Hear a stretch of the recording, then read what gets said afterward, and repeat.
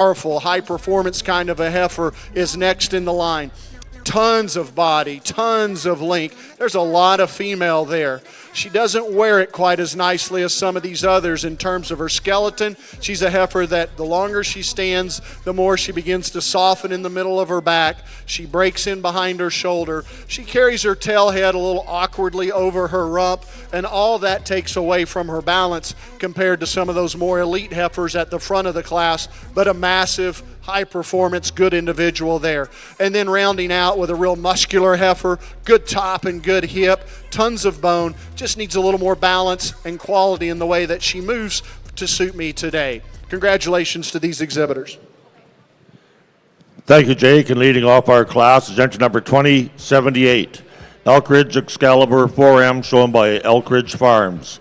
Second in class is 2105, KT Barbros 4012, shown by KT Ranches. Third in class is entry number 2067, Ravenworth Ruby 7M, shown by Ravenworth Cattle. Fourth in class is entry number 2058, Justimere SF Forever Lady 103M, shown by Justimere Farms and Lee Sholigan. Fifth is entry number 2084, Swan Miss Beauty 4020, shown by Swan Angus Ranch. Sixth in class is entry number 2098, Collins Tibby 2405, shown by Rio Grande Angus. And seventh in class is entry number 2076, S7R Ember 702M, shown by Section 7 Ranch and Horner Cattle Company. We'll now move into split 6 of our January heifer calves. These heifers are born from January the 2nd to January the 2nd, all born the same day. Angus Australia is hosting the World Angus Forum in May, and we'd love to see a large group of Canadians attending the event for the tours before and after the forum. Search World Angus Forum 2025 for information and tickets.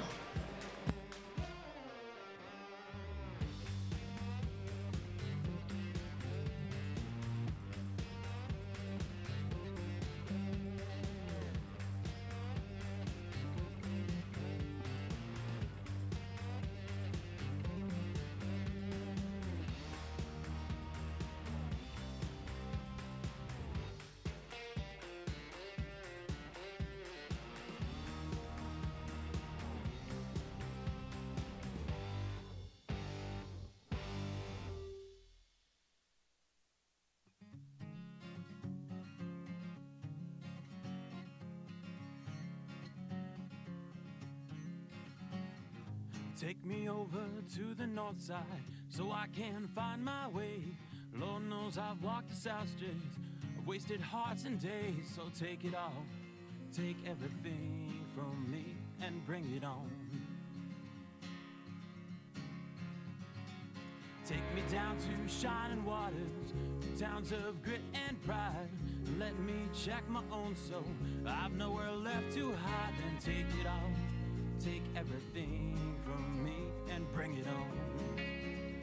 It's because I am just a wandering man that I need you now to take my legs, or else I'll ramble on until I wreck the song. Take it all to set me free, I beg.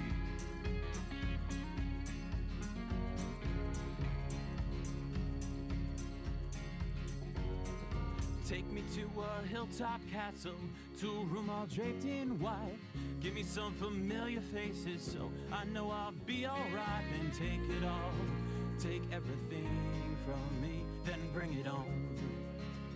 It's because I am just a wandering man that I need you now to take my legs, or else I'll ramble on until I wreck the song. Take it all to set me free, I beg.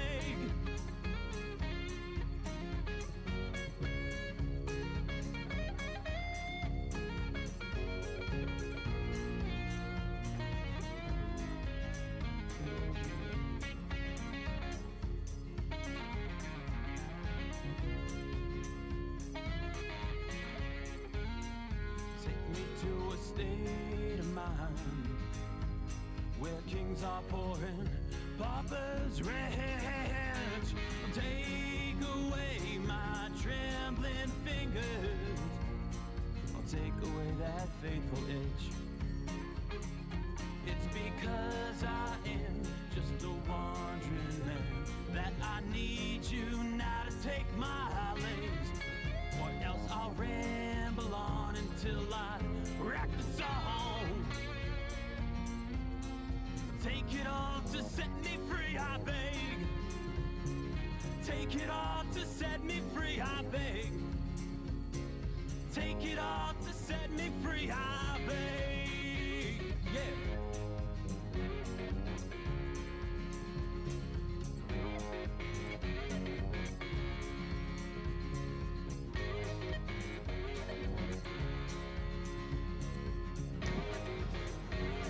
And here's Jake with his comments.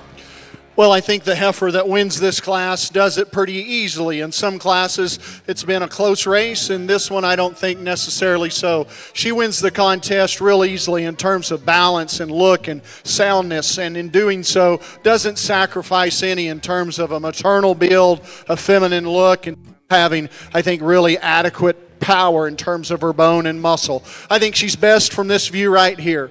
She collects herself well on the profile and gives you a really good look of style and balance in terms of levelness of top, length and squareness of hip, perfect tail head set, a hind leg that's hooked in her really, really nicely. She travels with so much ease and comfort and really just has a nice look when she walks. Still neat and tidy up there in her head and neck. Does come with a little brisket, but again, it's proportional in her. I think she's a nice winner for us. The heifers in second and third, I'd kind of like to see them out here together because this is the decision in the class for me.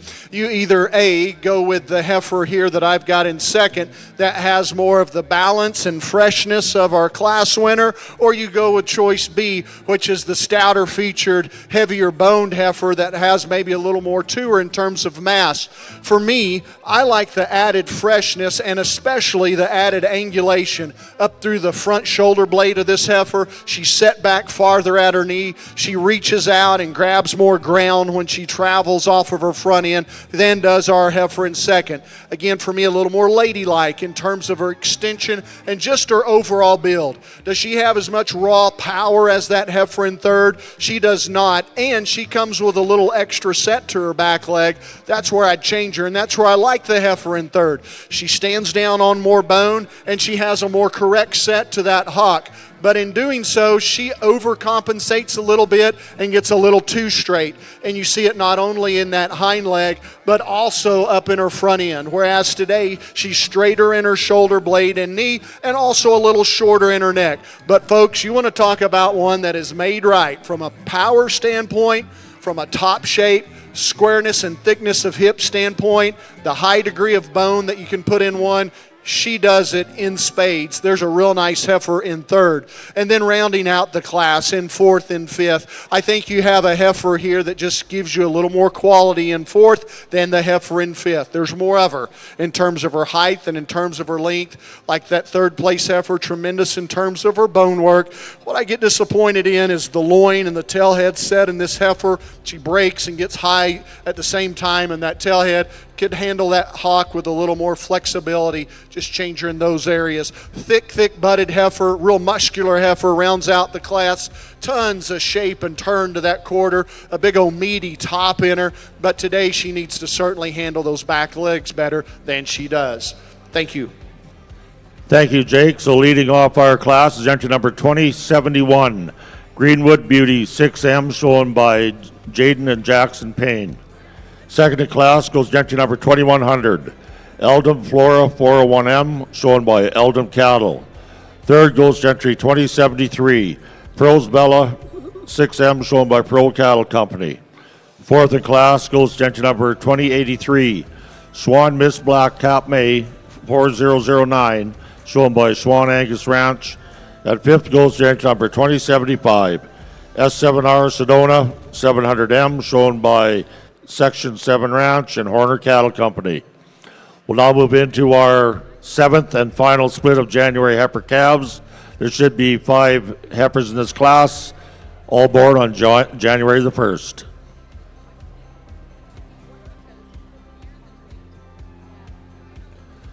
Master Feeds is celebrating 95 years of supplying the nutrition that produces showstoppers at beef shows across Canada. Master Feeds is a proud sponsor of Agribition and would like to congratulate all the competitors for their dedication and commitment to show excellence. Also, I'd like to mention a certain individual helping in the ring today. We are more than happy to have Lainey Muir here. Lainey is from Manitoba and is our Canadian Junior Angus Ambassador. And we'd like to thank her for taking time out of her studies at the University of Saskatchewan to be with us here today.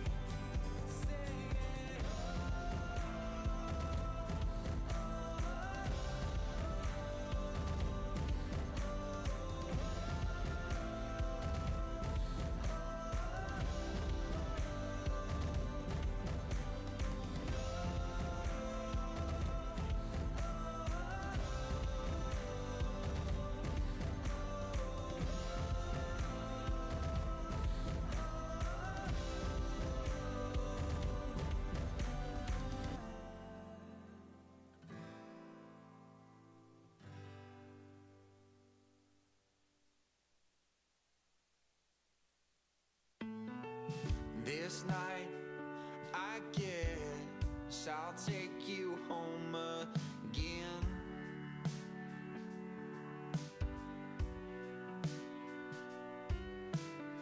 It's so wrong to fight. I'll keep you warm inside.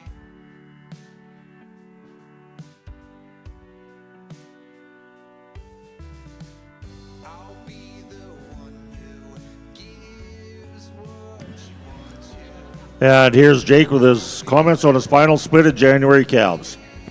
Again, a pretty cut and dry class, I think, as we continue to work through our Januaries, especially here finding our class winner, one that's easy to get a hold of and get to the top. She's extremely high quality, nice balanced, good profiling, sound structured. She's got a great rib cage in her and still very adequate in terms of her muscle and her thickness and her power. She checks the most boxes quite easily. It might be a three-way tie for second from there, quite honestly, but I think from a balance and a growth and a link standpoint, there's no question that this heifer that I've chosen to be second is the one that's the next best in this class. She's a heifer that, although she has a little extra set to her leg, still reaches up good off of that front end. I like that she has some top shape. I like that she has some refinement, femininity, and some balance to her. If you prefer a little more moderation, you're going to love this heifer in third. She's a real bulky, shapely, massive-bodied kind of a heifer that's got as much rib and depth as anything in the class. But with all that extra capacity and that moderation, there's just some compactness with her. I do like that bone. I do like that body. But I think there just needs to be more of her from a length and extension standpoint. I'd elevate her as well, and that's the advantage that the heifer has in behind her. She is the taller fronted, longer sided heifer of the pair, but she's one that gets more refined and keener in her bone work, and then at the same time has some extra set to that back leg doesn't travel with as much length of stride off of either end as does that heifer in front of her. And then we round out the class with a real powerfully built heifer that's got a lot of bone and top, but in doing so gives up quite a little bit of balance, doesn't have that maternal look to her rib cage. I'd like to see her balanced out a little better in the lower third of her body here today. Congratulations to these exhibitors. So leading off our final class is entry number 2072, Greenwood Lucy 2M, shown by Jaden and Jackson Payne. Second in class goes entry 2090, Third Degree Tibby 1M, shown by Third Degree Angus. Third in class is entry number 2081, Schwan Bessie Harris 4004, shown by Schwan Angus Ranch. Fourth goes entry number 2091, Third Degree Tibby 2M, shown by Third Degree Angus. And fifth in class goes entry number 2065, Southland Maxine 5M, shown by Southland Cattle. We will now be moving into our Senior Heifer Calf Division Championship class. First and second from the previous 7 classes will be returning to the ring, and we would like to thank our sponsors. Our champion awards are sponsored by AJ Angus, and our reserve are sponsored by Dusty Rose Cattle.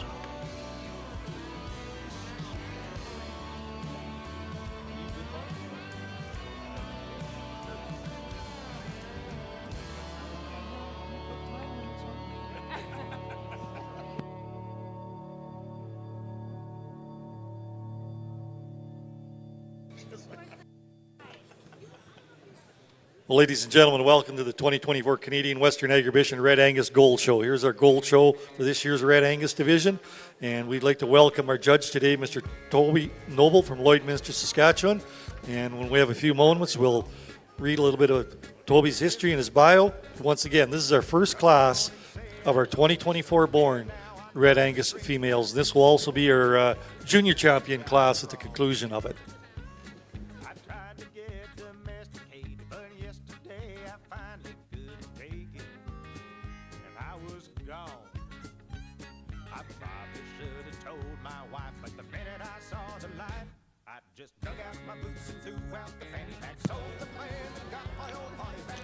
All right, we got our senior division heifer cows rolling back into the ring. So coming back out of split 1, we have entry number 2077, Grills Empress 2421M, as well as entry number 2056, Swindon Lucy 4001. From split 2, we have entry number 2092, HLC Erica 383M, and entry number 2110, Black Gold Miss Tibby 133M. From split 3, we have entry number 2108, KT Emblenet 4192 from KT Ranches, and entry number 2093, HLC Black Lass 366M. From split number 4, we have entry number 2089, Murray Magnolia 4M, and entry number 2069, Roymac Erica 22M. From split 5, we have entry number 2078, Elkridge Excalibur 4M, and entry number 2105, KT Barb Rose 4012 from KT Ranches. Split 6, we have entry number 2071, Greenwood Beauty 6M, as well as entry number 2100, Eldom Flora 401M. From split 7, we have entry number 2072, Greenwood Lucy 2M, and entry number 2090, Third Degree Tibby 1M.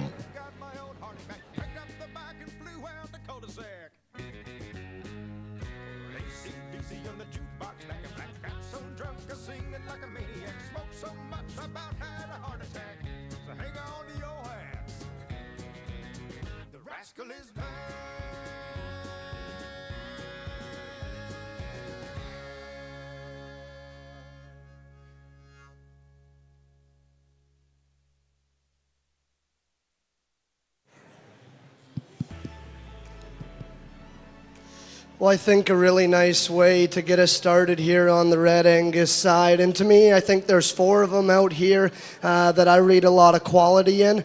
Of the 4, I think are the 2 that kind of sort to the top. They have a little bit of extra in terms of performance. They have a little bit of extra in terms of genuine width and dimension, but they do so while handling it very, very well. The heifer that wins our class in comparison to the one right behind her, I think this one just offers more balance. She's better on her, out of the backside of her shoulder. I prefer the way that she transitions from her shoulder into her forerib, really soft and maternal in the sweep to her lower body. Is she maybe as neat and tidy about her head and her neck? Probably not. But again, I like that one's body shape. I really like her build. Heifer in second to me has a lot of really, really nice pieces, and I think that starts up front through her head and her neck. To me, this one's really long-sided. I think she's plenty flexible when we ask her to go, but comparatively, I maybe don't see her hind leg quite as ideal as her class winner. She has a little bit of extra set there, which kind of forces her to get it underneath her. But again, I like that one's look. I like her length. Still has a nice body shape. Heifer that comes in third, dark red one that's really opened up. Big ribbed, easy doing brood cow kind of a female.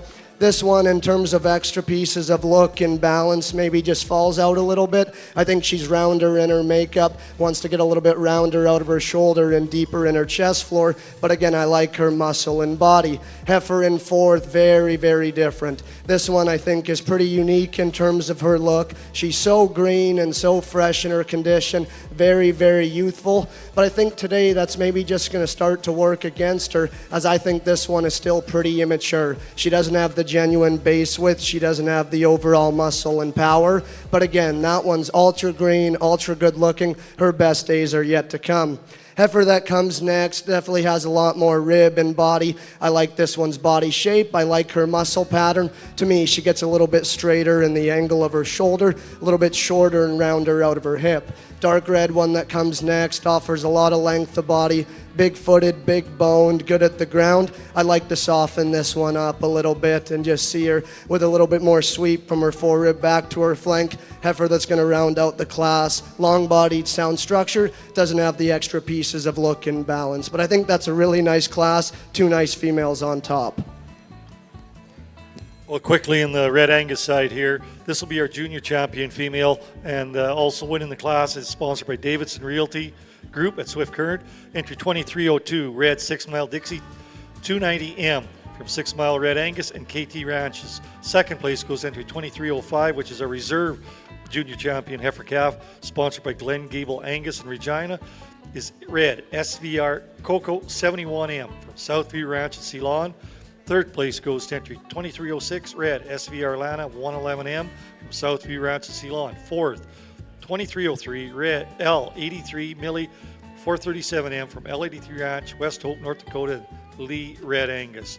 Fifth goes to 2300, Red Steen Olivia 47M from Steen Angus in Dundurn, Saskatchewan. Sixth is 2304, L83 Mugsy 423M from L83 Ranch and Twin Creek Stock Farm. And seventh is 2298, Red Jazz Star 146M from Jazz Red Angus in Ipoh, Manitoba. Coming in next will be our intermediate division of our Red Angus females, and we'll go back to Bob on the Black Angus side. Yeah, and Jake will make some comments before selecting the senior heifer calf champions. I want to offer my sincere congratulations and compliments to each one of the exhibitors and breeders in this division of these powerful, good January heifer calves. At this time, join me. Let's give these folks a real nice round of applause. Extremely impressed, and we have a lot of cattle in the ring. I just am blown away with the quality that I've had to choose from. In many of these classes, you know, it was a 2 or 3-way fight for first, but we went deep into a lot of these classes with really good cattle. And so no matter where you place today, if you're back in the barn or here in the ring, please know that you have my ultimate respect for the kind of cattle that you showed. To keep our show moving, we have so many cattle. I've explained these as best I could in class. We're not going to go through them all again. I will say this. I think there's a dominant winner for me. one that I like really, really well. From a power standpoint, I think she's incredible, and to still maintain the kind of look and soundness that she does is very rare. And I think she's going to make a nice champion. Then I think it gets tough for reserve, and I'll get to work on that. Congratulations, young lady. You're today's division champion. Thank you so much. Thank you.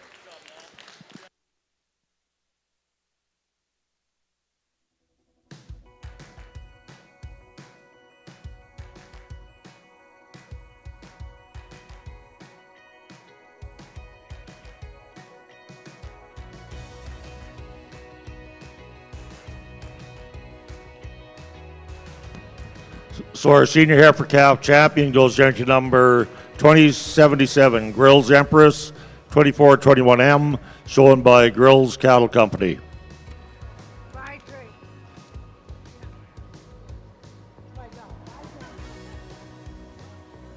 I know it.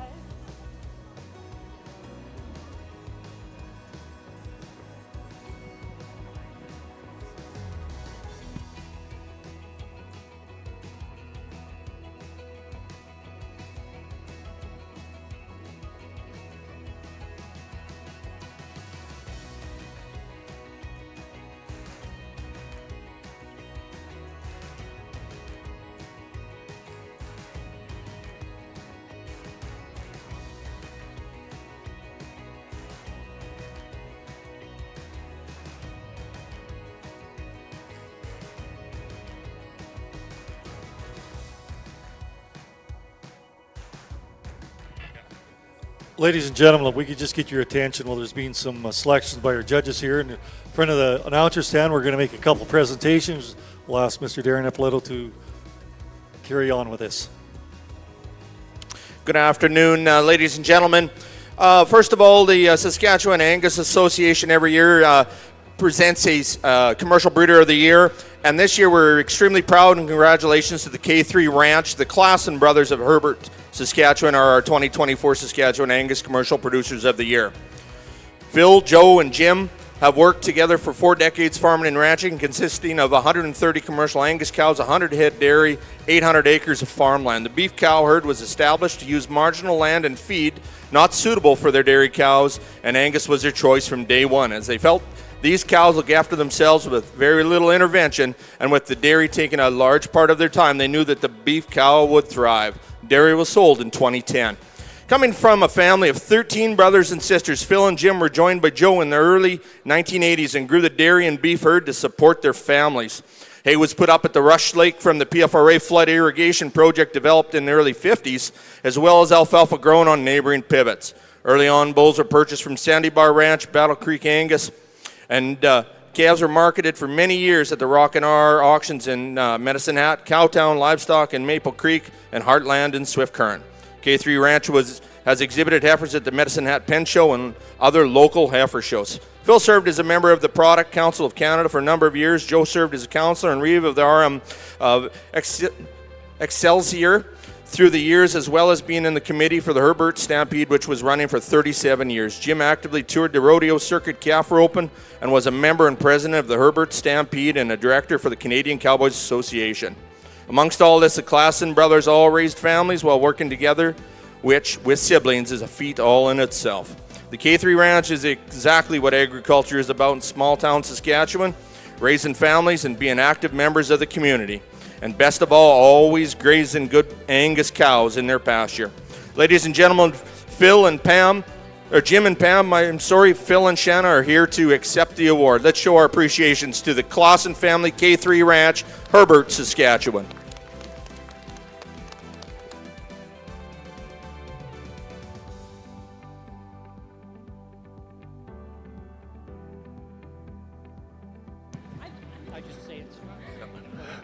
Back over here in our black show, we have selected our reserve senior heifer calf champion, and that goes down to number 2072. Greenwood Lucy 2M from Jaden and Jackson Payne. And once again, thank you to our division sponsors. AJ Angus sponsored our champion, and Dusty Rose Cattle Company sponsored our reserve.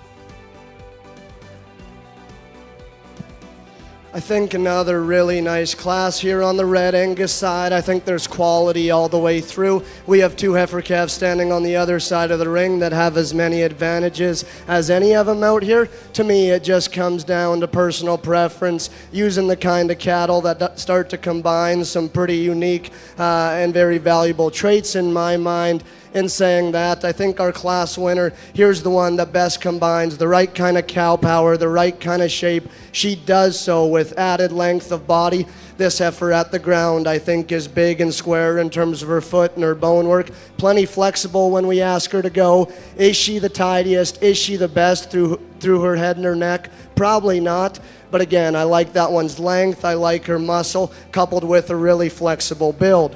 Our heifer that stands in second, this one to me at times is as intriguing as any. Really good looking up front. I love the sweep that this one has to the lower portion of her body. Really good at the ground. She's soft, square, and flexible. To me, when we get comparative, she gets a little shorter out of her hip. When we ask her to go, she just wants to drop her pins ever so slightly. Maybe not as true and genuine right behind her shoulder. But again, I like her look. I like her body shape. I like her build. Heifer that stands here in third, when parked from the side, I like a lot of things about this one. Really good looking up front. She blends back awesome from her chest into her shoulder, back into a powerful forerib. I like this one's body shape and I like her power. To me, it's when we ask her to go where she wants to sort herself into third. I think she's too straight in the angle of her shoulder. I want to square her up as she takes her knee to the ground.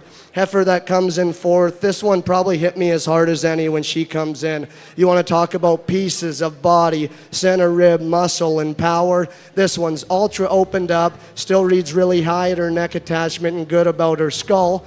To me, this one just gets a little bit more moderate in her type and kind. We study her in her cannon bone, we study her out of her hip. To me, she's just a little bit short and round in that regard. Maybe doesn't balance up as nice as some of the other cattle, but she has pieces there that are really, really good.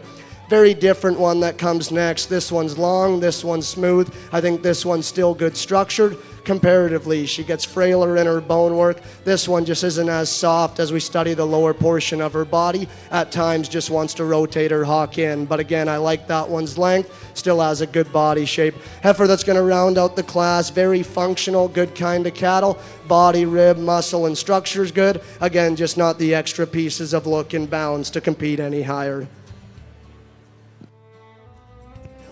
So our placings for our first split of our intermediate division in the Red Angus division is entry 2315.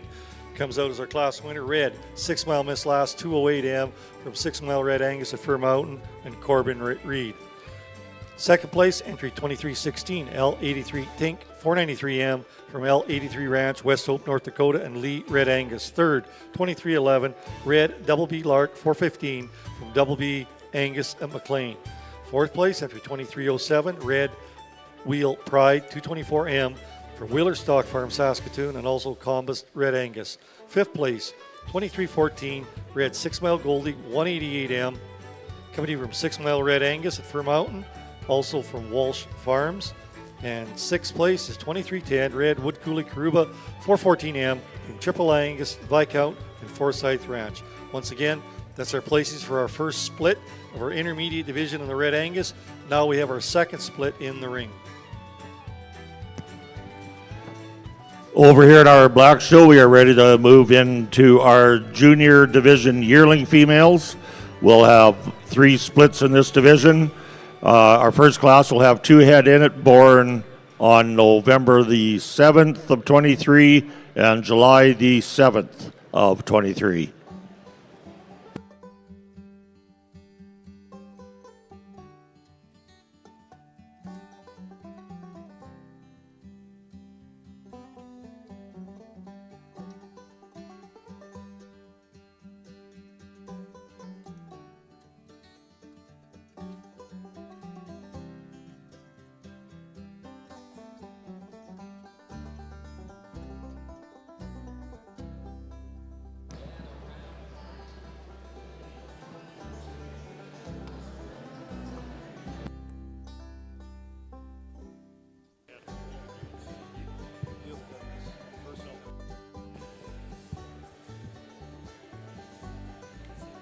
Well, ladies and gentlemen, in the Angus world here, you've been listening to Bob here for the earlier portion of the day. Some of the announcements for the Canadian Western Agribition coming to you from the Canadian Angus Association. And here's one of the points is that earlier this year, the Canadian Angus Association launched a podcast. Check out Angus Life, the audio podcast on the Canadian Angus website or on your preferred podcast platform. The latest episode is a conversation with the Board of Directors Executive, President Ronnie Ford, Vice President Greg Pugh, and past President Tom Duwall. And we'll have comments from Jake on his first class of junior yearlings. We shift divisions here, but boy, we don't back up any on quality and what sometimes is a smaller division. Love the heifer that starts off, a real sensibly sized type of heifer that's just loaded up with balance and quality and eye appeal. She's most easily the most fun to look at heifer that's got the neatest package in terms of squareness and levelness of lines, correctness of hip, and more importantly, correctness of structure. That's just a real well-balanced, complete, hard-to-fault heifer. Does she win the contest as being the most in any one area? Absolutely not, until you talk about quality, and she certainly is the highest quality and the most complete. The heifer that has the most of the individual parts and pieces comes to us in second. She's certainly the biggest. She's the longest, she's the heaviest, she's the most massive. But the differences in these two heifers come when we study the balance and the way that they're all hooked together. This heifer's a little more open and a little coarser in that neck and shoulder. She doesn't carry herself as nicely down her top in terms of spine. And then we need to really improve the way she handles herself off of those rear legs in order to beat that heifer in first today. Great way to start our next division. Congratulations to both exhibitors.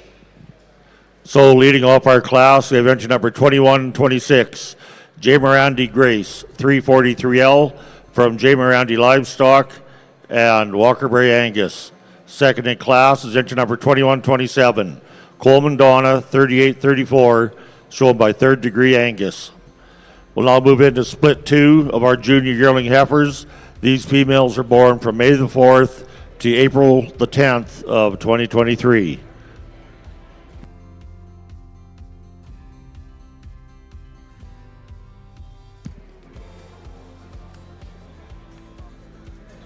Just like to mention some people that help Agribition roll right along here.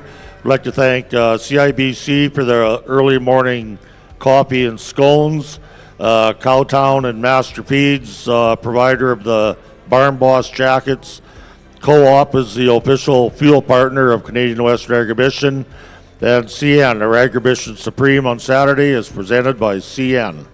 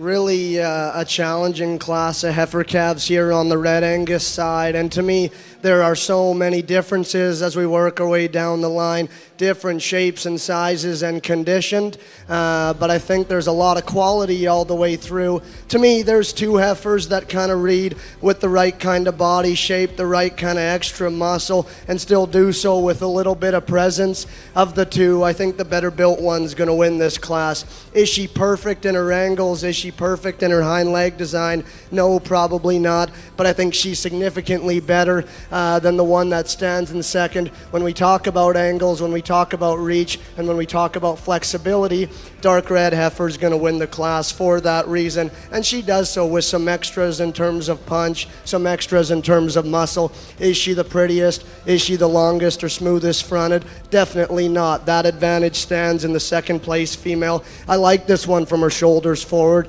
I like her head. I like her chest floor. I really like her body shape. It's just unfortunate that when we ask her to go, to me, she's too straight in the angle of her shoulder, forces her to work up in her spine when we ask her to go. But again, her look and body is definitely captivating. Heifer that comes in third, really different kind. Of the top three, this one's probably the most flexible. She offers the most amount of reach off both ends of her skeleton. I like her in terms of her look, one that still has some muscle, really good in her condition, but just when we get that side view in comparison to the two cattle ahead of her, not the same amount of body shape. This one doesn't have as much forerib, she doesn't have as much flank, just not as much softness all the way throughout, but I like her look and her build. Similar kind comes next, little bit of extra length of body. This one's big-footed at the ground, really flexible. To me, I want to change her in through her forerib. I want to change her right behind her shoulder. If we could set her tail head down ever so slightly, we do those things. I like this heifer's advantages in terms of length, structure, and look. She'd definitely work her way up a few spots. Young man does a nice job with an easy doing, big-bodied kind of a female that comes next. Opened up and muscular. To me, this one's just a little bit shorter in her makeup, not as much growth and overall power, but again, that's an easy doing, big-bodied kind of a female. Heifer that comes next offers more length, more growth, flexible at the ground. I want to change this one through her head and her chest floor, maybe open her up from behind. Young man's heifer that rounds out the class, has a little bit more muscle, still has a good rib shape. Let's clean her up in her navel, let's soften her up in her body shape, but again, that's a nice class with a lot of differences. So in our second split of our intermediate division, first place goes to entry 23-21. Red Ellison Astor, 184M, coming to you from Ellison Farms, Red Angus, Red Deer County, Alberta. Second place, 23-20, Red Cinder Frege, 1129M from Cinder Angus, Barhead County, and Taving Yoder. Third place goes to entry 23-12, Red Kenray Freya, 15M from Kenray Ranch, Redvers. Fourth place, entry 23-13, Red Oats Miss 28M from Steen Angus at Dundurn. Fifth place, entry 2308, Red Wheel Blair's Annie, 99M for Wheeler Stock Farm, Saskatoon, and Blair's Egg Cattle Company. Sixth place, 2317, Red TNS Blue Blood Lady, 75M from TNS Farms at Rose Valley. Seventh place is 2309, Red J. Pride, 11M from Triple Angus at Viscount, and Jay and Aaron Spence. So coming back into the ring for our intermediate division is entry 2315, Red 6 Mile Miss Last, 208M from 6 Mile Red Angus and Corbin Reed. Second in that class is entry 2316, L83 Tank from L83 Ranch, West Hope, North Dakota, and Lee Red Angus. And from our class that just exited the ring, 23-21, Red Ellison Astor, 184M from Ellison Farms, Red Angus, Red Deer County. And second place, 23-20, Red Cinder Frege, 1129M from Cinder Angus. Those are our intermediate division first and second place. Jake will now comment on his class of heifers. Well, the first comment that I would make are to the exhibitors themselves, and I would want them to hear me say there's not a last place heifer in this class by no stretch, ways, or means. We've got 5 heifers in here, and all 5 of these are powerful, powerful bred heifers and cow prospects that I have a lot of respect for. So hear me say that before you hear me say anything else. The heifer that I've chosen to win this class, I like a bunch. I think in this class, she's a sensibly sized heifer that's loaded up with balance and quality and is one of the standouts in terms of her freshness and leanness of condition and her soundness of structure. You folks know as well as I do that at this stage of the game, for one to be that good in terms of her looseness and freedom and length of movement, it's a pretty hard thing to achieve. And then to still build them with that much eye appeal and look, while still maintaining that broodiness and power and cowiness that she does, I think all adds up to make her a very special individual that I would put into the category of elite. The heifer that comes to us in second, as I think about her and I study her, I just get a smile on my face because few are the shows that you're going to go to where you'll ever see a heifer like this. And what do you do with her? I'm just being as honest as I can be here, but that is such a unique Angus female. Very rarely do you find Angus females with that kind of bone, that kind of foot, that kind of top and squareness of hip. And she's just as lean and fresh as anything in here, I believe. You can see that even in her hair coat. This is a heifer that I think's a little longer growing, later maturing type of female. She looks good today, but I'm not sure she's anywhere close to looking as good as what she might look farther on into the winter and next spring. That heifer, for the mass and the bone and the power that she has, still maintains a good look up through her front end. She's super good down her top and her hip. Today, she's a little tighter in the lower third of that body than the heifers on either end of her, and that makes her a little more difficult to look at in this class, but I think you have to answer for yourself, does she have enough body? And I think certainly she does. It's just a real unique Angus heifer. I think it's hard to know what to do with her in this class. The next two heifers in here are real similar in their kind. They're equally matched for size, for length, for depth, but I think between the two, the young lady's heifer has more power and bone without question. She's more shapely and more thick and wide in her hip. She stands down on more bone than does the heifer that comes in behind her. For me, if we could change both of them, we might freshen them up just a little bit in terms of their condition, even down to the hair coat differences that you see between them and maybe some of them in front. I think starting to give up a little freshness there, and I would change that about them. But a really nice female, real soggy made there female that finishes in third. This fourth place heifer, fun to look at from the side, ultrasound, super flexible. She's the other one that rivals our class winner when it comes just to pure movement, but I think part of that is because she's a flatter made heifer that doesn't have as much muscle. Don't hear me call her light muscled, but by comparison doesn't have as much muscle as some of these that are more powerfully built. Certainly, this is one of the most powerfully built heifers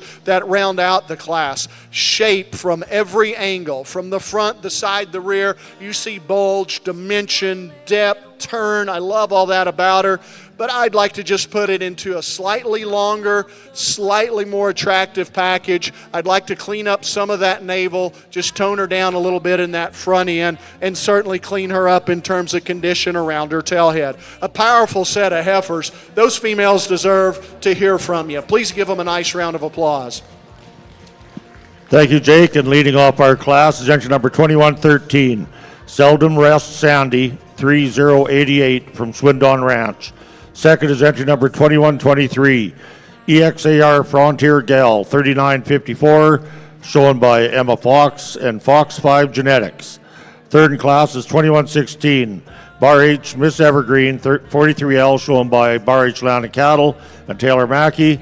Fourth goes to 2115, Bar H Miss Evergreen, 113L, shown by Bar H Land and Cattle. And fifth goes to entry number 2122, Conley Princess, 3716 from KR Land and Cattle. We'll now move into our third and final split of junior heifers. These females were born from April the 3rd to March the 1st of 2023. Now we'll hand it back to Robbie. So for our Red Angus Intermediate Division Championship, go ahead. think a really competitive division here on the Red Angus side, and just a couple classes. We talked about those classes and some differences all the way through. I think that first class was really, really good. Quality from top to bottom. A lot of cattle in there that I think had a lot of class advantages. In saying that, I think it's pretty easy for me. 2 females out of our first class will be our division champion and reserve. Betting on an afterlife to try on today. Fear guides the hand of a broken down young man, and we all need a piece of land to die on, they say, but it's a shame. So our intermediate division Red Angus 2024 born heifer calf is entry 2315. Coming to you from Red, 6 Mile Miss Last 208M from 6 Mile Red Angus and Corbin Reed. Coming out of the same class is entry 2316 L83 Tink 493M from L83 Ranch, West Hope, North Dakota, and Lee Red Angus. And once again, our sponsors for the Intermediate Division Heifer Calf Championship is Anderson Cattle Company in Swan River, and the Reserve Division Intermediate banner presented by L83 Ranch, West Hope, North Dakota. At this time, I'd like to turn the mic back over to Darren Eppolito for some more presentations right out in front of the stand here.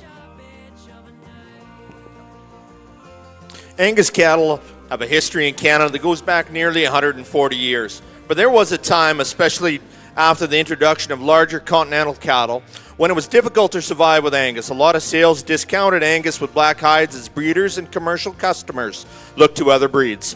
Only the dedicated Angus enthusiasts remained, those who appreciated the quality of Angus carcass and the strong maternal strengths of the breed. Those dedicated breeders kept the Angus genetic pool strong and maintained the foundation upon which our success today is based. To recognize those whom we owe such a huge debt, in 1998, the Canadian Angus Association created a long-term recognition award program to recognize those individuals and families who have maintained a continuous membership in the association for nearly 50 years, for at least 50 years. The Canadian Angus Long-Term Member Awards program was expanded in 2011 to also recognize families with 75 and 100 years of continuous membership through generations. To date, only 4 have achieved 100-year awards. 25 have achieved 75-year awards, including Early Sunset Ranch, the Grant family, who we recognize here today. Early Sunset Ranch began in 1950 with a few cows and a bull from Ontario. John Grant registered the first Angus in 53. The base of the herd at that time was continuation of the Grant Lodge program that was founded in 1926 by John's father Charles, a Scottish immigrant to Canada in 1908. Over the last 75 years, the Early Sunset herd has grown to more than 100 Angus cows. The Grant family and Early Sunset have earned countless championships and Premier Breeders and Exhibitor awards over their years in the Angus industry. For more than 40 years, they have sold carefully selected genetics at the annual Only the Good Ones sale in Edam, Saskatchewan. In 1985, Jim took over the ranch when his father got sick. Today, Early Sunset Ranch is operated by Jim and Peggy Grant.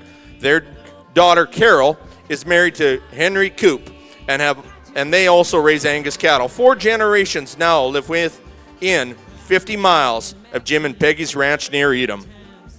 Joining the Early Sunset Ranch is the Henderson family of Heatherbrook Angus, Statler, Alberta, established in 1920. The Anderson family of Anderson Cattle Company, Swan River, Manitoba, established in 1933. The Davis family of Arda Farms, Acme, Alberta, established in 1958. The Bell family of Bell Angus, Pence, Saskatchewan, established in 1944. 2 sets of Eastons, the Easton family of Kenosi Park Angus, Wawota, established in 1943, and the Easton family of Kenway Eastondale Angus, Wawota as well, established in 1943. And the Warlow family of Minburn Angus, Minburn, Alberta, established in 1949. Folks, let's put our hands together and recognize the perseverance and the dedication of the Angus breed that these pioneers have done.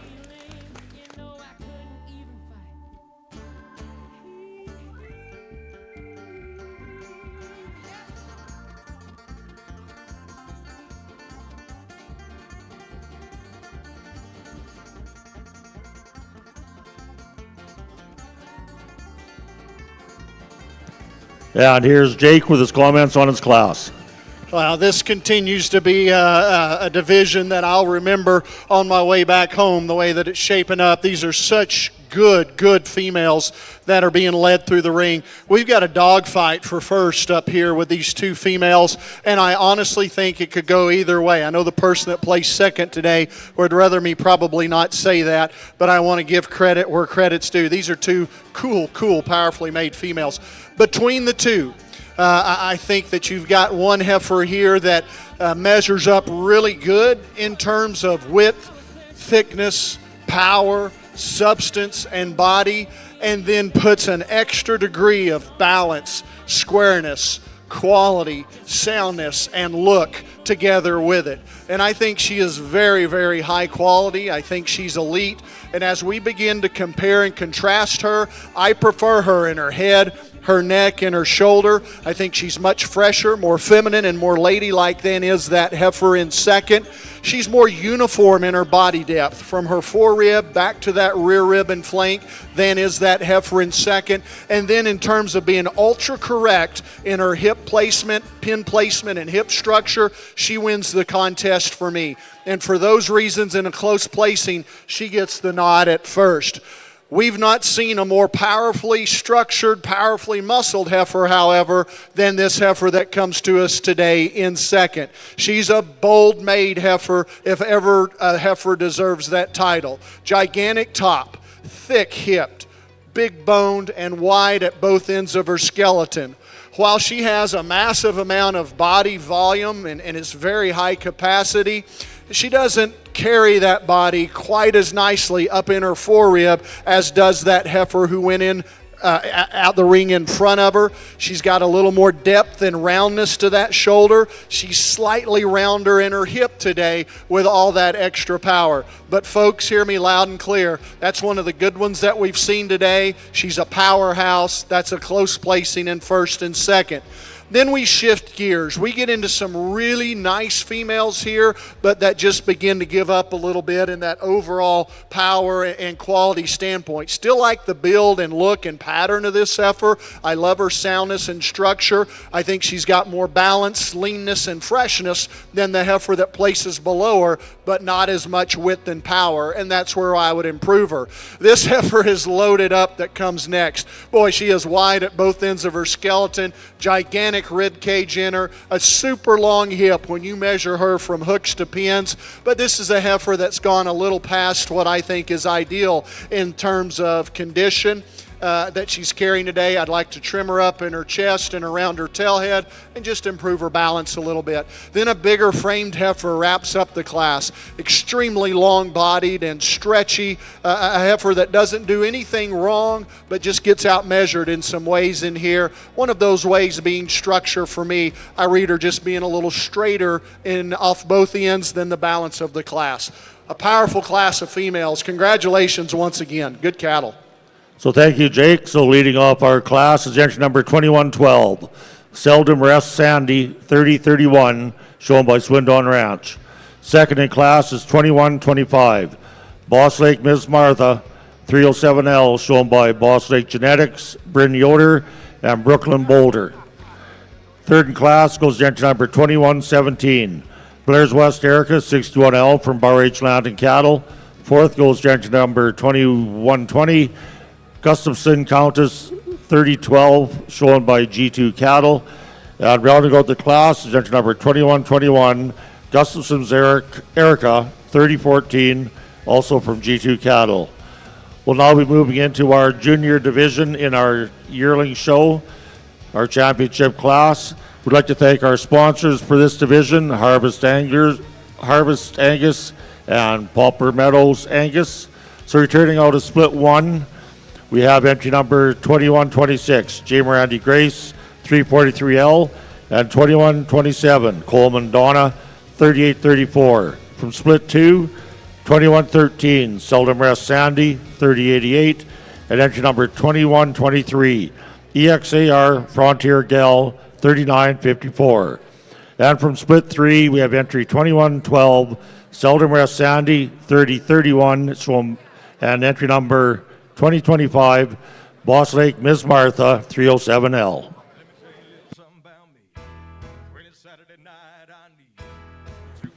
Back on the Red Angus side, what a really good class here to start off our senior division.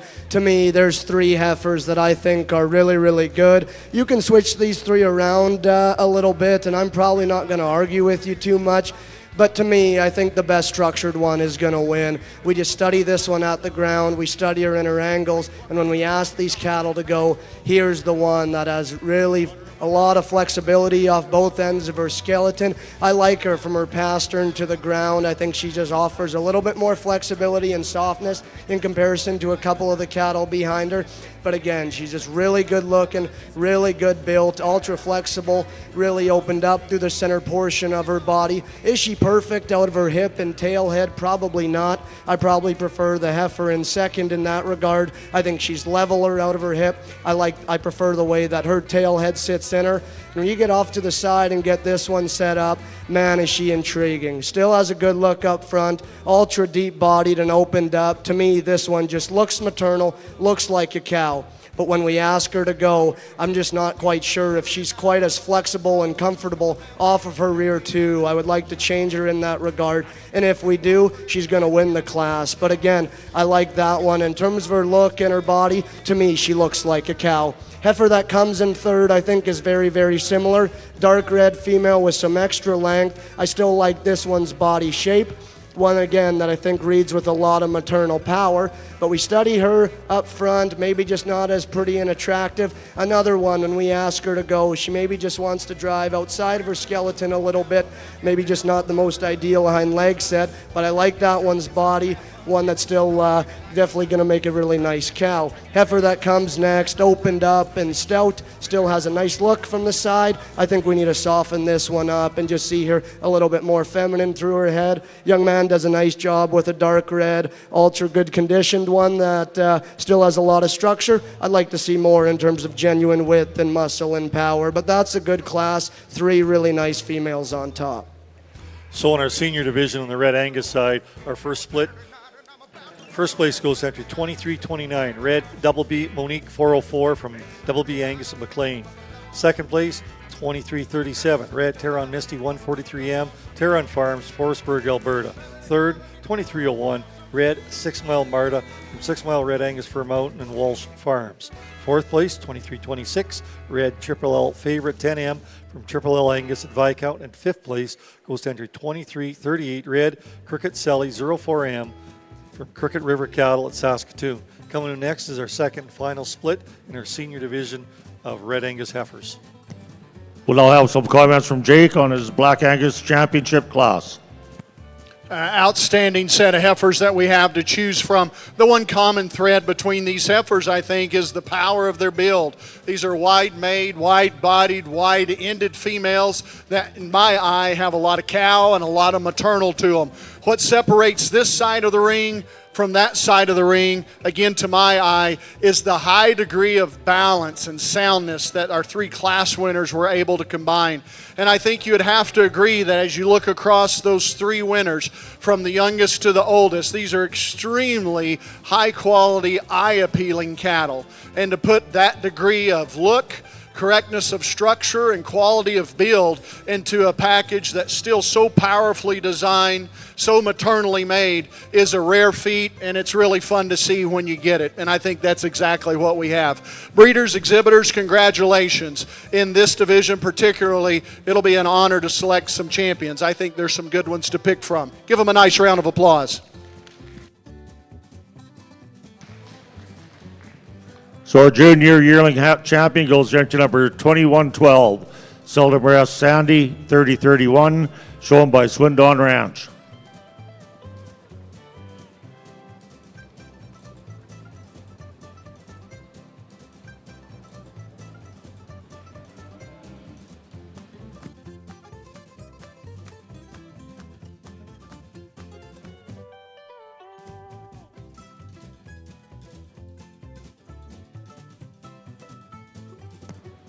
And our reserve comes out of the same split, entry number 2125, Boss Lake Miss Martha 307L from Boss Lake Genetics, Bryn Yoder, and Brooklyn Boulder. And once again, thank you to our division sponsors, Harvest Angus, and Pauper Meadows Angus.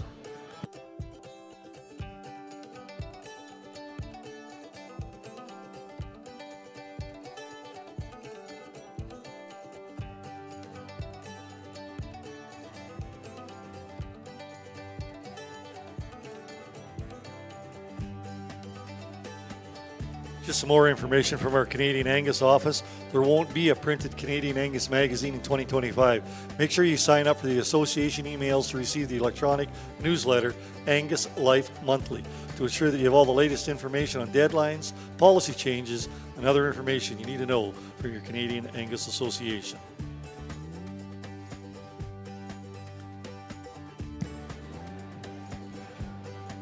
Over here at our Black Angus show, we're now ready to move into our intermediate division in our yearling heifers.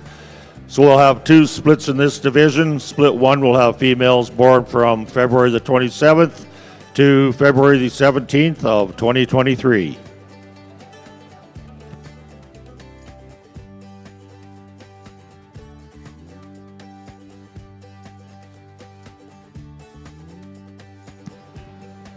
The Canadian Angus Foundation is already accepting donations for the 2025 Building the Legacy sale. Donations of herd picks, semen, embryos, artwork, and experiences are always welcome. So if you've got something to donate to our foundation, please make sure to reach out to one of our foundation members.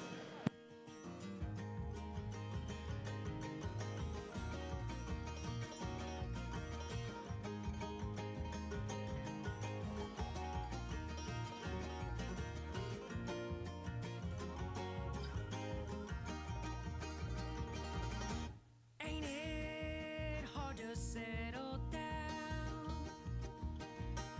Now ain't it hard to settle down? When in the dark you hear that freeway sound, and every morning in the sun, yeah, every morning in the sun. Well, it's every frozen chimney like a gun. So Indigo City, why do you get down? Indigo City kicking me to the ground.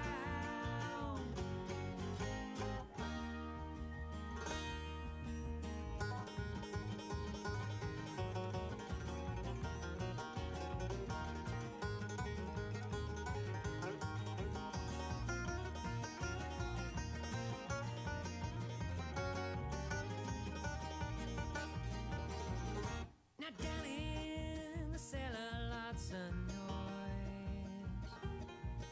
Yeah, down in the cellar, lots of noise. Well, they keep on dancing, all the good girls and boys. And I can't stop to turn it off. No, I can't stop to turn it off. No, whisper something to you short and soft. So Indigo City. Another good class of senior Red Angus heifer calves, and a lot of differences. There's some pretty stout and powerful ones on the end that have a lot of quality, but to me, the pair of heifers that combine the show ring look with some extra balance are these top two. And I think they're pretty similar, but to me, I think what sorts them is just structure. We talk about build, we talk about flexibility. I probably prefer our class winner in terms of her angles. I prefer the set and design that she has in her rear leg in comparison to the one right behind her. But to me, this one just reads with maternal. She reads with a lot of cow power, one that gives you an awesome look from the side. Really nice female to win. There's probably a little bit more rib and muscle and genuine shape. I think in our second place female, she's really opened up, big hipped, big pinned, powerful on the top side of her skeleton. But it's with her added muscle. We take this one to the ground, and to me, she's just a little bit more upright in her angles, not quite as flexible and attractive when we ask her to go. But again, I love her body shape. I love her added muscle. Heifer that comes next, a big-bodied, easy-doing, really functional kind of a female. I love her body shape, one that still has a lot of muscle. When you get in behind her, we start to study her through her head, neck, and shoulder, just a little bit more rigid, just a little bit more coarse in her overall makeup, maybe not as attractive in the way that she's built at the ground. Heifer that comes next, another one with extra length and muscle, extremely opened up and muscular from behind. To me, the short-switched heifer just gets a little bit plainer up front as well, a little bit more upright in the angle of her shoulder when we ask her to go. Dark red female that comes next has a lot of pieces from the side and when parked that a guy can really like. She's well balanced, she's dark red, she's highly presented. To me, when we ask her to go, she's straighter in her shoulder and lower in her neck set, not the same kind of body shape. But another nice class, two good different females on top. So in our second class of intermediate or senior division heifers, first place goes entry 2322, Red Wilbar SBV Brenda 817M from Wilbar Cattle Company in Sunbury Valley Ranch. Second place 2336, Red Blair's West Initech 6M from Blair's West Landing Cattle at Drake. Third place 2331, Red JJL Miss Deal 417M from JJL Livestock Melville. Fourth place 2324, Red Marmac Favorite 16M from Marmac Farms, Brandon, Manitoba. And fifth place 2327, Red DKF Miss Hold'em 22M from DKF Angus at Gladmar. Tell me about your words and I'll tell you about mine.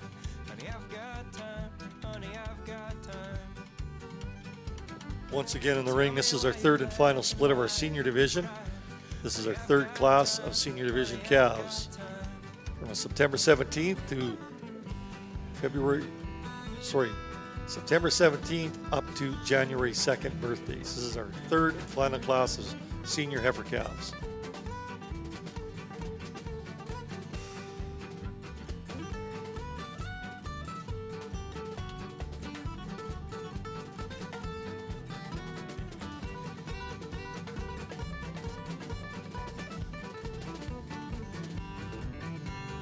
Honey, what you doing to me, my love? Honey, what you doing to me? Come on in and make yourself at home. Honey, what you doing to me?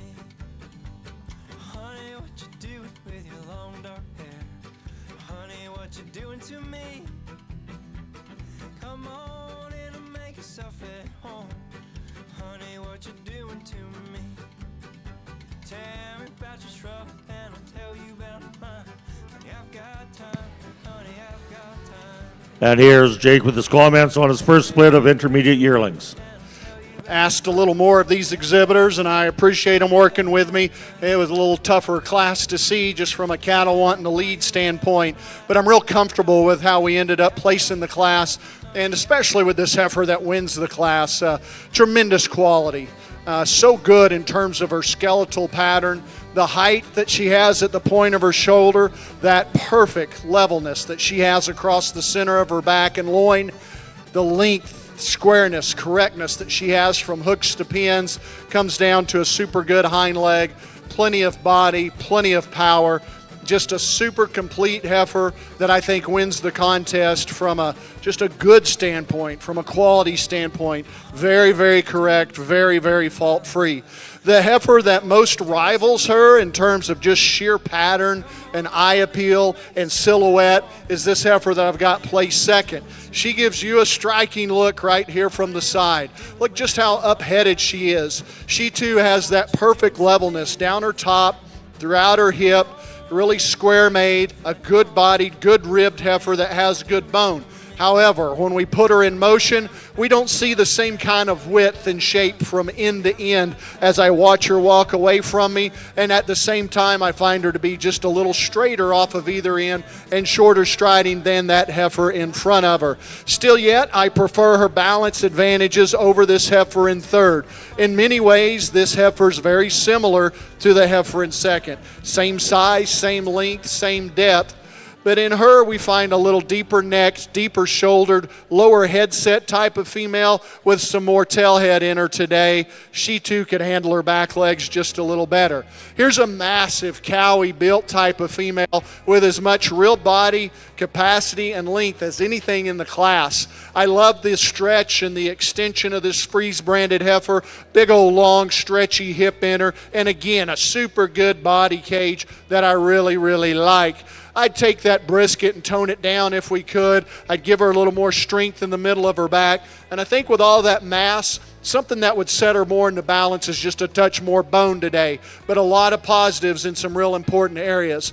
Maybe you trade places with her and this heifer behind her. It's a close placing. This heifer's perhaps a little fresher. She's presented a little more nicely today. But this is a heifer that I think can get her back legs underneath her more. She too needs to be a little more expressive and wider and thicker in terms of her muscle. For me, she's got a little extra condition up in that front end and in that udder than what I prefer to see at this stage of the game. Not a last place heifer in this class, and certainly the heifer that completes the class is still a real good, usable, functional cow prospect. She's got loads of shape to her.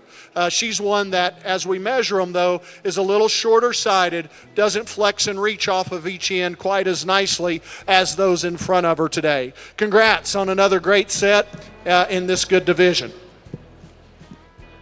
Thank you. And leading off our first split of intermediate heifers is entry number 2140, Greenwood Tibby, 78L from Jaden and Jackson Payne. Second is entry number 2133, Pillar Pretentious, 2327L from Pillar Show Cattle and Kalichuk Cattle Company. Third is entry number 2138, Eastondale Blackbird, 6523, shown by Eastondale Angus. Fourth is entry 2130, CCCJ Joyce, 12L from Jackson Cattle Company. Fifth is 2135, Freiburg Georgina, 99L from Freiburg Farms. And sixth goes to 2123, CCCJ Joyce, 5L, also from Jackson Cattle Company. We'll now move into our second split of our intermediate division. These females are born from February the 15th to February the 3rd of 2023.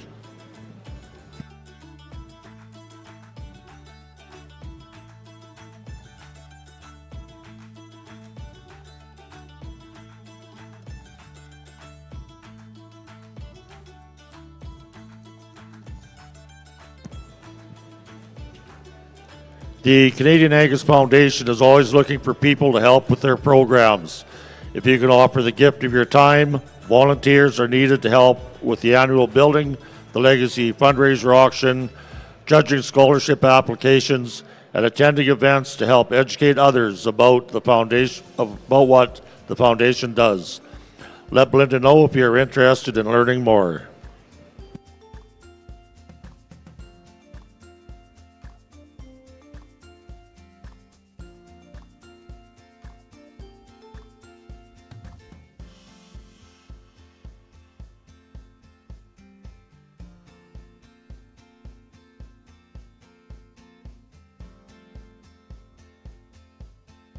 Just following up on Bob's comments there about the Angus Foundation is, did you know the Canadian Angus Foundation is a registered charity? That means your financial contribution is eligible for tax receipt. Whether you contribute through the Future 15 program, Building the Legacy, a one-time cash donation, regular cash donations, or a legacy gift through a planned giving initiative, the foundation greatly appreciates all your donations.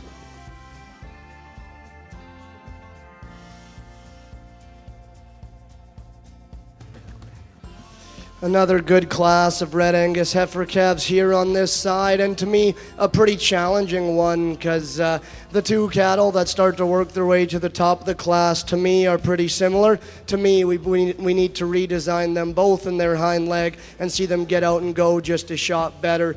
So it gets pretty close to me in between the two. And our class winner, I probably just prefer a little bit more out of her hip. I think this one's longer and leveler out of her hip. I think she just just offers a little bit more true reach when we ask these cattle to go. You study her right behind her shoulder in terms of just overall levelness. I prefer our class winner in that regard. One that's long-bodied, opened up, lots of power. Again, she's just a little bit better balanced, a little bit more level than our one in second. Heifer that comes in second really opened up. She's big-ribbed. She probably has a shot more true, genuine muscle and pin width than our class winner. But when we ask these cattle to go, I want to just see her more relaxed at the ground. She's getting a little bit more upright just in her ankle, just wants to snap off of those rear two when we ask them to go. But I like her center body. I like that one's muscle. Young man's heifer that comes in third, probably the better built option of our top three. I like this one from a body shape standpoint. She's opened up, she's big ribbed, she's soft, and I like the sweep that she offers to the lower part of her body. But when we start to get comparative for a senior heifer calf class, I'm not just sure if there's as much genuine width and power in this one. She's a little bit frailer at the ground. She's a little bit more moderate in her kind. And if we can make that one bigger, make her a little bit longer and upscale her, I think she wins the class, and it's not really close because I like her balance, her structure, and her body. Heifer that comes next, when parked from the side, I like this one a lot. Really good balance. She's got a little bit more stoutness, a foot and bone in comparison to the heifer in front of her. She's long-bodied, she's smooth, one that's still green in her kind. Again, when we ask these cattle to go, I just want to see her a little bit more flexible off of her front end. She just gets a little bit more straight in her shoulder, just not the same kind of flexibility. Heifer that comes next, extremely big-bodied and easy-doing. Young man, there's no doubt this is going to be a big-bodied, functional, really good kind of a cow prospect for you. It's just unfortunate. Yes, today we are in the show ring. I want to clean her up in her head, in her throat, and in her chest floor, but her body mass is undeniable. She's still pretty good structured at the ground. Young man's going to have a lot of fun with that one. Heifer that rounds out our class. This one has a lot of pieces that I think are only going to get better with time. She's long-bodied, she's ultra green, has a really nice look. Unfortunately, today she just comes the driest and the hardest in her body shape. But again, that one down the road, I think is only going to get better. So in our third class of senior heifer calves, first place entry 2323 Red Roy Mac Lila 13M from Roy Mac Angus, a cut knife. Second place is entry 2335 Red BCC Renee 435 from Brandel Cattle Company, Jarvie, Alberta. 2330 is third, Red Steen Fire 41M from Steen Angus at Dundurn. Fourth place, entry 2334, Red New Horizon Foxy Lady 409M from New Horizon Angus, Lipton, Saskatchewan. Fifth place, 2332, Red JJL Miss Dynamic 416M from JJL Livestock at Melville. And sixth place, 2328, Red Twin Creek Miss Marta 3M. So coming back in on our senior champion division, coming out of our first split is entry 2329 Red Double B Monique 404 from Double B Angus. Second out of that class is entry 2337 Red Terron Misty 143M from Terron Farms, Forestburg. In our second middle split, first place is 2322 Red Wilbar SBV Regina 817M from Wilbar Cattle in Sunbury Valley. Second place, 2336 Red Blair's West Initech 6M from Blair's West Cattle, Landon Cattle at Drake. And out of our third and final split, 2323 is first place with Red Roy Mac Lila 13M from Roy Mac Angus at Cut Knife, and 2335 Red BCC Renee from Brandel Cattle Company. These are our 6 individuals vying for our champion and reserve champion senior division. We'll all have some comments from Jake in our second split of intermediate yearlings. Thank you very much. Another powerful class of these junior yearling females here as we work through this division. We've seen some ultra powerfully made bred heifers today, and the heifer that I've chosen to win the class, she kind of goes into that camp. That is a massive, wide-bodied, wide-hipped, stout made female. Tremendous amounts of rib and volume and capacity, complemented by loads of bone and stoutness of structure, and just a massive, wide, powerful hip right when you get in behind her. Have we selected heifers that are more chiseled out in their front end and longer necked? We have, but you're not going to get that much shape and dimension and power, plus that little skinny neck, all in the same package very often. And I still think she balances. I think she's proportional. I think she wears everything well. Most importantly, I think she handles it well in terms of her structure and movement on her feet and legs. I love that you can see some udder and some teat placement on her, and it looks good to me from what I can see. Would we tone her tail head and rump down just a little bit? Yeah, I'd bring it more in alignment with the rest of her spine and the top of her shoulder, and certainly she does have a little more shoulder perhaps than some of the heifers that follow her, but none are more powerfully made in this class. The young lady that comes second, just for me, does so with a heifer that's pretty fault-free. I like her soundness. I love her mobility. I like her sensible size. I love her skeletal build. I've talked a lot about today the cattle that are level from the top of their shoulder to the top of their hip. She does that, and she does it probably better than our class winner.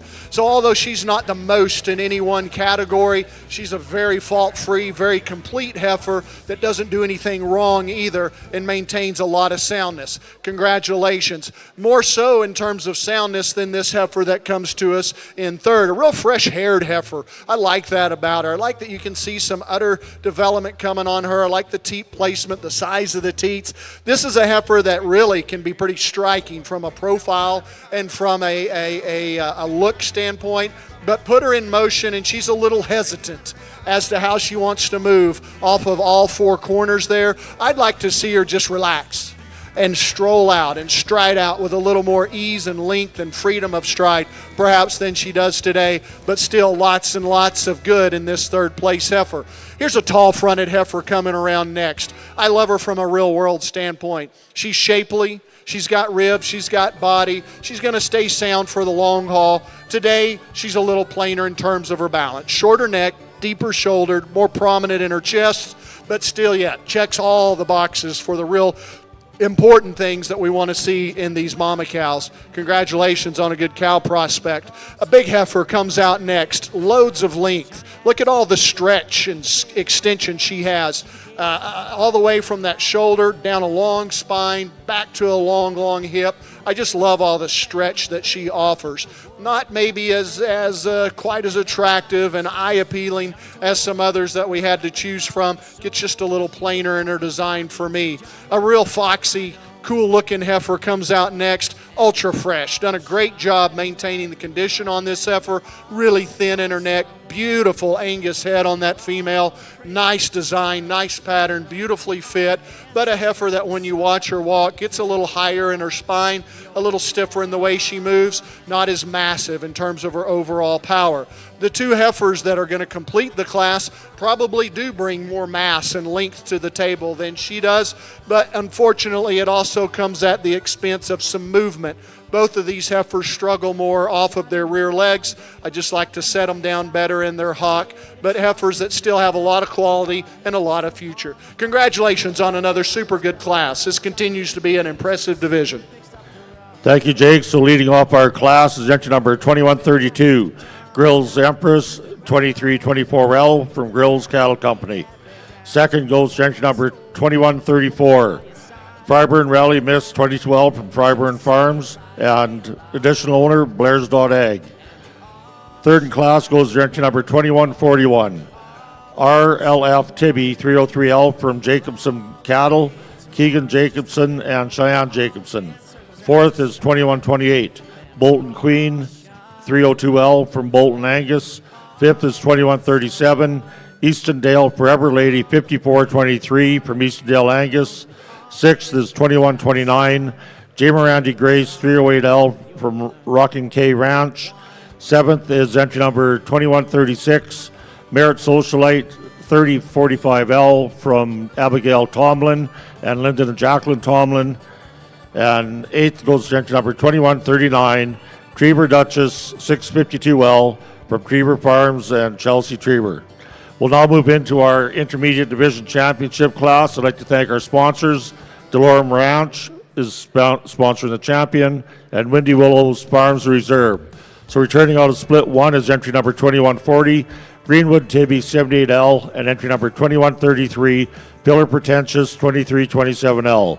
And out of split two, we have entry 2132, Grills Empress 2324L, and entry number 2134, Fryburn Rally Miss 22L. Was it something we could know? back on the Red Angus side. Excuse me, a really good division here in the senior heifer calves. And I think we had 3 classes that had a lot of quality, had a lot of depth. Of those 3 classes, I think there were 3 in that first class that I thought were really, really good. I thought they're really, really close. I still think that the 2 heifers out of our class winner will be your division and reserve division champions.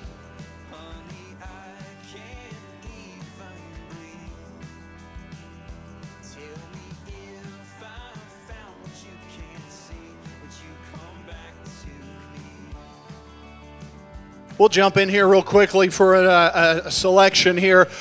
My girls are here somewhere, and they like to watch that Beauty and the Beast Disney movie. I think this is Beauty and the Beast out here in the ring, and I mean that with all respect. You got a real beautiful heifer up here out of the first class.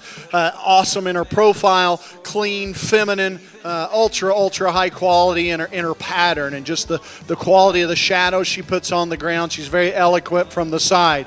Adequate in terms of her body mass and her muscle mass and her bone. Excellent in terms of her structure. And then the Beast, a super wide structured, wide built, powerful female. Loads of rib and capacity. Not the high degree of balance and eye appeal as the heifer in front of her. I have to answer the question in my mind, does she have enough to accommodate all that? I think when you factor in her soundness of structure, the answer for me is yes. Congratulations. I'm going to use her for your division.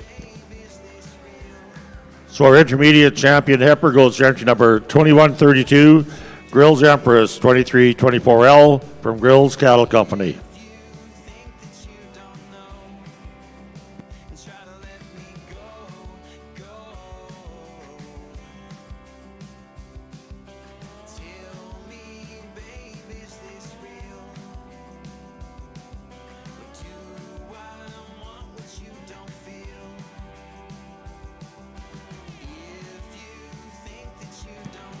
And our reserve comes out of split 1, entry number 2140, Greenwood Tibby 78L from Jaden and Jackson Payne.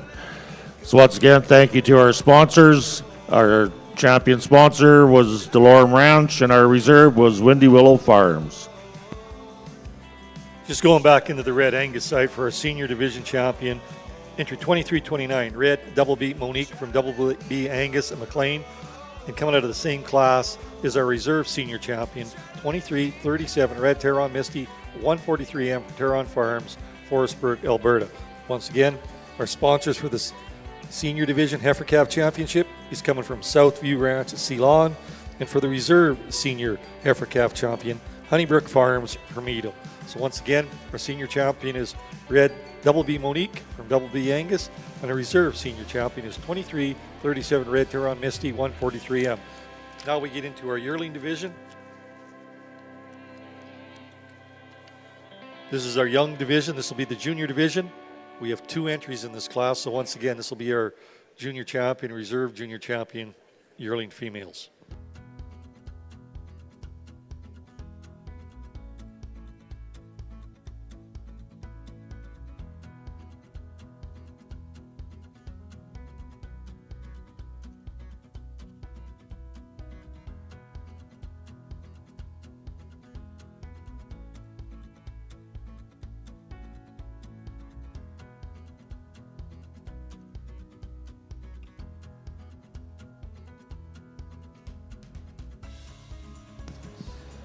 We're now moving into our first split of our senior yearling heifers. We will have 2 splits of senior heifers. Our first group was born from January the 29th to January the 22nd.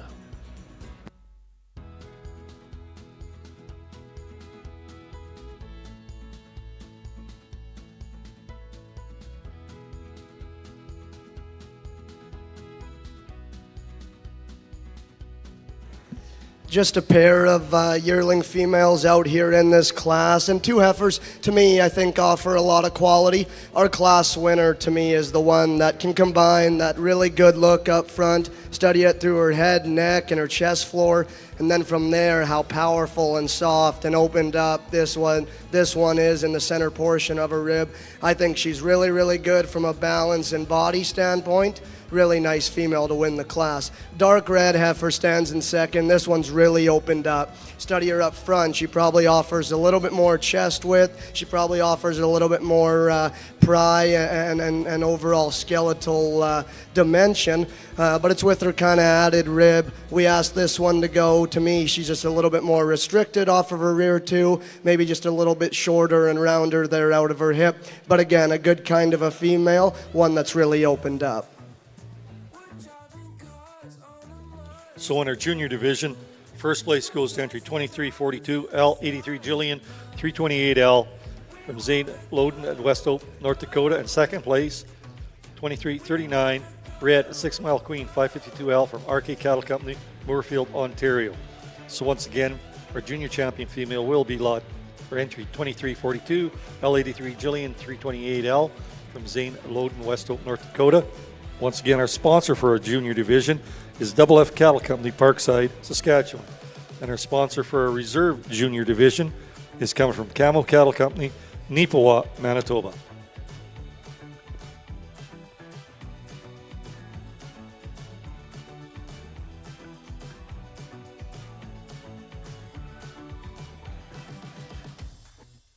We're driving cars on a Mars tonight.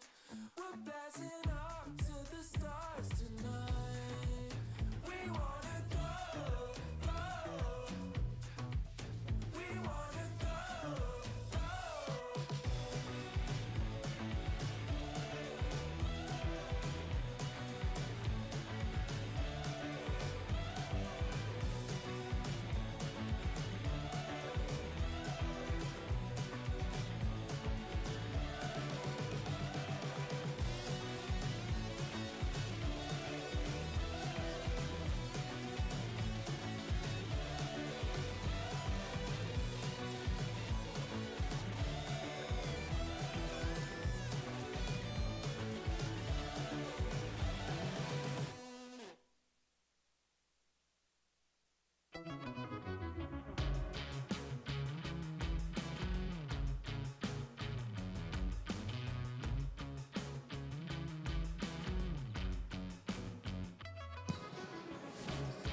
It looks like we have one scratch in this class. 2148 is a scratch.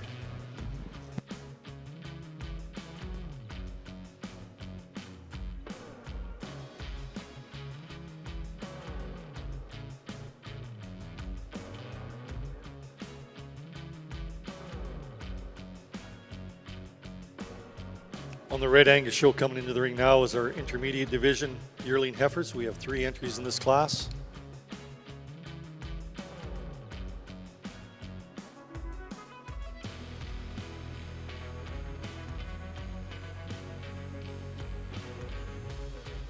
Once again, sponsors for the Canadian Western Exhibition is FCC. Our thanks go out to Platinum Partners FCC, the only lender 100% invested in Canadian agriculture. FCC makes you make the most of opportunities with financing and knowledge designed for Canada's ag industry. The Saskatchewan Cattlemen's Association, SCA is the voice of the Saskatchewan beef cattle industry through advocacy, research, communication. Our job is to help you succeed. SCA is a proud partner of the Beef Breed Grand Champion banners.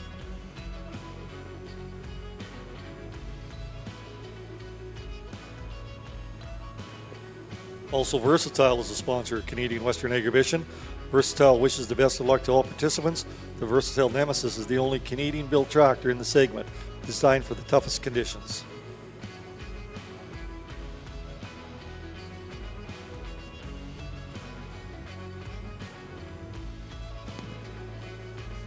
And we'll now have some comments on our senior yearling class. If you're someone that likes to study differences and talk about differences in cattle, this is a class that's just loaded with differences and probably means you can shuffle the deck, quite honestly, with some different placings. I want to explain to you why I've placed them the way that I did. The heifer that I'm going to use to win the class of the pair, certainly the sounder structured heifer of the pair. I like her size. I like her length. In this class, she balances up as one of the 2 or 3 better balanced heifers, but she's still got ample muscle, ample bone, good body. She just becomes, at the end of the day, the hardest heifer for me to criticize and find fault with, and logically she continues to work her way higher and higher until ultimately we've got her in first. Again, in motion, when you compare the 2 heifers, she takes a better step with more correctness off of her back leg than does the heifer in second. Heifer in second, especially when she was up here, gave you a really good look from the side. Neck sets up high on that shoulder. She's got a pretty good shoulder blade into her. It goes into a good top line, and I really like the length of hip, the squareness of tail head that this heifer has. Long and extended in her body with a massive rib cage and width at both ends, but she's beginning to struggle with maturity and as she gets into gestation farther off those back legs, and I'd like to smooth her up there.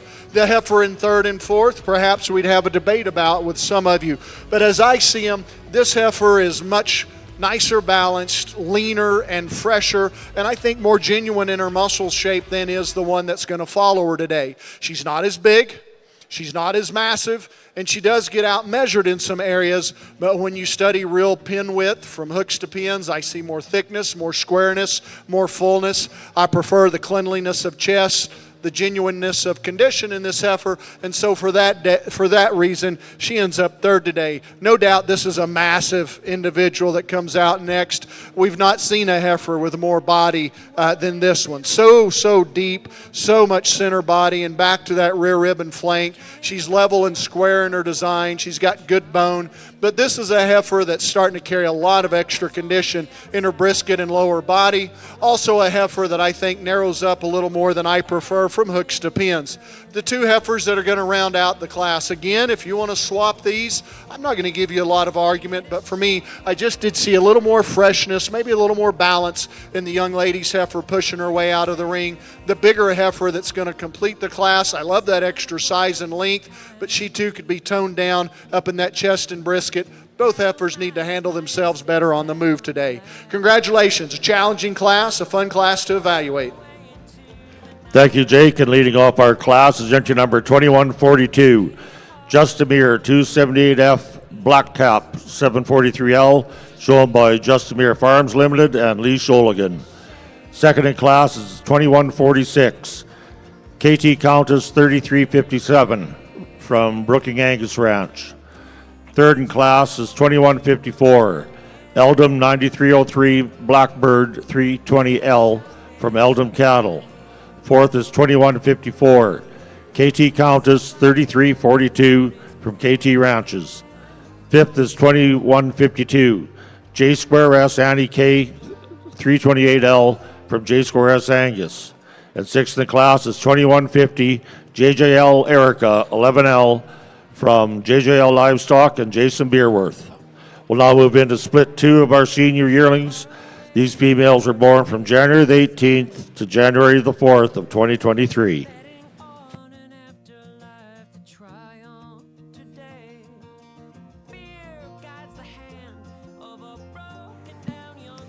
Man, what a fun class here on the Red Angus side. And we have 3 individuals that I think are really, really good. And you truly can jumble these 3 around, and I'm probably not going to argue with you too much. I'm probably going to sit there and listen to why you do so, because each one of these females have their class advantages. Each one of these females, to me, has something unique, something that catches your eye, and that's, I guess, what makes my job a little bit tougher, but that's what also makes my job pretty fun, because there's cattle standing in second and third that when you loaded that one on the trailer, you probably didn't expect to stand second and third, because those cattle are so good.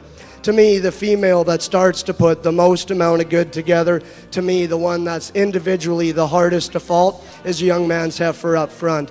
This one up front is so tidy and so attractive through her head. She's really good in her neck attachment. It ties high into the top side of her shoulder. From there, I love this one's body shape. She's young, she's long, yet still soft. To me, this one is good looking, maternal, looks like a cow. Is she the most overwhelming in terms of power? Is she just the best in the design to her rear leg? Probably not, but I still find that female sound. I still find her functional, maybe just not as attractive as a hind leg as some of the other cattle. But again, in terms of combining body, look, and still a good enough functional structure, I like that one quite a bit. Heifer that stands in second, you want one with a little bit of extra power and muscle and length of body, this is the one you're going to land on. Really powerful, big-framed, muscular, and opened up. With that, I like this heifer on the move. She's flexible, she's square, one that still gets out and travels really, really good off of both ends. Is she as good as we study her through her head, neck, and chest floor as our class winner? Probably not. Could we maybe just refine her and change her teat size and placements a little bit? I would say so, but at the same time, these heifers aren't milking. Who am I to tell you that that one's not going to be good enough uddered? I'm not going to say that. I just wish we could change them ever so slightly. Heifer that comes in third, when this one comes in, she hits you hard. She's attractive, she's up-headed. That dark red color is awesome to look at. Really long spine, this one's really, really muscular. But as she stands there from the profile, does this one hold together as good of the cattle ahead of her? Probably not. I want to change her into her loin and tail head. I want to change her right behind her shoulder. But again, that one is super opened up, a lot of muscle, still has a nice look. Young man does an awesome job. Those are three really, really good females. Just my opinion in this particular class. So in our intermediate division of the Red Angus yearling females, first place goes to entry 2343, Red Blair's West Feature 48L from Wilbar Cattle Company and Owen Wilms. Second place, entry 2345, Red Turon Diamond Mist 165L from Turon Farms, Forsberg, Alberta. And third place, 2344, Red Double B Priscilla 305 from Double B Angus McLean. So once again, our intermediate division champion is entry 2343, Red Blast Feature 48L from Wilbar Cattle Company, and our sponsor of this division is Wright Cattle Company from Meadow Lake, and for the reserve division sponsor is Deer Range Farms, Stewart Valley, Saskatchewan. Coming in next will be our senior division.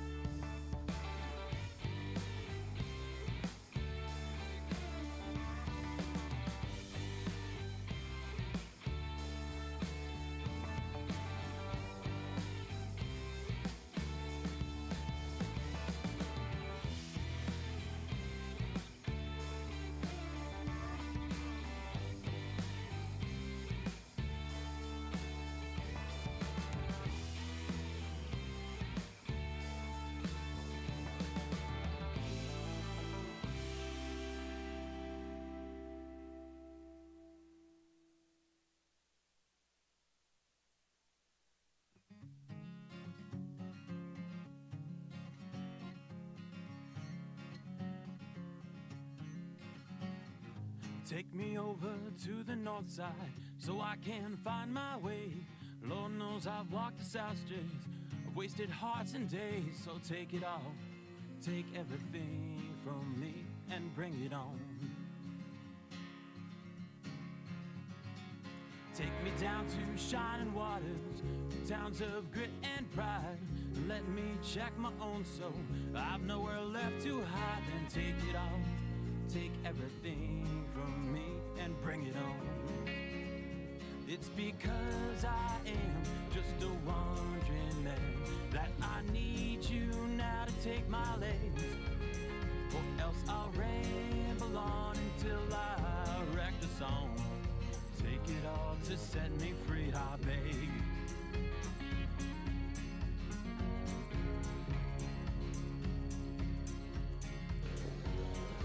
Take me to a hilltop castle. Well, ladies and gentlemen, just some more information from the Canadian Angus Association. As the Canadian Angus Association is now offering Angus Works to both commercial and purebred producers. The software program is a white labeled version of TELUS's ARM, which was previously the Herd Tracks program. Use Angus Works to record pasture groups, health records, calf information, sire exposures, and more. Go to the Canadian Angus website for more information or call the office. Take it all to set me free, I beg.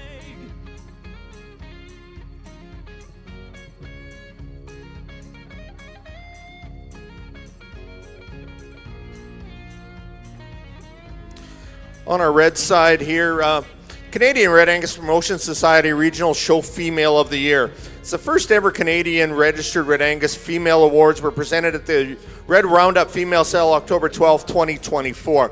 The awards were presented in 3 regions, with jackets going to the top juniors. Along with the jackets, each of the participants' names were put in a draw for $1,500. Sale credit at Red Roundup. The winner of the credit was Lexi Dietrich. Juniors from 6 to 21 as of January 1st, 24 were eligible to enter. Today we are presenting the jacket by Canadian Red Angus Promotion Society Director Lois McRae to Regional 3 winner, Ontario, to the Maritimes, Corbin Reed of Moorfield, Ontario. Corbin wrote a short story authored Why Red Angus by Corbin Reed. My dad and I planned a trip to Red Roundup for the first time in 21 after we saw a photo online of a good one selling and asked me if I wanted to go and look for my first 4-H project. We were lucky enough to buy 2 heifers that year, and that was the start of our Red Angus herd. I liked the idea of Red Angus because they were different from my dad's black herd. My Papa Reed had a Red Angus bull years ago, and he said it was the best bull he ever owned.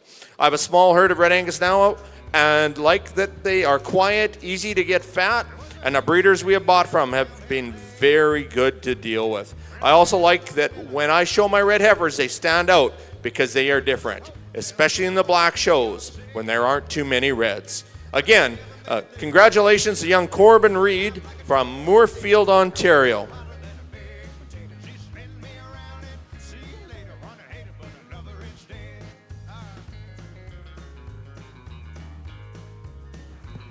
Another good class of Red Angus yearling heifers, and 4 heifers to me that all have enough in terms of body, rib, and genuine dimension. To me, the best built one by quite some margin is going to win the class. I like this one from the side. I like her balance. I like her body shape. One that has a nice look. She's long and smooth, has enough muscle, has enough body. Again, when we ask her to go, she's flexible, she's comfortable, solidifies her spot in first for me quite easily. Heifer that comes in second, I like this one in terms of her rib shape. She's really opened up, big ribbed and powerful out of her hip, one that still is attractive and feminine from her shoulders forward. Fortunately, when we asked this female to go, she's a little bit more upright in the angle of her shoulder. Consequently, she wants to work up in the middle part of her spine. But standing there from the side, I like that heifer's look, balance, and body. Young man's got a big, powerful, dark red female that comes next that offers a little bit of extra in terms of length of side. I'd like to freshen this one up and see her go with a shot more ease and comfort off her rear too. Young man standing in fourth has one with extra muscle and power. I want to refine this one all the way through and just lean her up ever so slightly, but still a solid, big-bodied kind of a female. So first place in our senior division goes to entry 2349, Red Patchlet Tesla 24L from Rosewind Farms, Chatsworth, Ontario, and Brian Newman. Second place, 2348, Red Kenry EW Baroness 7L from Kenry Ranch at Redvers. Third place goes to entry 2347, Red Covey Hill Lauren 5L from RK Cattle Company, Moorfield, Ontario. And fourth place, 2350, Red JJL Miss Dynamic 4L from JJL Livestock Melville. Once again, 2349, Red Patchel Tesla is our senior division yearling heifer championship, and that sponsor is Hill Stock Farms at Macklin. In the reserve division senior, Red Kenry EW Barron 7L, and the banner is presented by Rock Creek Ranching, Love, Saskatchewan. We'll now have comments on split 2 of our senior yearling heifers. I apologize for a little extra time, but as we talk through these top 3 heifers, I think it'll make sense. The gentleman's heifer I'm going to use to win the class, I think wins it pretty comfortably. I love her size. I love her length. I like the maternal build that she has. Levelness of top, squareness of hip, soundness of structure suits me very, very well. She's a strong featured heifer up there about her head and in her skull and in her jaw, and that gives her a broody, maternal, cowy look. But still yet, when she gives you that pose right there, it doesn't take much imagination to see her show ring presence as well. We want to pick on her a little bit. Let's tidy her up just a little at the top of her shoulder and the way she blends in right there to the top of her spine. But that's getting picky on one that I think wins the class pretty easily. Where I struggle, and I never admit saying when it's hard, the second and third place heifers are hard for me. And if we could combine those 2 into one, we'd have a second version of our class winner. What's so good about the heifer that I've got in second is the power. She's a big-boned, big-topped, big-ended heifer. She's got an advantage over the third-place heifer just in terms of width and mass of top, width and spread from hooks to pins, the bulge and power that she has both in her hip and then the width at her hock. This is a heifer that's fresh in her condition. You see that in her hair, you see it in her chest, you see it around her tail and in her udder. I like that about her. What she's not, she's a different type of heifer altogether than the first and third place heifers. She's not just quite as sappy and massive in her rib cage. She's not quite as free in terms of her movement, especially there out of her front end. But I love the power and I love that extra horsepower. Where I struggle is the heifer that I place third, I like better in terms of that depth and soundness, but I give up quite a little muscle to get there. This is a heifer that gets softer behind her shoulder and in the middle of her back. She narrows up more from hooks to pins. So if there's ever a coin toss in this show today, this is probably it. I know you guys don't want to hear that, but that's the truth. I just like to power this heifer up. Then I think she slides into second more comfortably.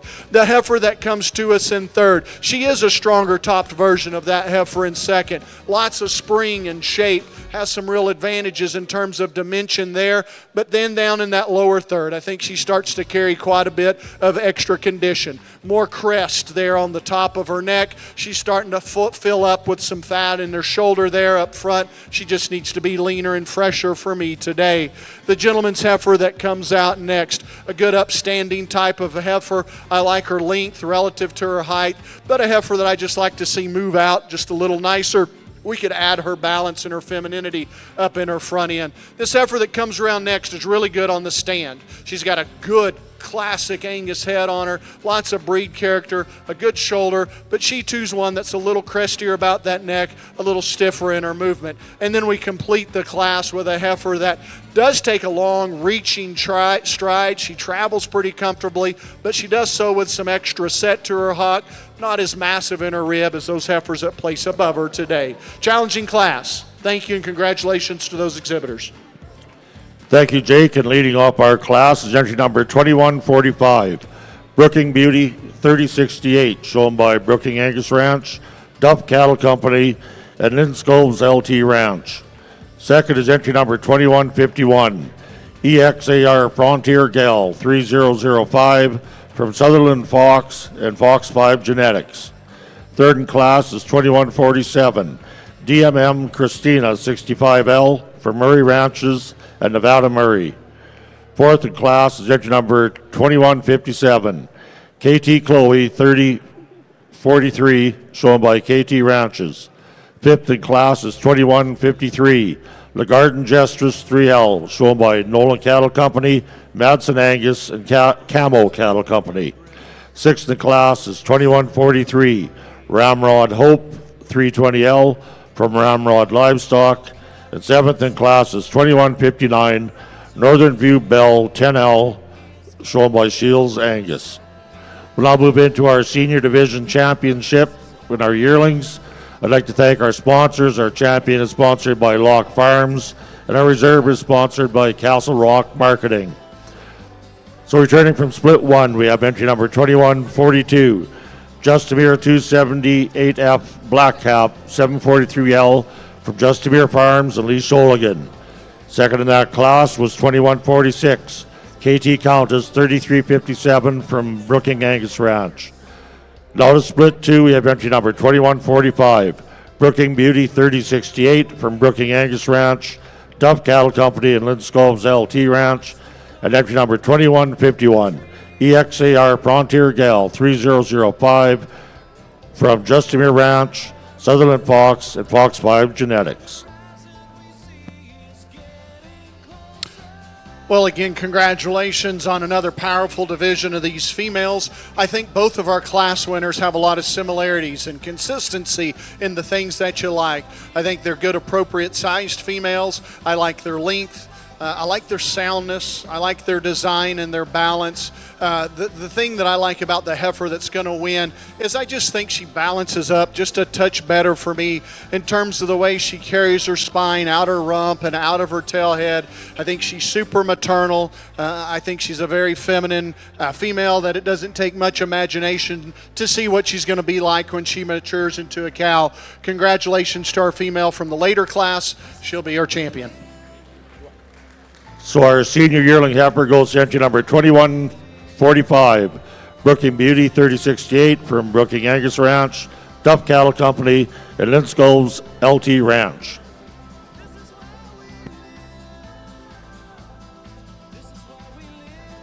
I think it bears mentioning just how different, we discussed this heifer here that pulls in for reserve, how different she was in that class. It's no surprise to see how different she is in the lineup.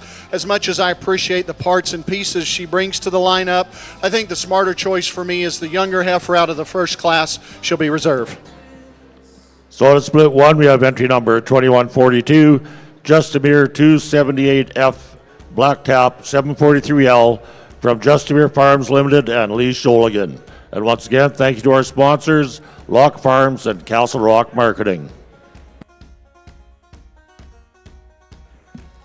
Back on the Red Angus side, we move into a pair of 2-year-old females to me that I think here's a couple cows that I like quite a bit. I think they're good looking, they're big bodied, they're sound structured kind of females. Both look to be pretty good uddered, a little bit different in that regard.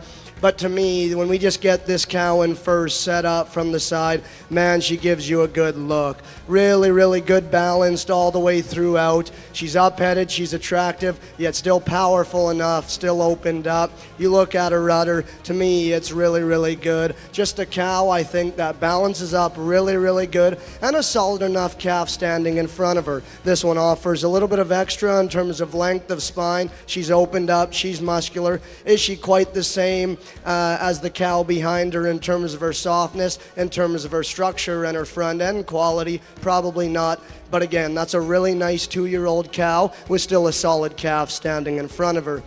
I like the pieces of look and softness and extra foot and bone in our second place cow. This one's powerful from behind, another one that still gives you a good look from the side, one that structurally I think is good and flexible. Yes, obviously today she's coming at us dry, and it's partially a holdback, but at the same time it's almost December. I understand how hard it is to keep these cows milking. Still a really, really unique kind of a cow, doing a nice job on a long-bodied, sound-structured kind of a calf. Big, powerful cow that comes next offers a little bit of extra in terms of rib and muscle. Similar can be said for the calf, and I probably actually prefer the calf. She's just a little bit softer from the side, one that's powerful and opened up.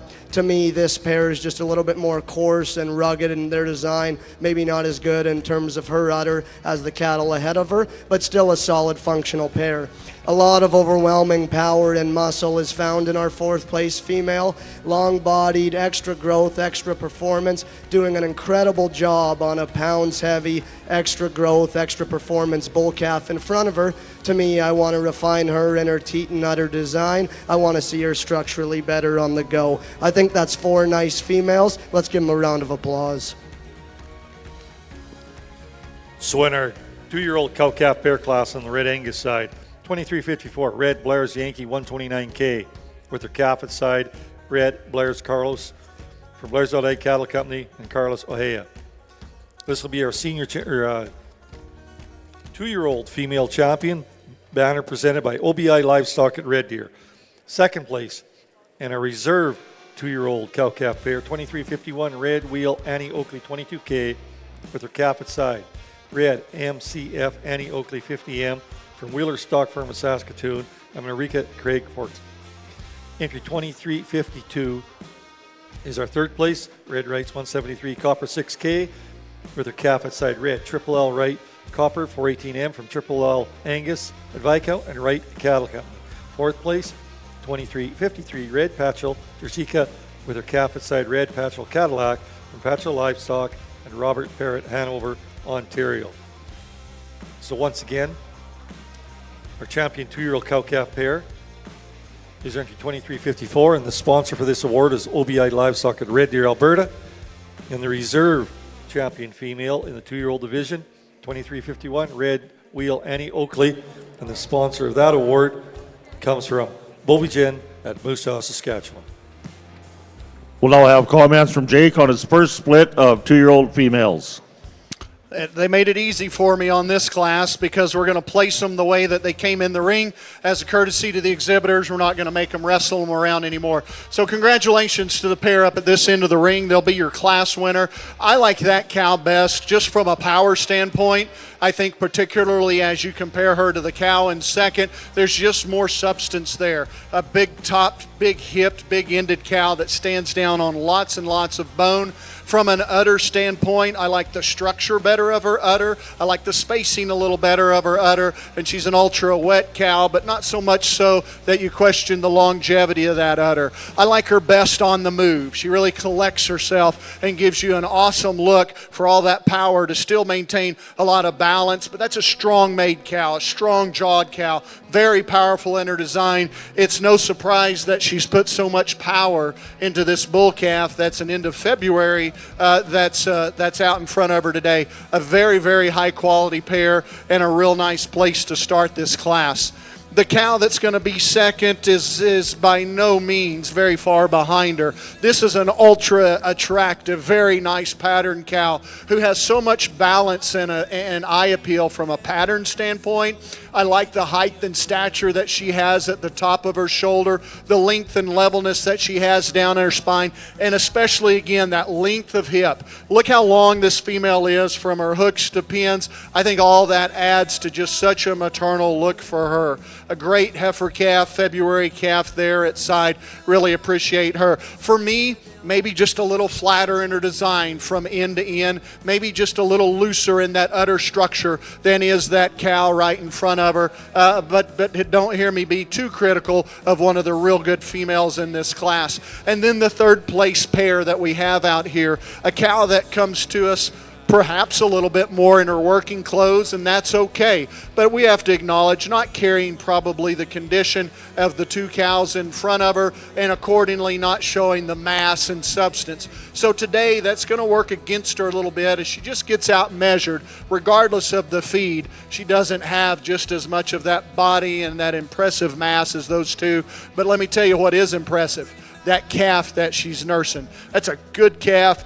I compliment those folks on the job they've done breeding that cow. They've selected a mating that to me seems to have added body and added quality. You always hope to end up with a better calf than what mama was, and I think they've done it. Congratulations to all three of our 2-year-old exhibitors. Thank you, Jake. So leading off our class is entry number 2168. Boss Lake Ms. Donna, 273K with calf at side. Boss Lake Gold Standard 417M from Boss Lake Genetics. Second in class is entry number 2164. Dusty's Countess 2101 with calf at side. JT Countess 93M from JT Livestock Limited. That third goes to 2164. Freiburg Georgina 125K with calf at side. Freiburg Georgina 66M from Freiburg Farms. We'll now move into our second split of 2-year-old females. There should be 3 entries in this class born from February the 22nd to January the 21st.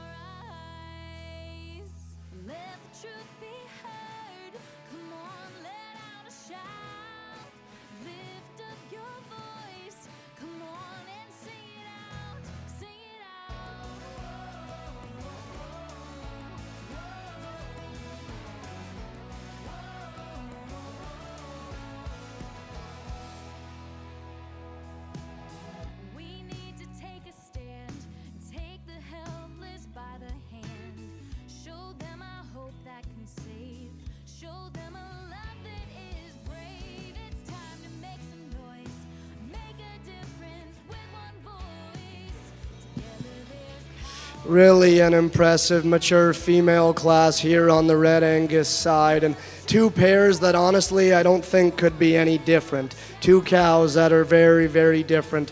But the one thing I think that I'm confident in is the best individual standing in this class is the bull calf on our class winner. Let's start with him. I think this guy's pretty good. He's opened up, he's rugged, he's stout, he's powerful, but yet he handles it really, really well. He's square on the move, he's still flexible, a bull that I like through his head, through his crest. He looks like a bull, he's still attractive, ultra powerful from behind, really good individual. Similar can be said for the cow standing behind her. There's extra width, there's extra dimension, and there's extra power in that female. Is she ultra attractive like our cow in second? Probably not. But again, I love her body shape. I love her softness. I like her added muscle. Still a solid udder on an 8-year-old female. Just a really solid, fault-free kind of a pair. Pair that stands in second, like I said, very, very different.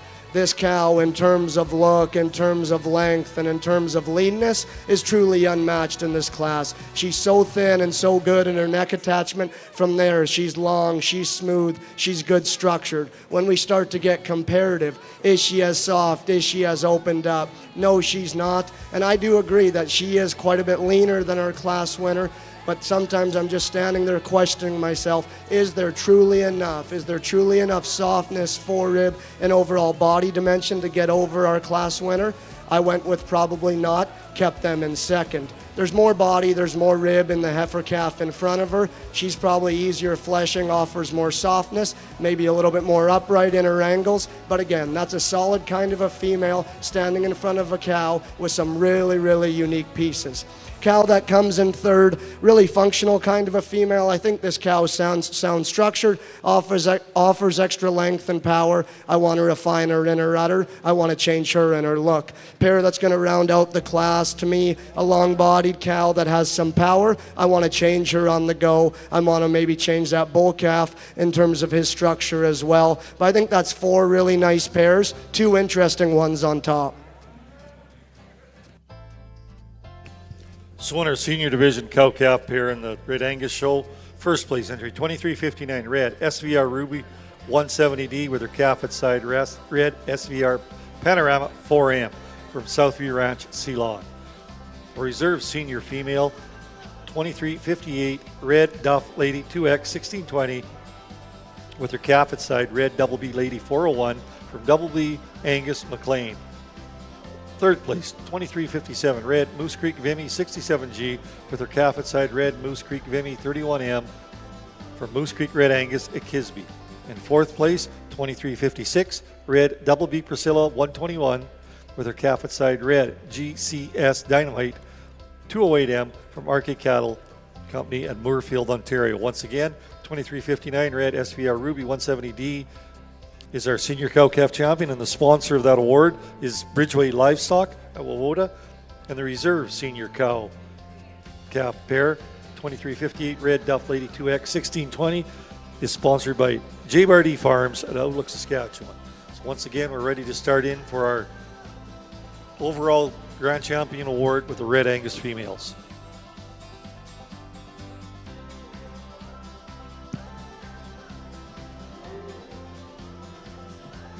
And it looks like we're ready for comments in our Black Angus show.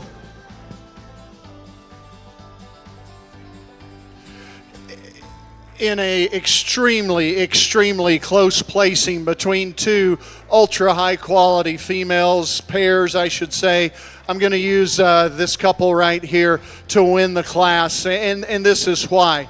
2 reasons primarily. This cow, as much as I love both cows, this is a cow that for me, when you watch them on the move, I prefer. She reaches out just a little better off of both ends than does our cow in second. She just strides around the ring so gracefully, and what she does that I like is the way that she collects herself in her spine, in her loin when you see her on the move. But the wow factor of that pair is that bull calf in front of her. I think that's an incredible January calf that just has a lot of positives and a lot of good. So when in my mind I couple some advantages that the cow has in terms of freedom of movement, length of stride, that good bull calf at side, in a close placing, I'm going to give her the nod today, and she's going to win. I'll be very honest with you. On the stand, just cow to cow, I prefer the build, the look of the cow in second better. And here's why. This cow has my kind of pattern in terms of her strength and levelness. The design of her skeleton suits me a little better. She's so perfect in the way she comes out of her shoulder, through the top of her spine, and back through her loin and hip. Whereas our class winner, as she stands here, wants to weaken and break just a little bit. One reason for that is this cow's maybe just a touch shorter sided than is our class winner. Don't hear me say that as a criticism, but I think it's a truth. And then when we watch this cow go around the ring, she does step just a little shorter off of that front end than does our cow who wins it. She too is doing an extraordinary job with what I believe was a February calf at side. A close placing. You pick your favorite and go give those folks a big pat on the back, because they both deserve a lot of recognition for that caliber of pair. This is a really fancy fronted pair that comes to us in third. Long and elegant and just smooth and flat up through that front end, as up-headed as any cow in here. Tremendously long spine, long hipped and deep sided. Again, tons of pounds of bull calf following her around.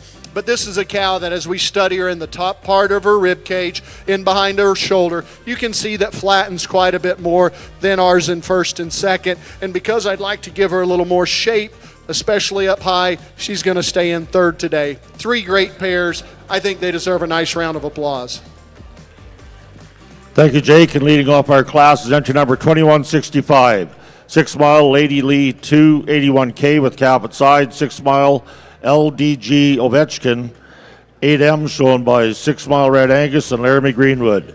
Second is 2160 Merit Socialite 2056K with cap at side. Merit Intrepid 4055M from Merit Cattle Company. And third is 2163 Tehran Forever Lady 56K with cap at side. Tehran Reacher 7M from Tehran Farms. We'll now move into our champion 2-year-old class. I'd like to thank our sponsors, Brooking Angus and Justamere Farms. So returning out of split one, we have 2168 Boss Lake Miss Donna 273K with cap Boss Lake Gold Standard 417M, along with 2164 Dusty's Countess 2101 with cap at side, JT Countess 93M. Now to split two, entry number 2165 6 mile Lady Lee 281K with cap at side. 6 mile LDG Ovechkin 8M, as well as entry number 2160 Merit Socialite 2046K with cap Merit Intrepid 4055M from Merit Cattle Company. Now over to you, Robbie. So, ladies and gentlemen, on the Red Angus side, we have our lineup for our overall Grand Champion Female Award. Let's start with the Junior Champion Heifer Cab. Entry 2302, Red 6 Mile Dixie 290M from 6 Mile Red Angus and KT Ranches. Second in that division, a reserve Junior Calf, comes from Southview Ranch with Red SVR Coco 71M in our intermediate division of the Heifer Calves. 2315 Red 6 Mile Miss Last 208M from 6 Mile Red Angus and Corbin Reed. Our reserve intermediate is 2316 L83 Tink 493M from L83 Ranch, West Hope, North Dakota, and Lee Red Angus. Coming out of our intermediate division is entry 2329 Red Double B Monique 404 from Double B Angus at McLean. A reserve C intermediate. Sorry, I went to the seniors first. Our intermediate champion is 2321 Red Ellison Astor 184M from Ellison Farms of Red Deer. And our intermediate reserve champion is 2320 Red Cinder Free J 1129M from Cinder Angus at Barhead and Tavian Yoder. Now, the senior champion Heifer Calves. 2329 is Red Double B Monique from Double B Angus. And our reserve senior is 2337 Red Tehran Misty 143M. Coming into our yearling heifer division. On our junior division, entry 2342 L83 Jillian 328L from Zane Lode in West Hope, North Dakota. And our reserve junior champion is 23 39 Red 6 Mile Queen 552L from RK Cattle Company, Moorfield, Ontario.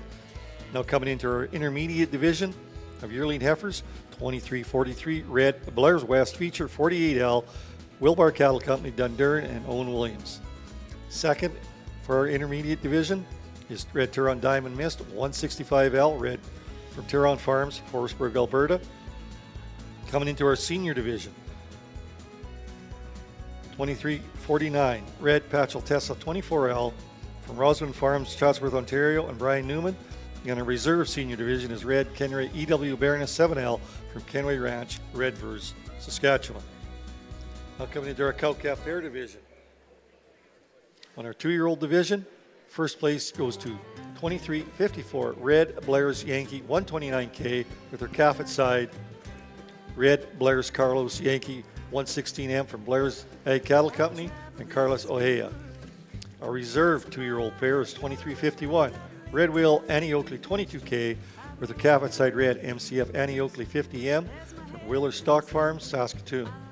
And in our senior division, 2359 Red SVR Ruby 170D with her calf at side red SVR Panorama 4M from Southview Ranch, Ceylon. And the reserve senior cow is Red Duff Lady 2X 1620 with Red Double B Lady 401 from Double A Angus McLean. This is our championship lineup for the Red Angus females.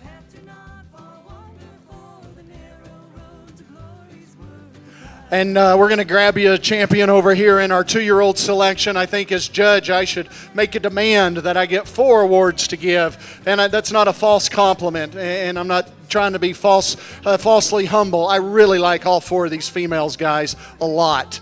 Congratulations to those of you that were fortunate enough to stand on this side of the ring, because I assure you it was about as tough of a decision between first and second as any that I've made, and that's in both classes. For me, I think the cow that I'm going to use, the pair I'm going to use, is the Powerhouse. I love her shape. I love her bone. As good as all these bull calves are in here, she's got one of them that I like awfully well. Congratulations to this pair right here. I'm going to use them for your champion. Nice job. So our champion 2-year-old goes to entry number 2168, Boss Lake Miss Donna 273K with calf at side Boss Lake Gold Standard 417M from Boss Lake Genetics.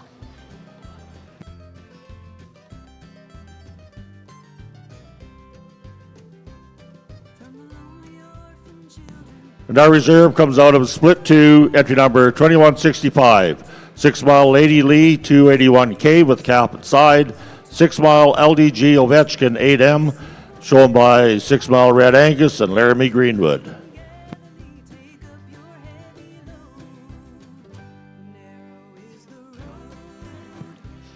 What an awesome champion Red Angus female drive here on this side. Let's give these exhibitors a round of applause.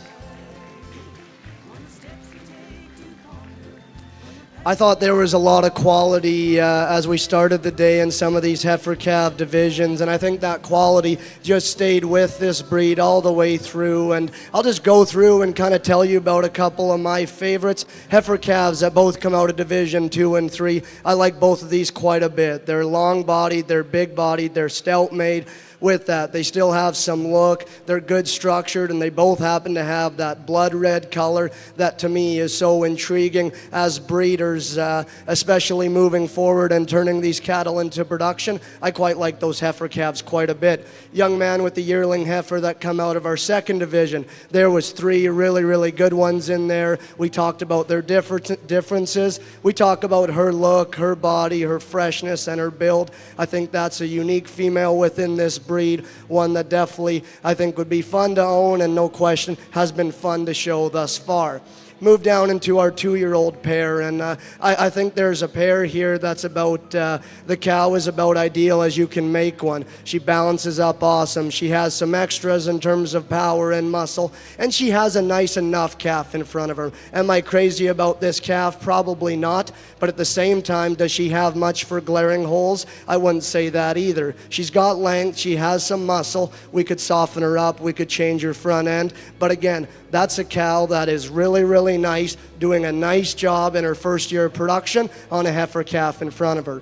And then we get into some mature cows, and I don't know about you guys, but showing these 8-year-old cows, both our champion and reserve, to me, I think those exhibitors need to be applauded for that, because these are big-bodied, hard kind of cattle, not only to get into production and raise a calf at this point, but to get them to the show ring. I think that is something that's unique. I think that is something that's hard to do. We talked about that bull calf on our champion mature female. I like him a lot. Huge-bodied, stout, powerful, and still moves well. Similar can be said for the mama cow. Is she exactly built for the show ring in terms of her look, in terms of her udder, and in terms of her hip?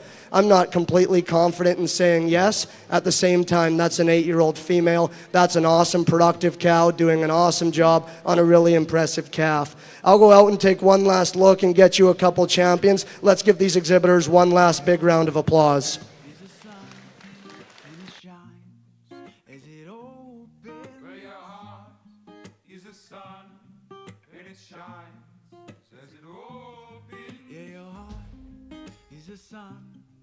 And it shines as it opens. Where your heart is a sun, and it shines as it opens. Your bones are the earth, and they sing with the mountains. There you have our Grand Champion Red Angus female is Red Blair's Yankee 129K with her calf at side. Red Blair's Carlos Yankee 116M from Blair.A Cattle Company, Lanigan and Carlos, Ohio.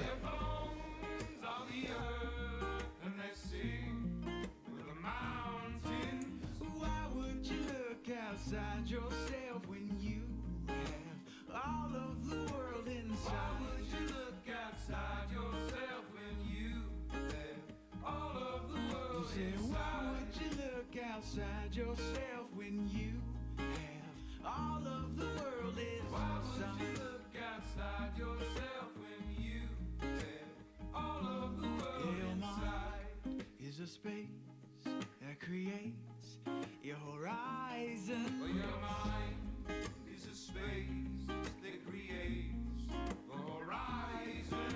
So reserve champion females entry 2359 Red SVR Ruby 170D with her calf at side. Red SVR Panorama 4M from Southview Ranch at Ceylon. Our awards for the presentations of these champion individuals. Our Grand Champion Female Award is a Brad Holt limited edition print sponsored by Ellison Farms, Delburn, Ontario. And for our Reserve Grand Champion Female, sponsored by 6 Mile Ranch Limited at Fir Mountain. Making the presentations of the John Deere Awards is Jaden Naylor, Product Specialist, and also Tara Lynn LaRose. Making the presentation of the Championship Banner Award from the Saskatchewan Cattlemen's Association is Director Christine Struby. And once again, Myers Norris Penny this year is sponsoring the Hospitality Bar in the Stall. Once again, that is sponsored by Myers Norris Penny, represented by Roxanne Olenek. Once again, Myers Norris Penny is being represented by Roxanne Olenek.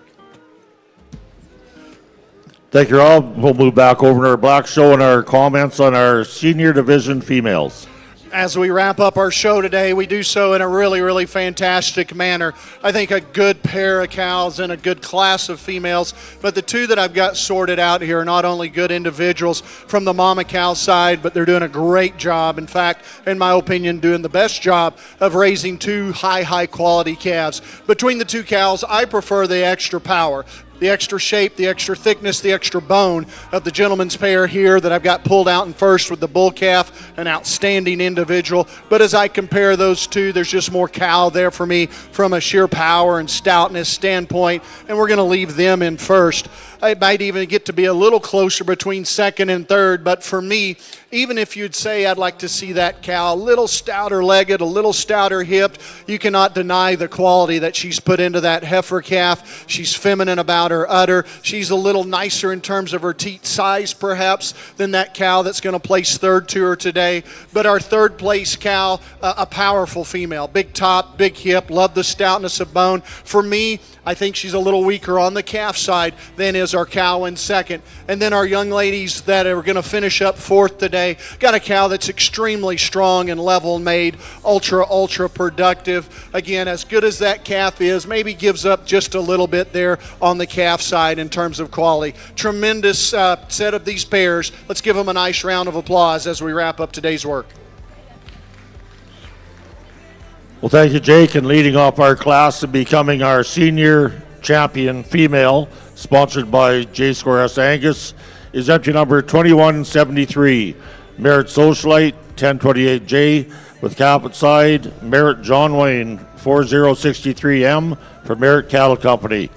Second in class, becoming our reserve mature champion, sponsored by Red Angus Farms, is entry number 2176. 6 Mile Lassie 230H with cap at side, 6 Mile Lassie 285M from 6 Mile Red Angus. Third in class is 2172, Art of Beauty 41J with cap at side, Art of Beauty 340M. And fourth in class is 2171, EF Sarah's Dream 942 with cap at side, XL Sarah's Dream 103M from Morgan McIntyre.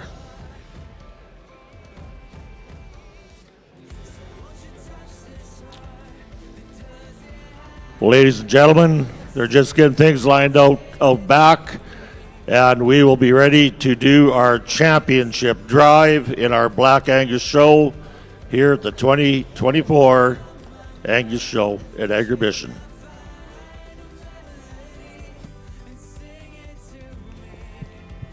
Once again, we have some sponsors that we do not want to overlook on our championship awards here.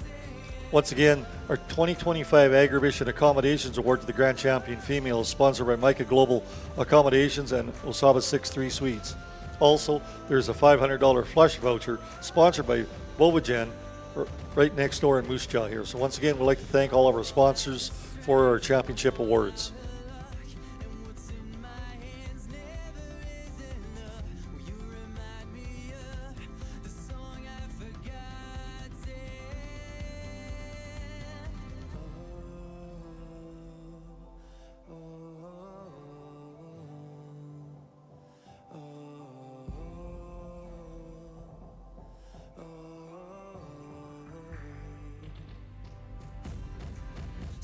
You touch this heart that doesn't have a song to sing and sing it to me. Well, ladies and gentlemen, here they come, our grand champion drive in our Black Angus show. So returning out of our junior heifer calf division is entry number 2003, Brooking Royal Lass 4207, shown by Brooking Angus, Trey Maria, El Salve, San Martin, and Rosalano. Our reserve was entry number 2009, Boss Lake Miss Donna 452M from Boss Lake Genetics. Our intermediate heifer calf champion is entry number 2020, Grills Rosebud 2426M from Grills Cattle Company, and our reserve was entry number 2369, 6 Mile Empress 98M from 6 Mile Red Angus, Hollinger Landing Cattle, 719 Cattle, R Plus, and Elk Ridge. Our senior heifer calf champions were entry number 2077, Grills Empress 2421M from Grills Cattle Company, and our reserve was 2072, Greenwood Lucy 2M from Jaden and Jackson Payne. Our junior yearling heifer champion was entry number 2112, Seldom Rest Sandy 3031 from Swindon Ranch, and our reserve was entry number 2125, Boss Lake Ms. Martha 307L from Boss Lake Genetics, Bryn Yoder, and Brooklyn Bolter. Our intermediate champion yearling heifer was entry number 2132, Grills Empress 3224L from Grills Cattle Company, and our reserve was 2140, Greenwood Tibby 78L from Jordan Jackson Payne. Coming to you from our senior yearling division is entry number 2145, Brooking Beauty 3068 from Brooking Angus Ranch, Duff Cattle Company, and Linscove's LT Ranch. Our reserve senior yearling was entry number 2142, Justimere 278F Black Cap 743L from Justimere Farms Limited and Lee Sholigan. Our champion 2-year-old was entry number 2168, Boss Lake Miss Donna 278 273K with cap at side, Boss Lake Gold Standard, 417M from Boss Lake Genetics. And our reserve 2-year-old was entry number 2165.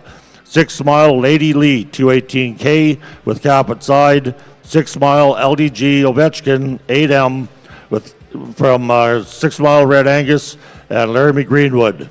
And coming back out of our senior division is entry number 2173. Merritt Socialite, 1028J with cap at side. Merritt John Wayne, 463M from Merritt Cattle Company.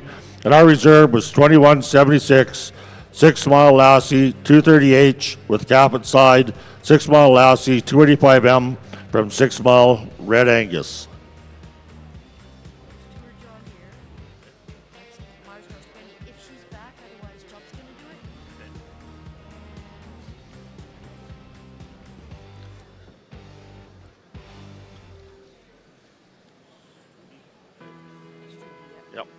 I'd just like to this time acknowledge all of our sponsors for our Grand Champion females.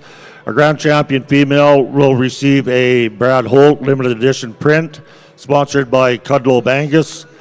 2025 Agribition Accommodation sponsored by My Key Global Accommodations at Labassa 663 Suites. They will also receive a $500 flush voucher sponsored by Bobajan Moose Jaw. They will receive a jacket and banner sponsored by John Deere Limited. And we have Jaden Nail here, production specialist, and Terry Lee LaRose from John Deere. Also from the Saskatchewan Cattlemen's Association, they will be sponsoring a banner. And from the Saskatchewan Cattlemen, we have Jadine Shea here as one of their directors. And of course, the hospitality sponsored by Myers Norris Penny. Roxanne Olnick is here, and Chubb should be around, Chubb Lundago. So we'd like to thank them. It looks like maybe have Christine Struby here as well as the SCA director. Thank you for your sponsorship. And our Reserve Champion Award will be sponsored by Hamilton Farms. Closer to you than you thought, and still you thought too much and let go of me. Ladies and gentlemen, we'd just like to bring your attention to the front of the announcer stand, please. Call our Saskatchewan president, Mr. Jordan Seiss. He's going to take the mic and make some presentations. Good afternoon. I'm here to present the Canadian Honorary President on behalf of Saskatchewan Association to Mr. Bob Toner. I got a little bit of a write-up here. So Bob Toner has been involved in the Angus breed all of his life. As a teenager, he attended many summer fairs in Alberta and Saskatchewan, including the first Canadian National Junior Heifer Show in Bashaw. Through these years, he met many people who he still has friendships with today. After graduation, Bob spent a year working as a herdsman for Toro Negro Farms in Crossfield, Alberta, under the guidance of Doug Robertson. He then returned home to start farming and developed his own cow herd, Bear Hills Angus. And in 1984, Bob married his beautiful wife, Shonda. In the early years, Bob spent a lot of time away custom clipping and fitting at various shows and sales, while Shonda was at home working and raising their 3 kids, Cody, Carmen, and Aaron. In the early 90s, Bob began doing order buying and ringmen for work at sales. The kids got involved in sports, joined 4-H, and as a family, they attended summer shows as well as hitting all the major fall shows in Saskatchewan and Alberta. Bob was elected to the Saskatchewan Angus Association Board, which he served for a number of years, which included 2 years as president in 2000 and 2001. During this time, he also was the Angus representative on various committees and associations with Canadian Western Agribition and the Saskatchewan Livestock Association. Shonda has volunteered her time with many community organizations at junior cattle events and at Agribition, where they helped with the Angus Show over 20 years. The kids were involved with both Saskatchewan and Canadian Junior Angus boards. Bear Hills Angus received the Saskatchewan Breeder of the Year award in 2002. In 2007, the majority of the cow herd was sold to John Stock Farms, and Bob went to work for OBI Sales Management. In 2016, Bob moved to a position with the Canadian Angus Association, where he spent 8 years working with the commercial and purebred producers in a marketing role. Bob has always been a firm believer that to survive in this business, good cattle are important, but more importantly, it is a people business. Through all the years, good and bad, Bob wouldn't have been able to promote the Angus breed without the support of Shonda and their kids. So I would ask everybody to put their hands together for this great award to Bob and Shonda Tone.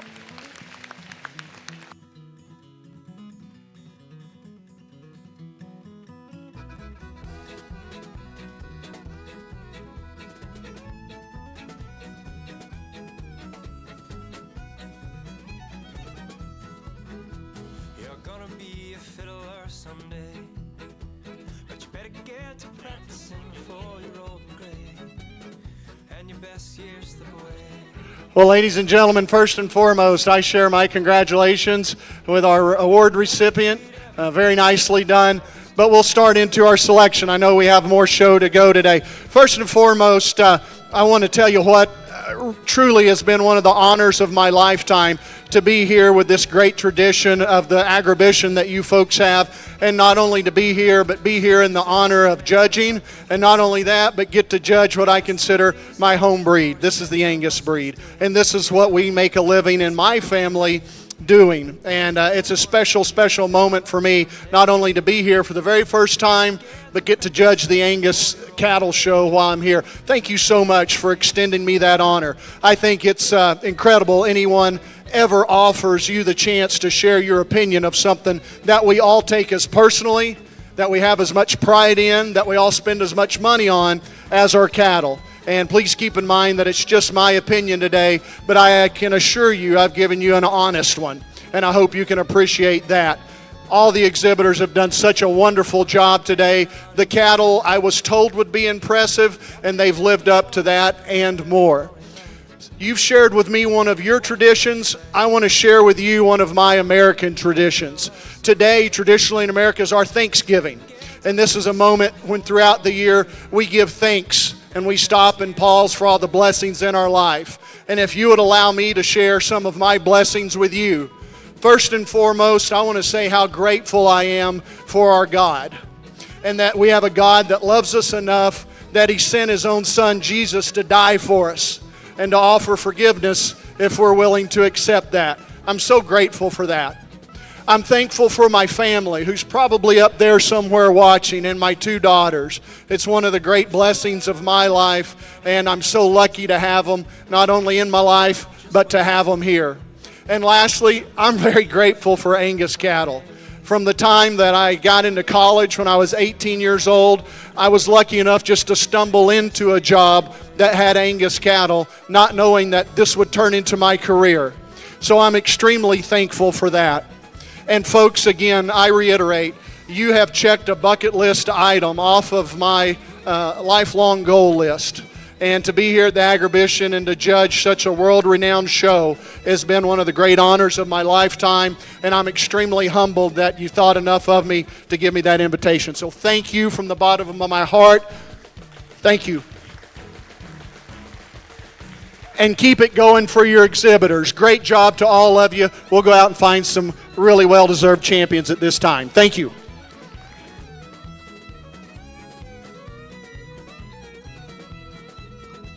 You're gonna be a fiddler someday, but you better get to practicing before you're old and gray, and your best years slip away.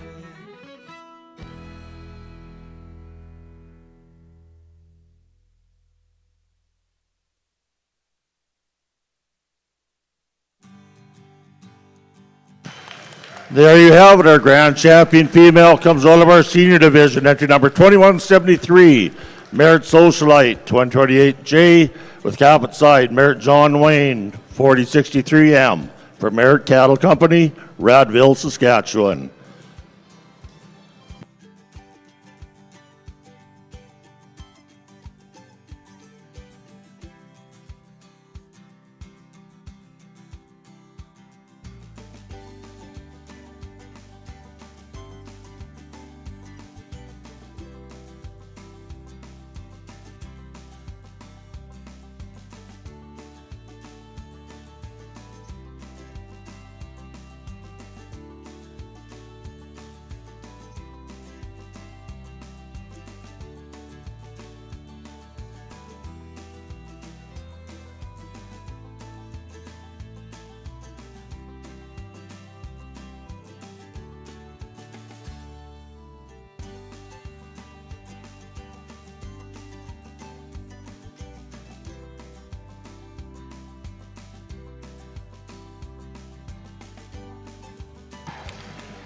And our reserve champion comes out of our junior yearling division, entry number 2112.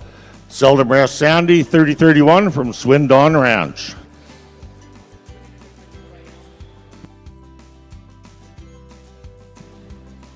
We'll have a short pause here while we take some pictures and take care of some housekeeping, and then we'll be rolling into our bull show.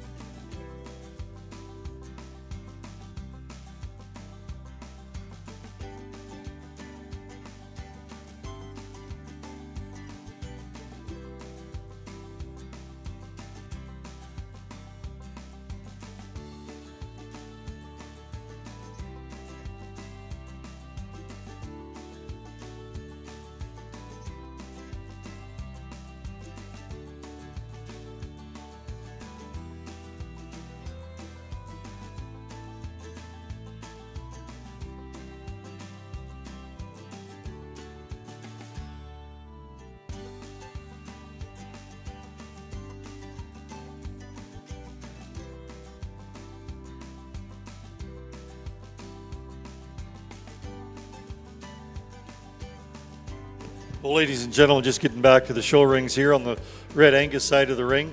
We are starting with our first class of 2024 born bulls. We have 4 entries in this class. Once again, this is our junior division, so our first and second places out of this class will be our junior and reserve junior division winners.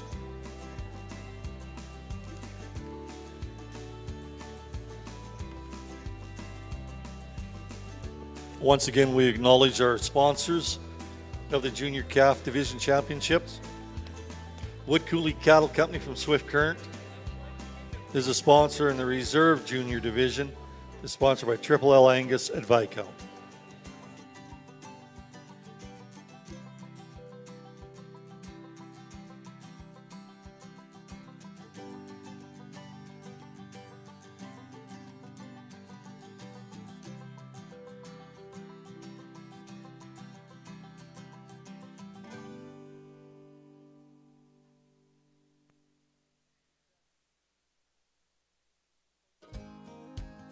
So, ladies and gentlemen, we got some more presentations to make here. If we just bring your attention to the front of the announcer stand, we'll ask Mr. Chad Lorenz to make some presentations. Well, good afternoon, everyone. I am Chad Lorenz. I'm here on behalf of the Canadian Angus Foundation, and today I have the pleasure of introducing the individuals who will represent Canada at the 2025 World Angus Forum Youth Competition next spring in Australia. These young people are professionals in all that they do and among Canada's most talented young Angus breeders. So on behalf of the Canadian Angus Foundation, we would like to introduce you to the following two teams. Most of them are here. There's a couple of them showing, but those of you who are with us, please step ahead and make yourself acknowledged. The first team, led by Captain Sarah McDonald, including Garrett Liebrick, Keely Adams, and Lainey Muir. The second team, led by Captain Hilary Sauter, as well as Julie Sharp, Cody Detzel, and Thomas Wildman. These are the 8 individuals that will represent our country in Australia. Congratulations to you all, and make us proud as Canadians.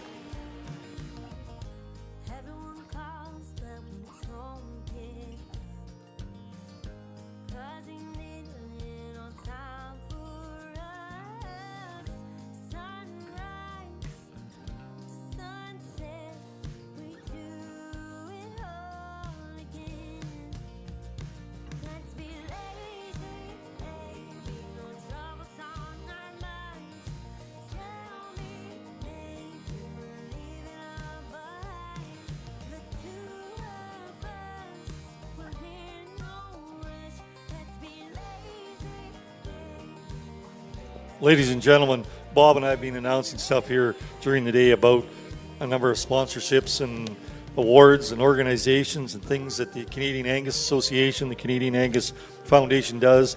And the Canadian Angus Foundation, in support of our juniors, this is what it's all about, is sending these juniors to such things as in Australia, the World Angus Forum. Just remember, this is what the Canadian Angus Foundation does, is support our youth within the industry and the Angus breed.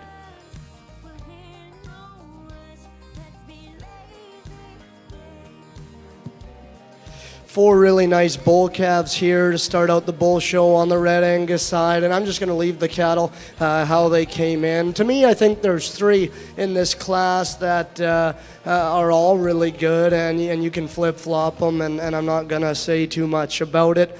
But individually, to me, the bull that starts to combine the most amount of good, the bull that combines extra length, extra muscle, all while handling it and balancing up really, really good, all while having extra scrotal and extra look from the side, that's our class winner. He's going to win just in terms of being the long-bodied, opened-up one, who compared to second and third is a little bit better and smoother and offers a little bit more in terms of scrotal development. Bull that stands in second, I like this guy's outline. He's a little bit taller at his shoulder. Another one that's long. He's really soft from the side. I like the depth that he has to his lower rib.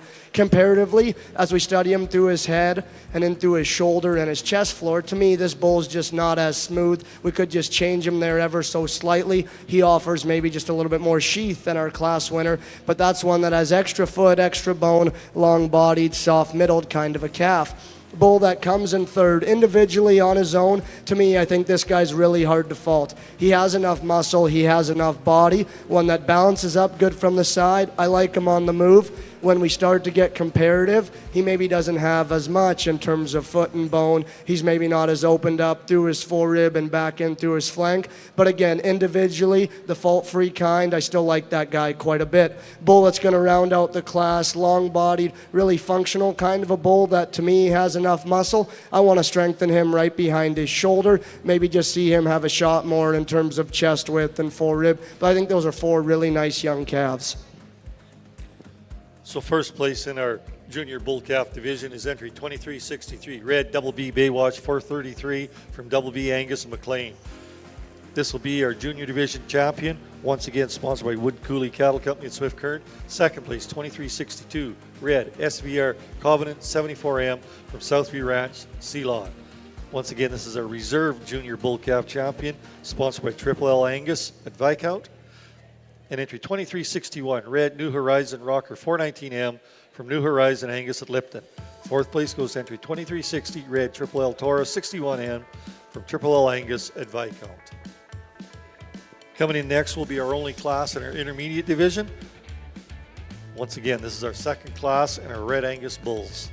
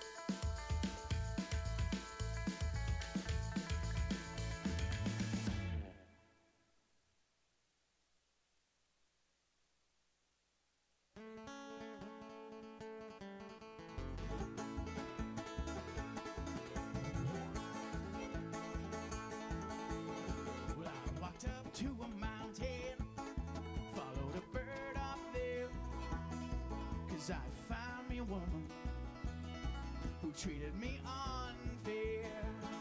And I awoke to the sunrise, remembered an awful dream of lightning and thunder, and hearing someone scream. Trouble finds you in worry, it sticks around to your day. Once you found a little darling, and she takes over your head.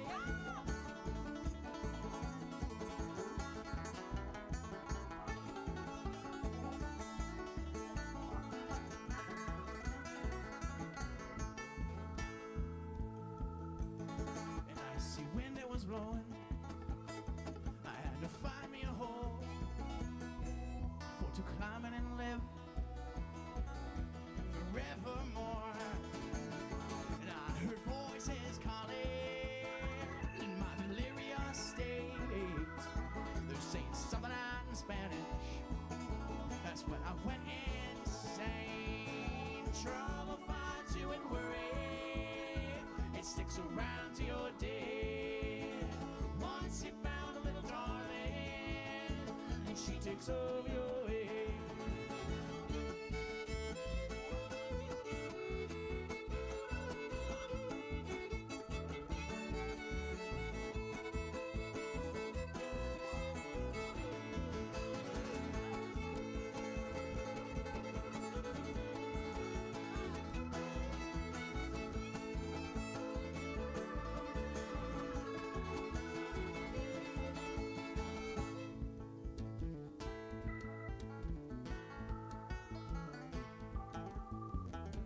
When I started that story, I forgot that this is a live recording, so now we can't use this song either.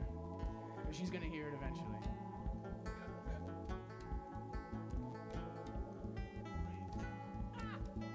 So they can just mess it up now if they want. They can do whatever they want.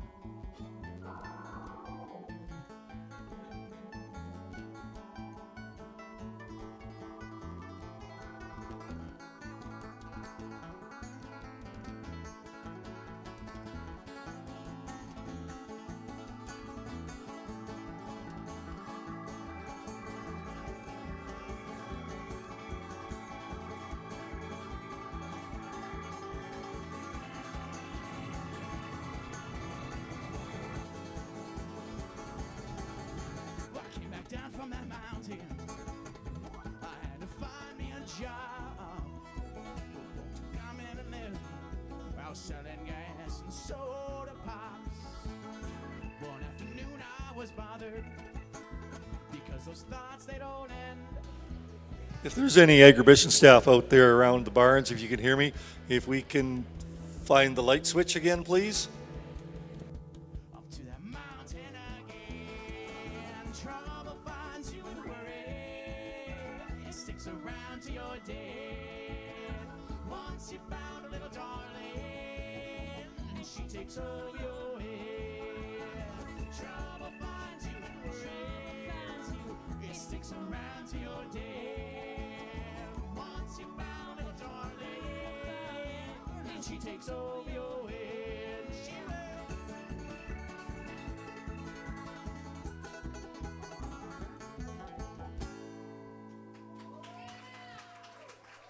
Thank you.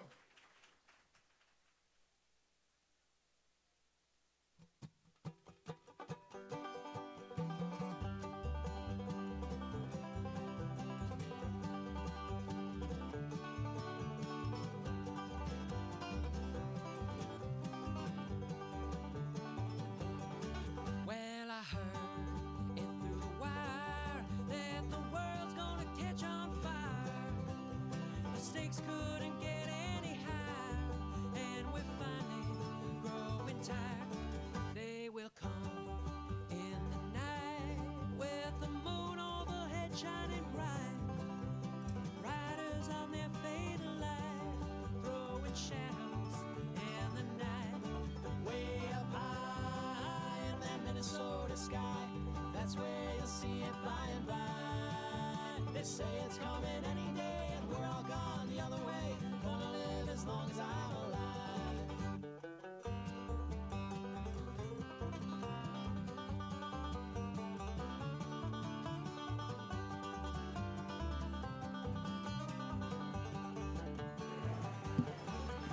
Another really quality class here in our Red Angus Bull Show, and to me, I think there's four of them that kind of have their own individual advantages and disadvantages, and to me, it kind of comes down to personal preference.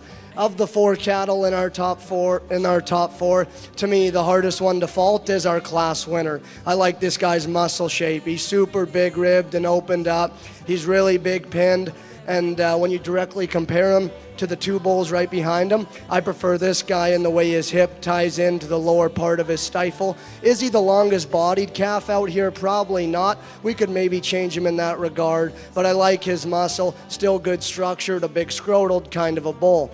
Dark red one that comes next, I like this guy from the side. Really soft and deep in his rib shape, one that still looks like a bull as we study him through his head and into his crest. Again, when we start to get comparative, does this guy balance up quite as good? Probably not. He's off a little bit behind his shoulder. I could change him into his forerib ever so slightly. Maybe just not the overwhelming muscle and power as we study him through his stifle. But I like his build. I like his look. I like his depth of body. Very similar kind, I think, stands in third. A long-bodied one who's really soft and deep in his body shape. He's an awesome percented bull with extra hair. Really good structured on the go. And young man, when you get that one stopped and loined, he comes together very, very good.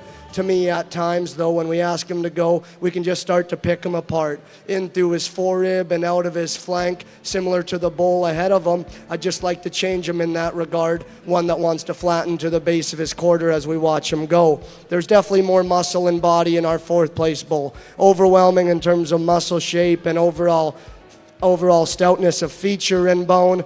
To me, I just want to change him when we ask him to go. I think he's straighter in the angle of his shoulder, just doesn't get out and flex like the cattle ahead of him. Bull that comes next, one that gives you a nice look from the side. He's up-headed, he's attractive, I like his build. Comparatively, he's not as soft and good in through his forerib and back into his flank. Young lady's bull that comes next, more moderate, kind of immature one. Big-footed, sound-structured bull with lots of scrotal. Comparatively, he doesn't have as much right behind his shoulder. Want to open this guy up and just see a little bit more bull there. Lots of length of body in the dark red bull that rounds out our class. Let's soften him up, tidy him up in his sheath, and maybe see him a bit more masculine through his front 1/3. That's a good group of bulls, especially on the top end. So in our intermediate division, first place goes to entry 2372 Red Blair's West Metric 63M from Blair's West Land and Cattle at Drake. Second place, entry 2368 Red Steen Roulette 78M from Steen Angus at Dundurn. Third, 2371 L83 L8 72M from L83 Ranch, West Hope, North Dakota. Fourth, 2366 Red T-Bar-K 115J Retribution 3M from T-Bar-K Ranch, Wowoda and Camel Cattle Company. Fifth, 2367 Red Kenray EW minus 9M from Kenray Ranch at Redvers. And sixth, 2365 Red McKellar Mighty 620M from McKellar Ranching Unity. And seventh, 2364 Red Triple L Boy Named Sue 19M from Triple Angus Viscounts. Once again, our intermediate division champion is 2372 Red Blair's West Metric 63M from Blair's West Land and Cattle. And our intermediate division sponsor is New Horizon Angus at Lipton. And the reserve intermediate champion is 2368 Red Steen Roulette 78M from Steen Angus at Dundurn. Once again, the intermediate division sponsor is Ward's Red Angus at Saskatoon. Now we'll have our senior group of 2024 Born Bulls come into the ring. Over here in our Black Angus show, we've moved into our junior division of our bulls. So our first split here is our junior division. These bulls were born from March the 15th to March the 1st of 2024. First and second in this class will automatically become our champion and reserve. And I'd like to thank our sponsors, Miller, Wilson Angus, and Graco Angus Ranch for sponsoring this class. I'd also like to reintroduce our judge for those just joining us. Today we have Mr. Jake Scott doing our judging. Jake lives in Gordon, Nebraska, where he works with his wife Cammie and two daughters, Peyton and Harper, on their family ranching operation, Krebs Ranch. Krebs Ranch is a purebred Angus operation located in the Nebraska Sandhills that produces 400 bulls annually for registered and commercial ranches across North America. Jake graduated from Connors State College and Oklahoma State University, where he was a member of the livestock judging teams at each school. He has judged major breed and jackpot shows across the United States and is very grateful to be part of this event. So we'd like to welcome Jake back for our bull show, and let's keep on rolling.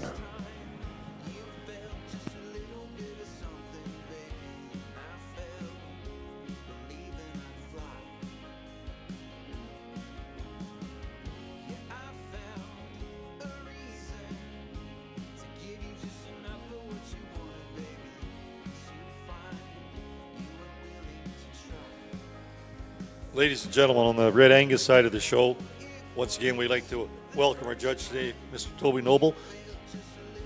Toby's from Lloydminster, Saskatchewan. He grew up on a family farm just outside of Lloydminster, Black Gold Semitoles. He attended Hutchison Community College in Kansas and was a member of the livestock judging team. He's currently working full-time on the farm where they run 400 head of full-blood and purebred Seminole cows with a handful of Angus as well. Their annual bull sale is held the second Saturday of March and the female sale the second Thursday of October.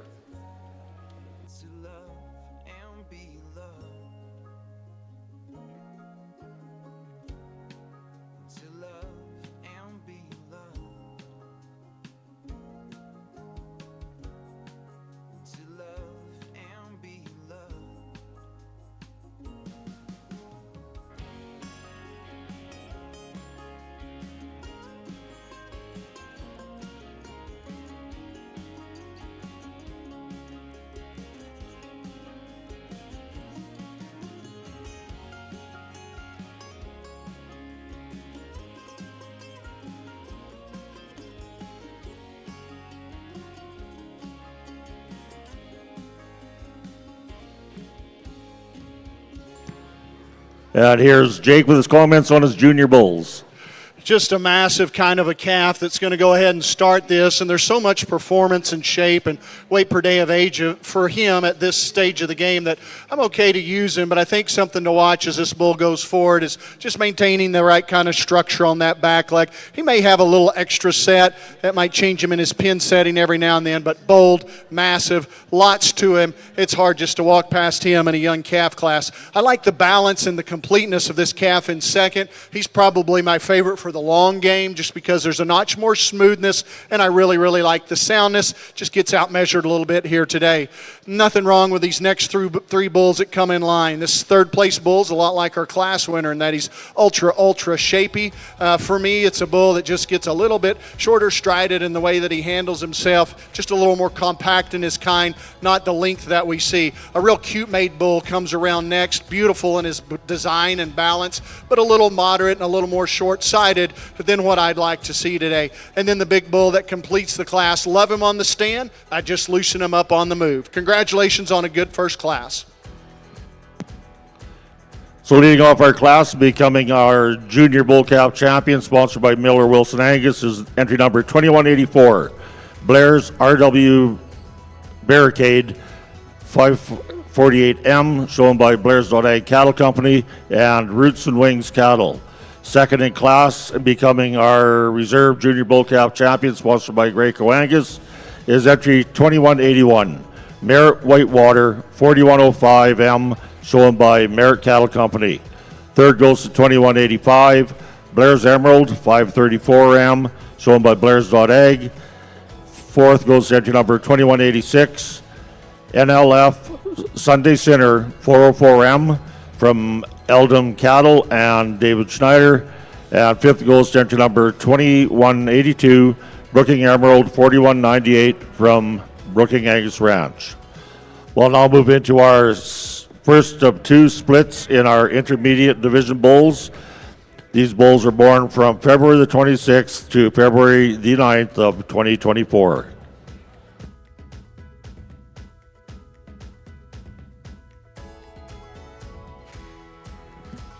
Two really good bull calves here in this class, and two bulls to me that are very similar. It's getting extremely nitpicky trying to sort the pair because I think the quality in these two truly are really good.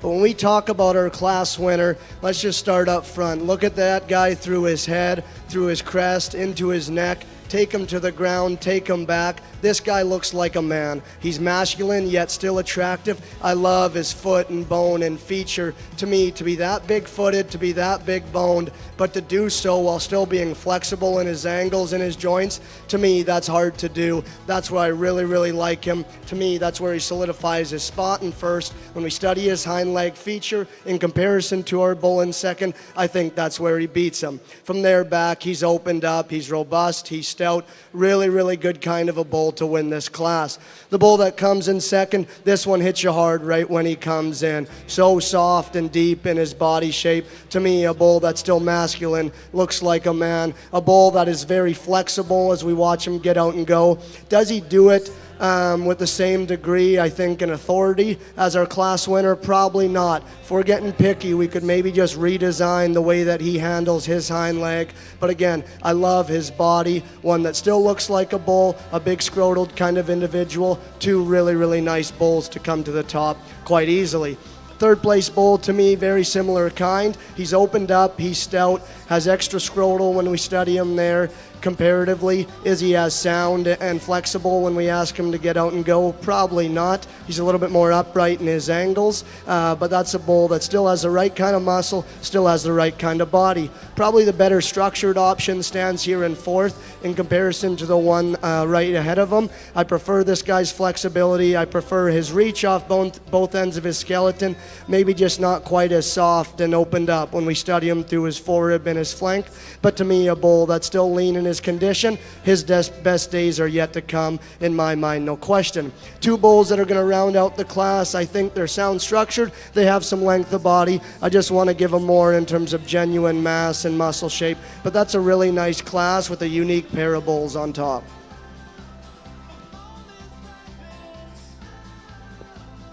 So in our senior division of our 2024 born bull calves, first place goes to entry 2373, Red Wilbar Stranglehold, 814M from Wilbar Cattle at Dundurn. Also our sponsor for this division, of our senior division, is Howe Farm at Moose Jaw.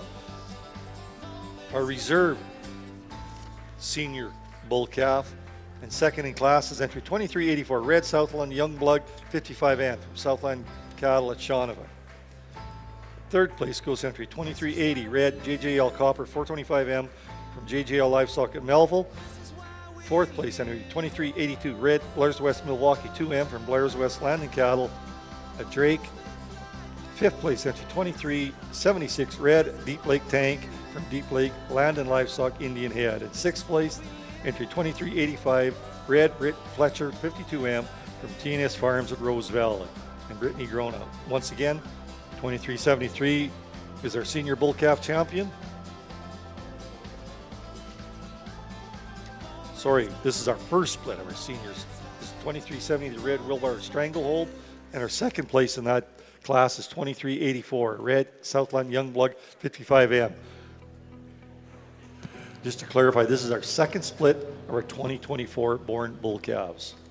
A thick, meaty pair of bulls here to start off this second class. Between those two, you love the muscle and shape, but I think you'd have to agree this calf in first is the nicer balanced one of the pair. I think he's as sound structured as anything in here. He's got good testicle development. Lots of quality, lots of look, beautiful build, still lots of power. A real shapy, manly bull comes to us in second. I love his top, I love his hip. I like the crest and masculinity he shows us at this young age.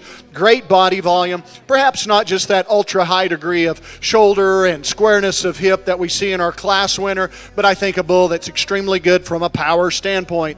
The big frame bull in the class comes to us in third. I like his height and stature. I love all the growth and performance. Certainly looks like a high-geared bull that's going to continue to grow when you look at his cannon and his bone work. He's super long-sided, a little flatter perhaps compared to those bulkier muscled bulls in front, but an awfully good individual. A more moderate bull here comes out next. I like his pattern and kind. I just like to stouten him up in his bone work, give him a little more power from top to ground. And then a real long-sided, smooth-made bull completes the class, but again, one that's just a little more refined about that bone work for me today, a little more tucked there in that lower flank. Congratulations to each of these exhibitors.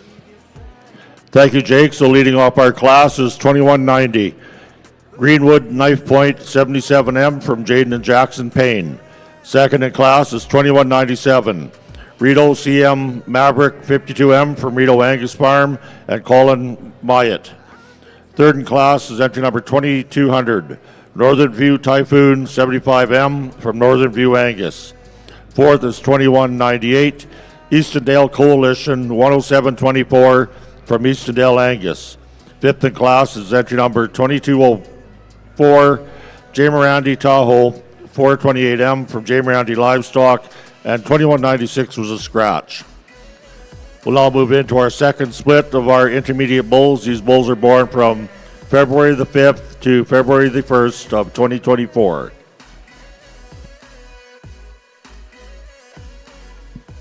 Another good class of bulls here on the Red Angus side, and to me there's two with quite a bit of quality. Of the two, I think just the bigger, longer, more pounds heavy bull is going to win the class.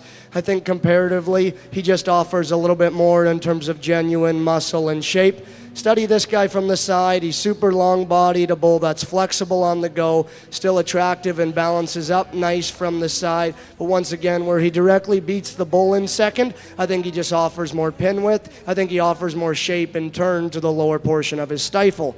Dark red bull that comes in second, another one that I like his body shape. He's soft, he's deep made, he's opened up. Maybe not as long-spined as our class winner. Again, we just study him there through his hip and stifle. I think he just wants to flatten to the base of his quarter ever so slightly, but a good structured, big-bodied, dark red kind of a bull. Lots of length and performance is found in our third place bull. I like his scrotal, one that's still flexible on the go and has enough in terms of body shape. I just like to see more genuine width and muscle in this guy. We can maybe clean him up in his sheath ever so slightly, but a long-bodied, functional kind of calf. Young lady rounds out the class with a dark red one who I still like his body shape. I still like his muscle pattern. To me, he's the frailest and most upright in his angles. Unfortunately, the pounds light calf within the class. But I think another good class, really nice class winner. So in our second split of our senior division, entry 2374, Red Marmac Major 2M from Marmac Farms, Brandon, Manitoba. Second place, entry 2379, Red Steen General 21M from Steen Angus, Dundurn. Third place, Red TNS 5th Sense 8M from TNS Farms, Rose Valley. And fourth, 2377, Red DKF Razor Sharp 1M from DKF Angus at Gladmar. So once again, 2374 Red Marmac Major is first, 2379 Red Steen General is second in this class. So coming back in now, we got our Senior Bull Calf Championship. Coming in first is entry 2373 Red Wilbar Stranglehold 814N from Wilbar Cattle Company, Dundurn. Second out of that class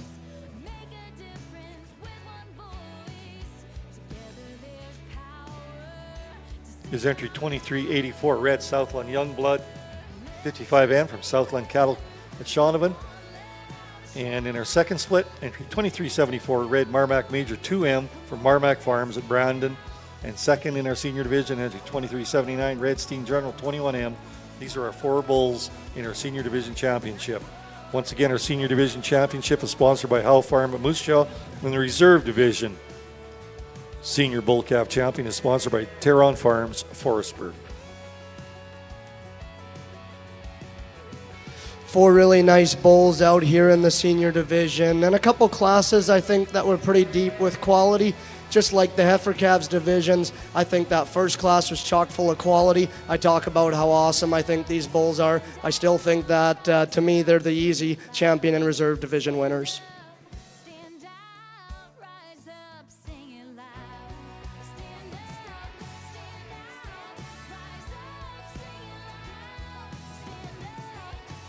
So coming on our first split of our senior bull calf, entry 2373, Red Wilbar Stranglehold 814M from Wilbar Cattle Company is our senior bull calf, sponsored by Howe Farms at Moose Jaw.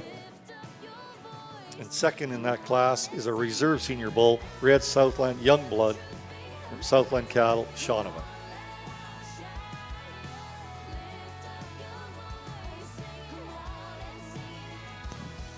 Jake will now comment on the second split of intermediate bull calves.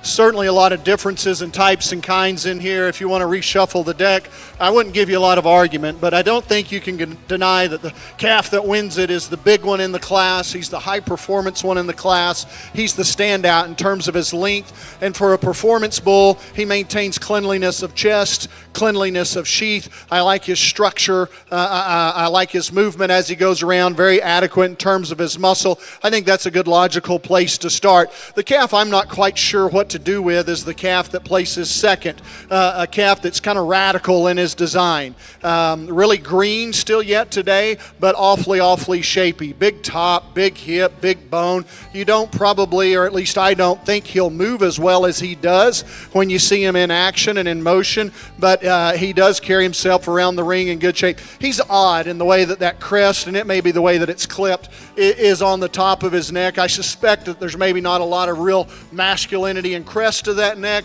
but you sure don't say that on one hand and say that he's not powerful enough on the other hand. So I put him in the category of one that'll be fun to watch and kind of wait and see. The calf that comes to us in third is just so practical. He's tall fronted, he's ultra long sided, he's super sound structured. Does he have that wow factor as far as pizzazz goes? He doesn't, and you might add just a little bit of that, but you wouldn't take anything away from the length, the pounds, and the performance that he has. Same said for the calf here, just a meat and potato bull, thick, deep, beefy, carries some extra sheath, getting a little on the edge of being kind of sloppy in the way that he's made. I just clean him up there. The calf that comes out next here is one that, as we study him from a structure standpoint, I want to give him more bone. I want to take a little of that snap out of his pasterns as he goes around the ring. Gentleman's bull that comes out here, I like his growth in muscle, but he too, I just set him down different on that back leg with more bone. And then the calf that completes the class, getting again a little bigger sheathed. I like his size, I like his muscle, but I'd want to see him move around the ring with a little more flex today. Congratulations to these bull calf exhibitors. Thank you, Jake. So coming out of this class is entry number 2193, Brooking Glacier, 4155 from Brooking Angus Ranch. Second is entry number 2195, JJL 4 Mile, 432M from JJL Livestock. Third is entry number 2192, Merit Mandate 4033M from Merit Cattle Company. Fourth is entry number 2201, Blair's West High Resolution 32M from Blair's West Land and Cattle. Fifth is 2187, Ravenworth Mindset 47M from Ravenworth Cattle. Sixth is entry number 2189, PF Mountain Trail RLP 13M from Peisel Farms in Southern Comfort Angus. And seventh is 2203, J. Morandi Edify 413M from J. Morandi Livestock. We'll now be moving into our Intermediate Bull Calf Championship class. I'd like to thank our sponsors. Our champion awards are sponsored by Belvin Angus, and our reserve are sponsored by Blair's West Land and Cattle. So returning out of split one is 2190, Greenwood Knife Point 77M, as well as entry number 2197, Redo CM Maverick 52M. And out of split two, entry 2193, Brooking Glacier 4155, and entry number 2195, JJL 4 Mile 432M.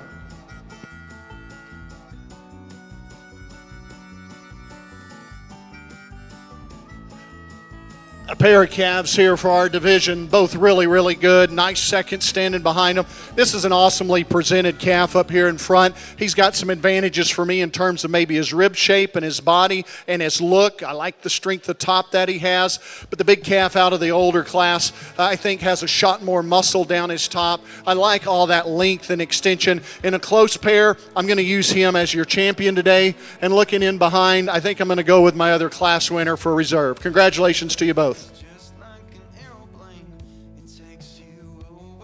So our Intermediate Bull Cow champion goes down to 2193, Brooking Glacier 4155 from Brooking Angus. And our reserve comes out as the first split, entry number 2190, Greenwood Knife Point 77M from Jaden and Jackson Payne.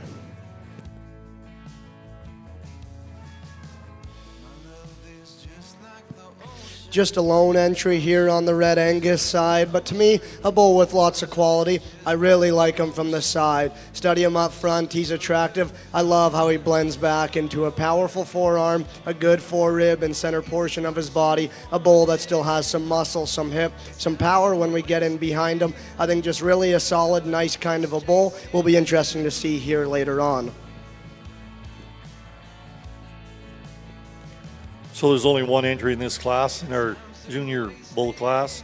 Red Cinder fooling you from Cinder Angus, Barhead County, Alberta, and Tavian Yoder. This will be our junior champion bull. Once again, our junior champion sponsorship is from Wright Livestock at Melfort. Coming in next, we have two entries in our intermediate division yearling bulls. Over here at our block show, we are moving into our first of 5 splits in our January bull calves. So these bull calves are born from January the 30th to January the 26th of 2024. And at this time, I'd like everyone to pay a little attention up here. We're going to have our Canadian Junior Ambassador, Lady Muir, say a few words. Hello, everyone. Thank you, Bob, for the introduction. I'm very pleased that I got to step away from university in Saskatoon for a couple days to be here. I've had my hands in with the Angus show for a few years now, and it is no secret that the quality of both people and cattle that are held under this roof, and not only the Black Angus, but the Red Angus and other breeds, is truly extraordinary every year. Just as my role as ambassador, I'm very humbled, of course, to be serving as the Robert C. McAfee Jr. Ambassador for this term. Coming up to today, I've had lots of, exciting opportunities in terms of attending conferences and events through and outside of the association. Outside of that coming up, I'm looking forward to making a trip out to Ohio in December for a Certified Angus Beef Youth event, and coming up in the spring, of course, to Australia and for our goal conference in Saskatoon in February. I'll be at Agribition making my rounds up until Saturday. I hope to see lots of you at the All-Star Angus sale tomorrow evening, or donation heifer will sell at 7 p.m. Thank you to the Leverages of JJL Livestock at Melville, Saskatchewan for their donation again. And if you see me around the barns, please do say hi. I'm always eager to chat. Thank you, lady. Let's put our hands together for Lainey. She's a great ambassador for our breed and really one of our bright shining stars.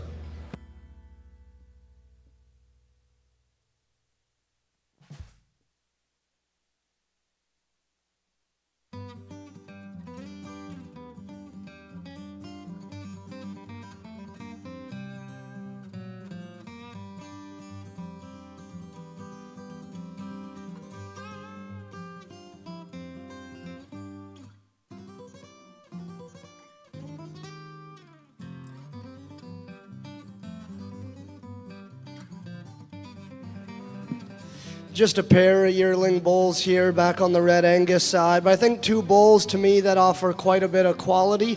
Our class winner I really like just from a balance and mass and structure standpoint.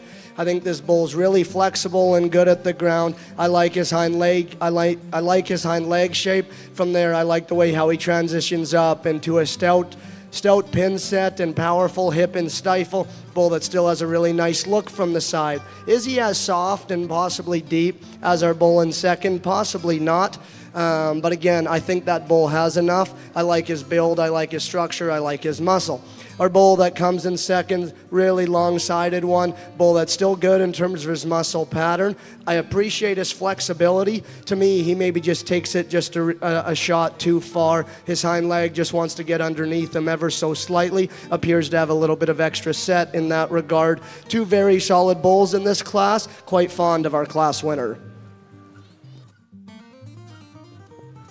So leading off the class in the intermediate division is entry 2389, Red 6 Mile Showman 87L from 6 Mile Red Angus at Fir Mountain. The sponsorship for this award is by JAS Red Angus, Neepawa, Manitoba. And second place in this class is entry 2388, Red McKellar Lock and Load 10L from McKellar Ranching Unity. Our sponsorship for the senior division yearling bull is RSL Red Angus at North Battleford. So once again, 2389 is our intermediate division champion.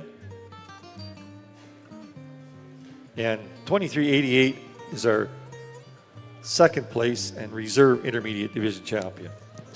And here's Jake with his comments on his January bull counts. Back to our Angus Bull Show over here. I think a pretty tremendous individual that we find here to lead this class off. He's got the power and the bone and the soundness of structure that we've appreciated in some of these other classes, but he's got a level of quality and eye appeal and just look and build to him that I think is pretty elite that maybe we haven't seen in the other classes. Really, really good place to start. Again, a real practical type of a bull finds his way into second. Compared to the bulls that place third and fourth, he's much sounder structured. He's got more flexibility and slope up to his front end. He's got more reach and a better hind leg set off those rear two than the next two that follow him. Not as overwhelming, not as elite probably as that calf that wins, but very, very good. Lots of growth, lots of future in that bull. I love this next bull here on the stand. He's meaty, he's beefy. You see shape. I love his size and his length, but in motion, I'd like to see him carry his hind leg differently today. The calf that comes out next, a real masculine calf, strong-browed.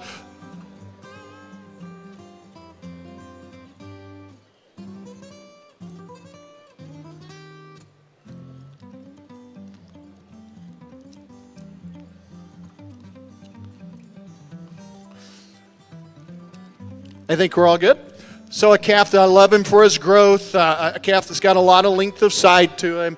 Again, just see him travel out a little better. This is a real shapy calf that comes out next, big topped, big muscular, meaty hip, good bone, a little tighter in the way that he carries himself for what I prefer, especially in that lower third. I just change him there. The two calves that are going to wrap up the class, real smooth made, complete kind of calf there, just a little frailer in his bone work, a real bulky, meaty kind of calf with a lot of bone that wraps us up, but extra sheath, and I just don't care for the way he's moving today.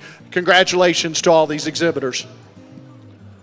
So leading off our first split of January bull cows, we have entry number 2235.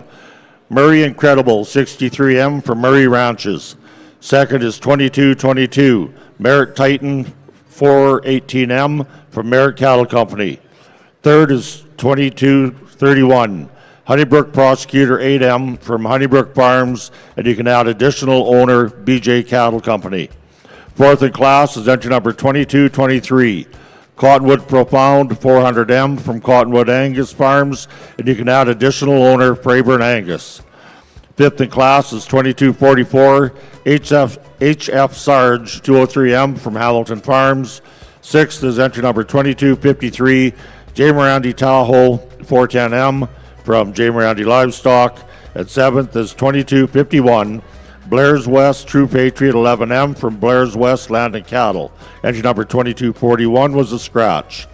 We'll now move into our second split of January bull calves. These bulls are born from January the 24th to the 17th of 2024. I think a nice place to start here in this yearling bull class is the red bull that's up front here. Study him up through his head and through his crest. I think he's really masculine yet still attractive. I like how he balances. He blends really good from his chest floor into his shoulder, and from there back. I think this bull balances up really, really good. Does he have as much foot, bone, and feature as the bull in second? Probably not. This guy does step down on a stouter foot, offers a little bit more in terms of bone and rear leg. I really like his hind leg shape when on the profile. When we asked this bull to go, he's maybe just a little bit more rigid than I would have anticipated. To me, he just wants to hammer the ground a little bit there, maybe not quite as fluid as we study him out through his hock. But again, I like him at the ground, I like his foot, I like his feature. Another long-bodied bull that still reads with the right kind of muscle and body. We could just change him there as he goes, tidy up his sheath ever so slightly. Dark red bull that stands in third, as long-bodied as any of them. A bull that offers a powerful pin set, still muscular from behind, just not as soft and maybe easy doing as a couple of the bulls ahead of him. But I appreciate his length, really dark red color to go along with it. So in our senior division, first place in our senior champion bull is entry 2390 Red Shiloh Let's Rumble 54L from Shiloh Cattle Company and CD Landon Cattle Company, Craigmile, Alberta. Second place in our reserve senior bull, 2391 Red Kenray Ninja 11L, Kenray Ranch, Redvers, Saskatchewan. Our third place is 2392 Red Patchel Desert from Patchel Livestock, Hanover, Ontario. So once again, 2390 is our senior division champion, Red Shiloh Let's Rumble, and sponsored by JAS Red Angus, Nipoa, Manitoba. And the reserve senior bull, Red Kinja Ninja, is sponsored by RSL Red Angus, North Battleford.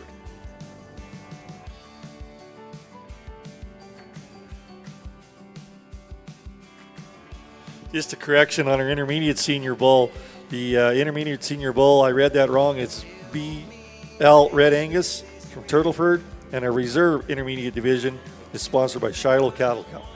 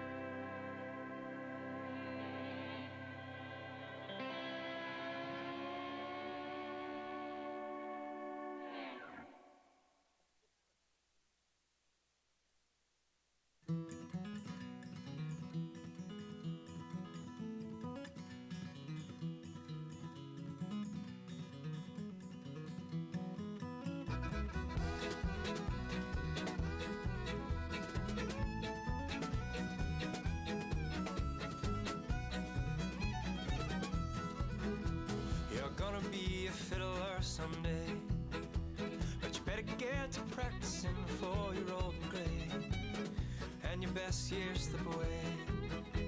We laughed and joked and skipped along the way, wondered if we'd ever be nostalgic for these days when we are old and gray.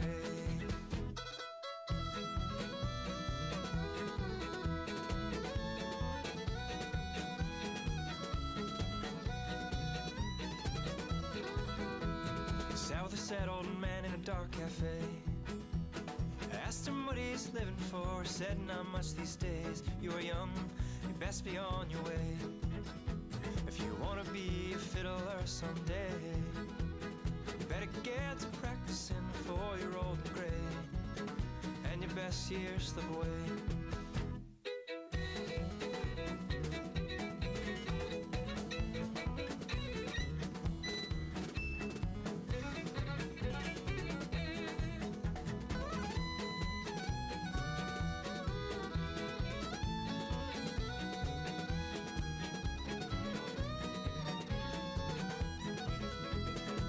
All day and on into the night, got there just before the shining early morning light, when it was such a sight.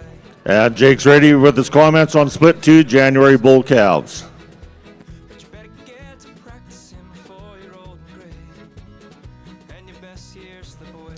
I just really like the way this bull puts everything together here that I'm going to use in first, even down to just a freshness standpoint. He does a lot of things that just help him balance up. His size, his length, his long, effortless stride suit me real well. He's big-topped, he's big-testicled, he's got a big hip. Already at this young age, he shows you a lot of strength and masculinity up about his skull and in his crest there. I just think that's a comfortable place for me to start there on a real extended, high-performing bull that's got a lot to him and moves out real well.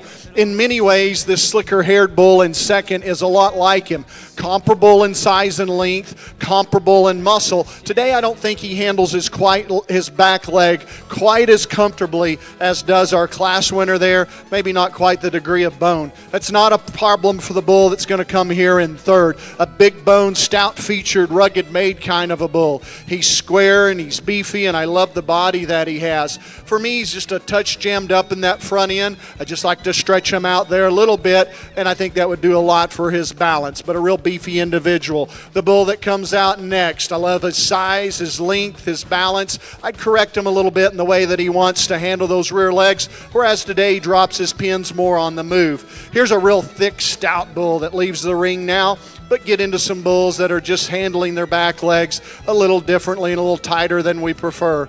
The birthmark bull here's got a lot of shape and expression. He's certainly freer moving than the calf that moves out behind him. Calf that moves out behind him here, big and strapping and thick, just a little straight off of both ends. Thank you.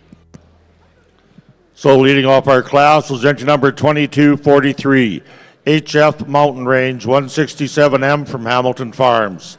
Second was entry 2221, Merritt Snowy River 4010M from Merritt Cattle Company.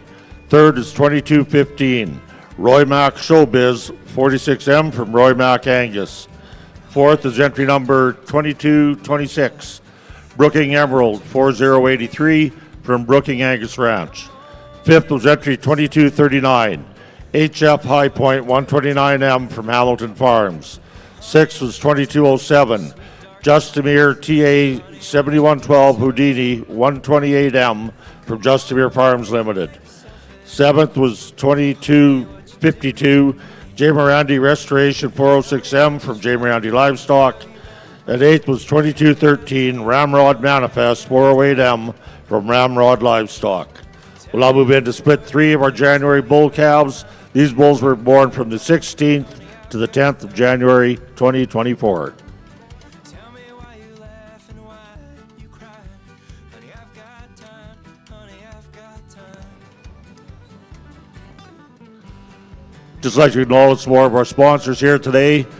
MNP Accounting is your agricultural specialists, and they have deep roots in the industry. They are proud to partner and meet with you at the MNP Breed Champion Bars following the show. and also the Western Producer and Canadian Cattleman Magazine are sponsors of the beef breed ID banners that you see hanging in the barns. So thank you for your sponsorship. Honey, what you doing to me, my love? Honey, what you doing to me? Come on in and make yourself at home. Honey, what you doing to me? Honey, what you doing with your long dark hair? Honey, what you doing to me? Come on in and make yourself at home. Honey, what you doing to me? Ladies and gentlemen, this show doesn't continue on each and every year without the amount of volunteers it takes to put it on and make it work smoothly throughout the whole day, both assembling the cattle out back, marshalling them, getting them in the ring, and the ringmen out here assisting the judge, plus also the clerks right up here on the announcer stand. So we'd like to thank a number of volunteers that have stepped up to help out today. Ringmen, Leah Allen, John Locke, Brennan Shack, Henry Stewart, clerk Sarah Davidson Coward, Christine Hannell, Lainey Muir, Ruth Watch, our marshallers out back, Russ Coward, Kieran Dozodal, Mark Forsyth, Mark Haynes, Mark Hollowaychuk, Roger Reynolds, and Thomas Wildman. Presenting the awards out here on behalf of the sponsors, Katie Anderson, Kathy Monteith, Marilyn Mountain, Kim Tetzlaff, Shauna Toner, and Aaron Usa. And we'd like to thank our show and committee chair of the Sask Angus Association, Mr. Randy Tetzlaff. Once again, thanks to all the volunteers, the ringmen, clerks, marshallers, and everyone that makes this show go on each and every year. Thank you. Come on in and make yourself at home. Honey, what you doing to me? Tell me about your trouble and I'll tell you about mine. Honey, I've got time. Honey, I've got time. Tell me about your worries and I'll tell you about mine. Honey, I've got time. Honey, I've got time. Tell me why you laugh and why you cry. Honey, I've got time. Once again, sponsors for the Canadian Western Agribition is CIBC, sponsors the early morning coffee and scone supplier, Cowtown Master Feeds, provider of the Barn Boss jackets, Co-op, official fuel partner of the Canadian Western Agribition, and CN, Agribition Supreme on Saturday, presented by CN.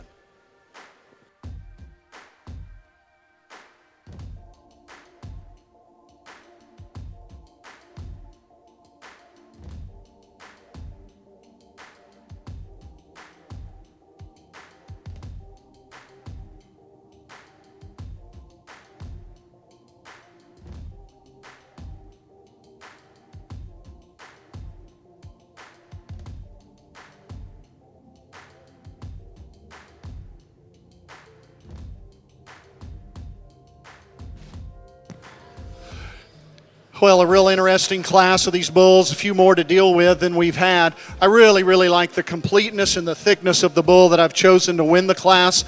I think he's not only one of the real square-hipped, wide-rumped bulls that we have, but he's also a really good-bodied individual who I think balances up in terms of his parts and pieces a little better than the bull that we have in second. Here's what I mean by that. I think this bull has a more drop and really a more balanced look to his body, especially back in that rear rib and flank today.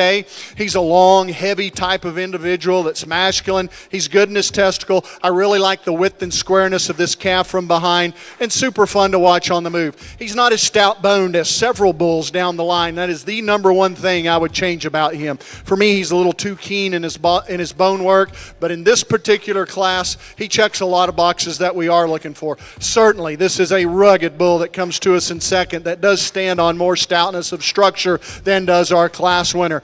On the other hand, for as much muscle and meat that he has, I just wish we could change that shoulder in him a little bit. It's maybe just a touch deeper in that shoulder. He's got so much masculinity early on. You know, for me, from time to time, it throws him out of balance just a little bit. I bet that's something that he might grow into with age. Love the power, love the testicles, love the bone work. I just hate it for this bull right here in third. He's a bull that's fun to look at. He's well presented. He's got a lot of good things, but, you know, he's had a bad day, obviously, and he's not getting around on that 1 foot very well. What do you do with him? We're going to put him in third today. Here's a real beefy individual that comes out next, soggy and thick, but a bull that's carrying a little bit more sheath and begins to give up some balance.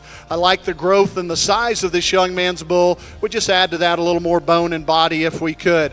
A more moderate kind of a bull comes around next, a little shorter coupled, but I like his muscle. And then we wrap up the class with a real clean made, clean sheath kind of a bull that we'd like to see just travel a little nicer. Thank you, Jake. So leading off our class is entry number 2217, Greenwood Standout 34M from Jaden and Jackson Payne. Second is 2242, HF Shack 84M from Hamilton Farms. Third is 2225, Brooking Next Generation 4064 from Brooking Angus Ranch and Greenwood Cattle. Fourth is entry number 2212, PF Missouri RLP 8M from Parcel Farms and Southern Comfort Angus. Fifth in class is 2206, Justimere Cover the Bases 110M from Justimere Farms Limited, DKS Angus and Sortland Livestock. Sixth is 2248, Northern View Tremor 33M from Northern View Angus. And seventh is 2229, Fryburn Cowboy Logic 2M from Fryburn Farms. We'll now move into split 4 of our January bull calves. These bulls are born from January the 9th to January the 5th of 2024.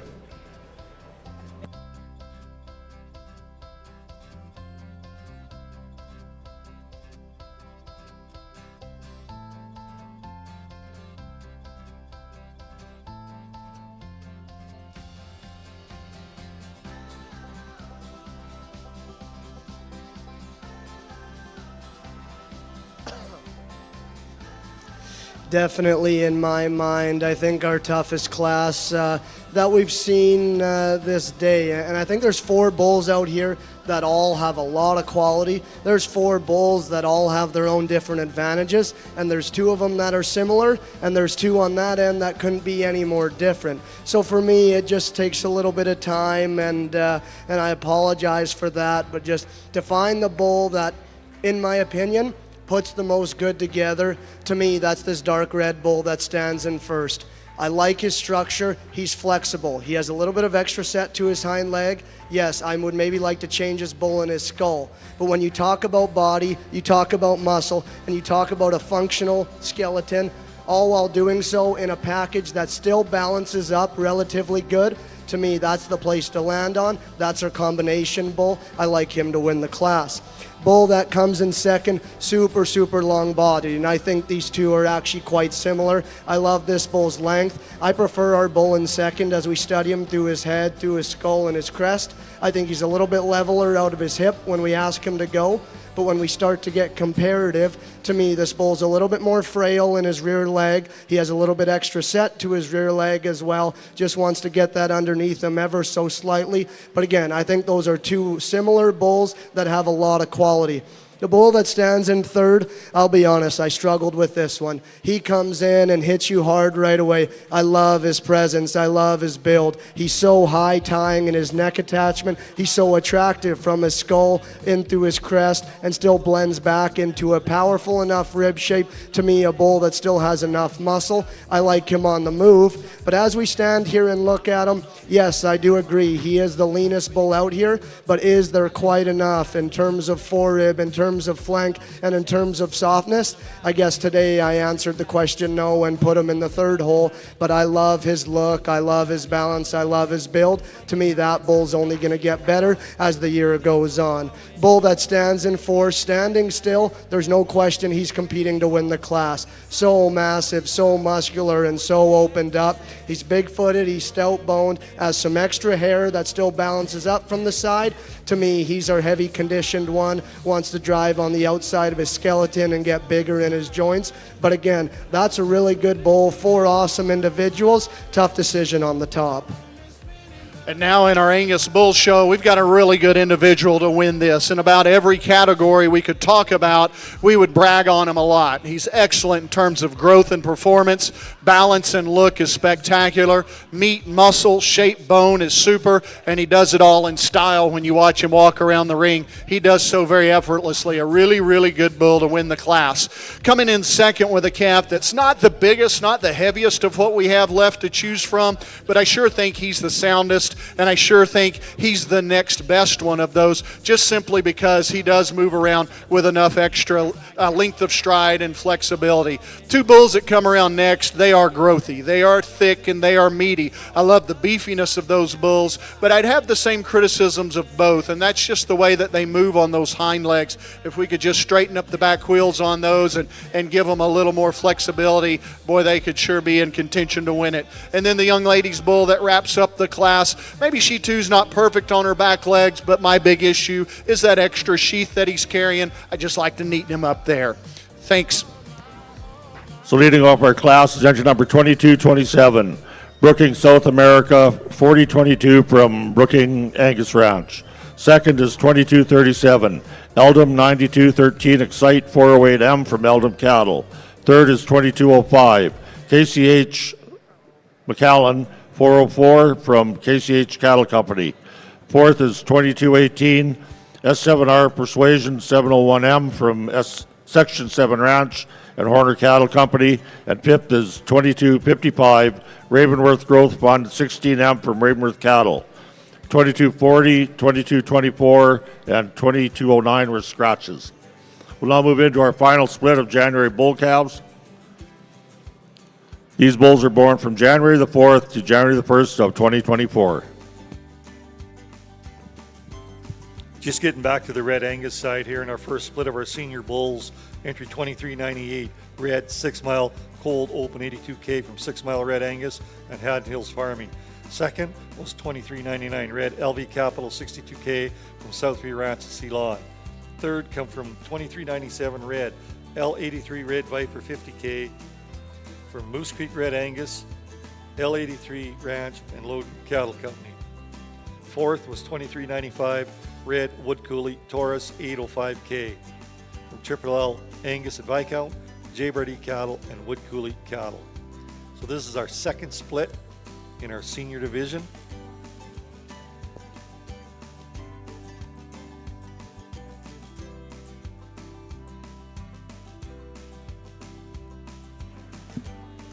Another good class of big bulls here on the Red Angus side, and quite a bit of a different class in my mind. To me, this one's rather routine. I think our class winner has to win, combining that kind of length, muscle, performance, and look, all while doing it in a structurally sound, good balanced package. I like this guy a lot, but again, the length of spine, the muscle, the power, I think those two are hard to couple with. Really nice class winner. Bull that comes next, I like his build. He's rugged, he's flexible off both ends, he's good-footed at the ground. Another bull with some length and some muscle. He just doesn't have the look, the balance, the attractive hind leg set as our class winner, but he's a rugged, big-bodied, functional kind. Bull that's going to round out the class has the same kind of length of body and muscle. I'd like to soften him up to see him compete with those other two, but that's still a nice class. So our first place goes to 2393, Red Wilbar Hennessy 3K from Wilbar Cattle Company at Dundurn and Roweridge Cutting Edge Ranch. Second place, 2394, Red Marmac DM Landmark 10K from Marmac Farms in Brandon and Double F Cattle Company. Third, 2396, Red DKF E the Gambler 2K, DKF Red Angus, Gladmar Sask, and Valens Ranch Red Angus. So coming back in now will be for our overall Senior Bull Championship. So coming out of our first split is 2398 Red 6 Mile Cold Open 82K from 6 Mile Red Angus and Hand Hills Farming. Second in that class was 2399 Red LV Capital 62K from Southview Ranch Ceylon. First in the second split was 2393 Red Wilbar Hennessy 3K from Wilbar Cattle Company, and second in our second split was 2394 Red Marmac BM Landmark 10K. So these are our four bulls vying for our champion and reserve champion senior bull honors. So our senior bull champion sponsorship is from Blair's West Land and Cattle, and our reserve senior bull champion is sponsored by Kenray Ranch at Redvers. Just attention to anybody out there that might have lost a wallet. We have a small, I would say it's a youth Star Wars wallet up here at the announcer stand. So if anybody has lost a Star Wars wallet, we got it up here in the announcer stand.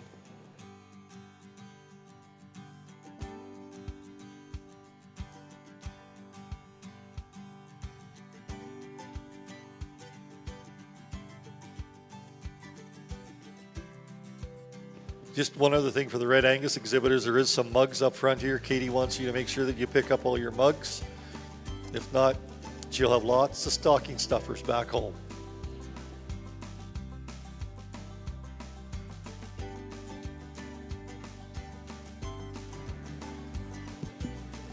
Four really nice 2-year-old bulls here on the Red Angus side. Let's give these exhibitors a round of applause. Takes a lot of work and a lot of effort to get these bulls to this stage, and I think we've all been there that have had some bull calves with some quality and a lot of future and a lot of promise, and they don't always get there. So I think to have as many Red Angus bulls in this big bull division as we had, I think that's something to be proud of. To me, that's something that is pretty unique, and a lot of those bulls had a lot of quality. You could have 4 different ones out here, and I wouldn't argue with you too much just because of the depth of those classes. That first class, we talked about that, and 4 bulls that are, quite a bit different and all have their advantages and disadvantages. Was there one that is just the easy winner? Probably not, and that's why I struggled with. The second class, a little bit different. I talked high on the class winner out of that bull. I'm still high on him. He's going to be our division champion. Our first place out of the first class will be reserve. And now back to our Angus Bull Show. I think we just have such a logical place to start here with this bull who not only excels in this class in his size and his performance, his weight per day of age, but I love him from a power standpoint. His bone, his muscularity, his body is really, really good. Looks the part of a bull in terms of his masculinity, in terms of his testicle development, and compared to the bulls that follow him today, he's as good balanced as anything that we have, and he really handles himself nicely on the move, which I appreciate. The other real stout-made, stout-featured bull that I find in class is this real fresh-looking bull here in second. Tremendously stout-structured. Lots of bone, lots of foot. You get in behind him, and he's really wide and thick and shapy down his top. So I like that bull from a width and power and bone standpoint. I believe he gives up a little bit of balance to that bull that placed above him. And today I'd even drop him down a little bit in that rear rib and flank. A real soggy bull comes out next, and between he and the bull that's down below him, he's just more powerfully built. Lots of bone, lots of shape. I can love that bull on the stand, but I get disappointed with him on the move. I change his back legs. There's a real clean-shouldered, good-necked kind of a bull. He too needs to move a little better off those back legs, and I'd clean up that sheath. Here's a real thick, meaty, muscular bull that comes out next. That bull's going to be all right. Today he's a little keener in his bone. Maybe doesn't balance up as nicely, but he does do some things awfully right.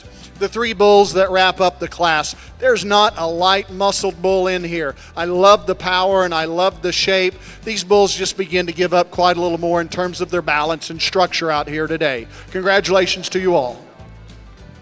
Thank you, Jake. So leading off our class is entry number 2210, Southland Sugar Ray, 4M from Southland Cattle.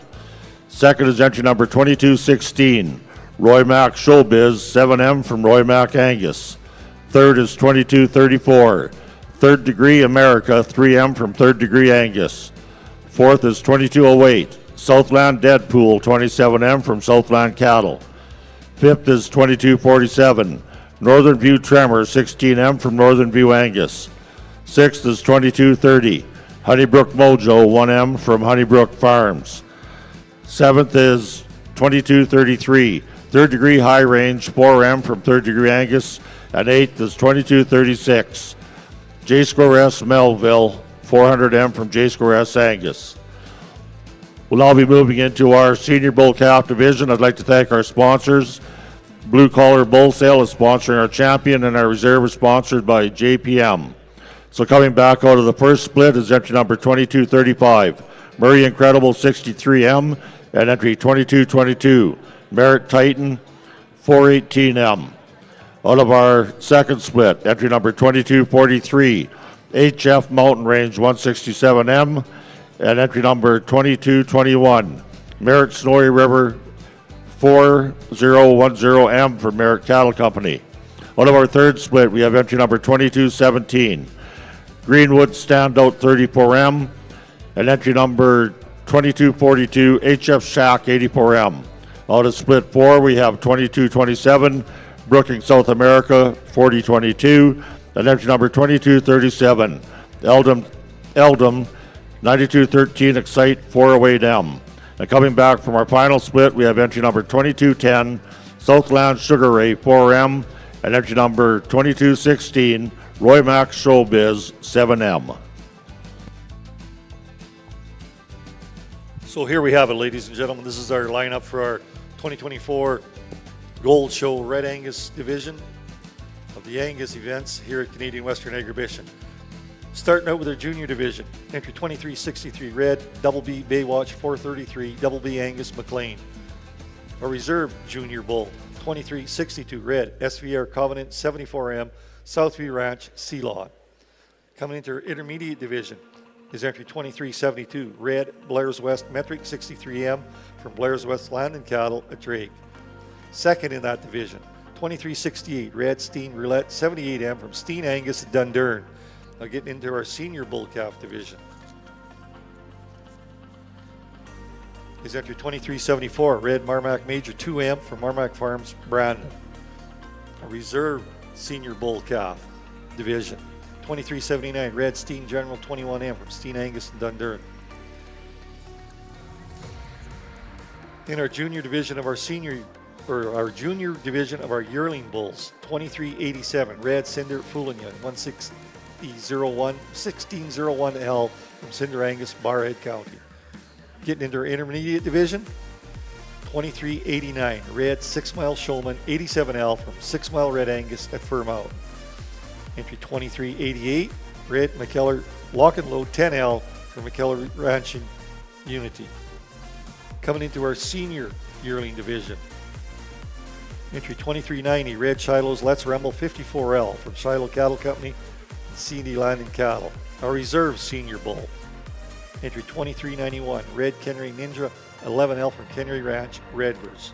Now getting into the big guys, the senior bulls, or mature bulls, entry 2393 Red Wilbar Hennessy 3K, Wilbar Cattle Company Dundurn, and Rowrich Cutting Edge Ranch from the U.S. Our reserve senior bull is entry 2398 Red 6 Mile Cold Open 82K from 6 Mile Red Angus Fir Mountain and Hand Hills Farming. This is our lineup for our Grand Champion Red Angus Bull Awards.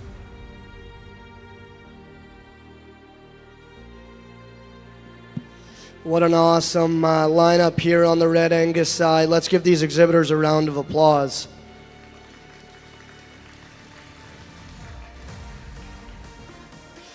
Judging this show is something that I've been excited for quite some time, and especially to come out here. Everyone knows the Thursday at Agribition is the Angus Day, and it's a big day, and the quality through each side of these rings, I think, is unmatched anywhere, I think, in this country.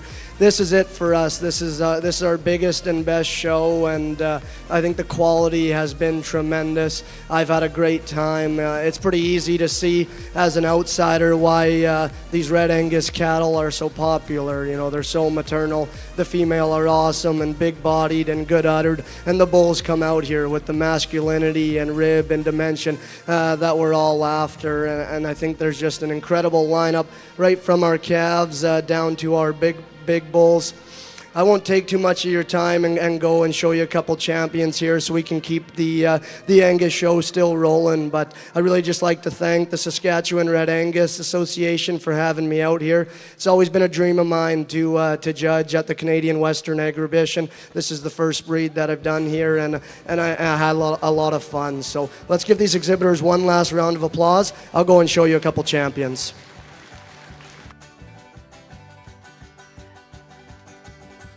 Johnny went out walking, he hitched for a ride. He came across a pretty girl who took him inside.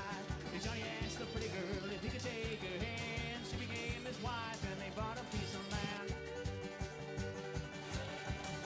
Well, they raised up a family. There you go. Grand Champion Award goes to Red Wilbar Hennessy 3K from Wilbar Cattle Company, Dundurn, and Rorich Cutting Edge Ranch. She looked back at Johnny and said, Johnny boy, I know.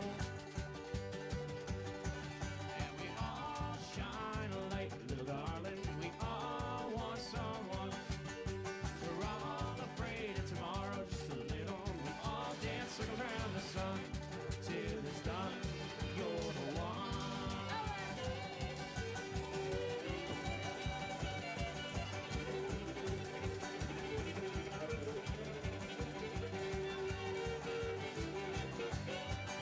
So coming in as our reserve Grand Champion Red Angus Bull is entry 2389, Red 6 Mile Showman 87L from 6 Mile Red Angus at Fir Mountain. Once again, our sponsorship for these awards. For a Grand Champion Bull, a Brad Holt limited edition print sponsored by Wilbar Cattle Company. So Brian and Tracy won their own award. $500 semen collection voucher sponsored by Elter Genetics at Balzac. The jacket and banner sponsor from John Deere, presented by Katie McAlpin, Ag Development Program Rep. Now on the Angus side of things, on the Angus side of things, there's a pair of bulls that I think are just powerhouses that logically fit together well. Congratulations, this will be our division champion.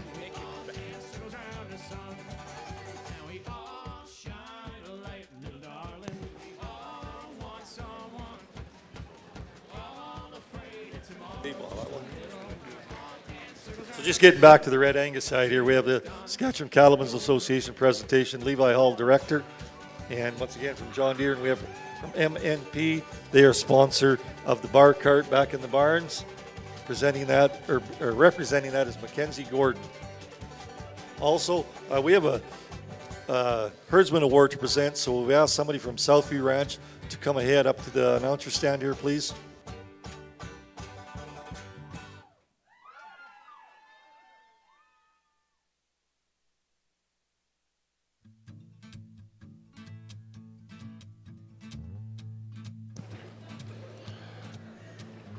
So over here at our Black Show, our senior bull calf champion went on entry number 2227, Brookings South America 4022, exhibited by Brookings Angus Ranch. And our reserve went to entry number 2235, Murray Incredible 63M for Murray Ranches. So congratulations to our exhibitors, and once again, thank you to our sponsors, the Blue Collar Bull Sale and our reserve JPM Farms. So our Herdsman Awards presentation, Blair's Performax Animal Nutrition is proud to present the Herdsman Awards. Performax Nutrition is focused on cow-calf operations across the prairies, and they welcome you to come and visit them in their booth in the John Deere Sales Arena. So our Herdsman Award presentation goes to Southview Ranch, the Kaufmans, and is presented by Blair's Claire Lettingham.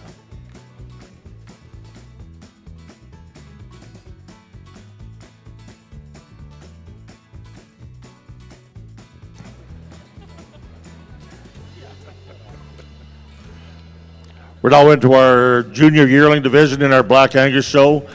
First and second in this class will automatically become our champions. And we'd like to thank our sponsors. Our champion is sponsored by Hollinger Land and Cattle, and our reserve is sponsored by Thomason Angus Farm. So we have two entries in this class, born from May the 6th to March the 15th of 2023.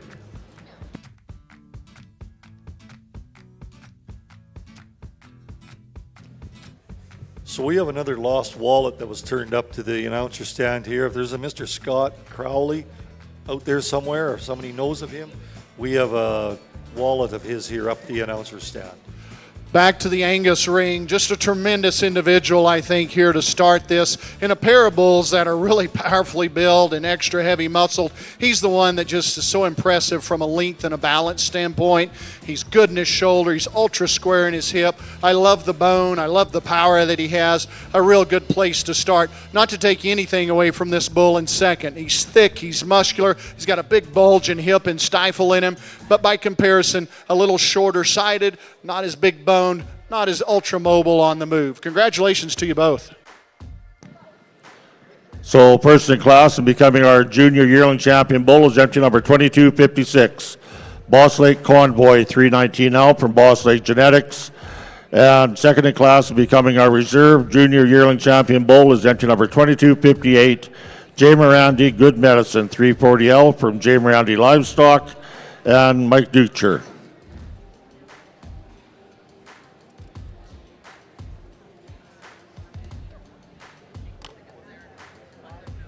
We'll now be moving into our intermediate division in our block show. We have one split in this class, so first and second in this class will automatically become our intermediate and reserve intermediate yearling bulls. And we'd like to thank our sponsors, Hextall Livestock and HS Angus.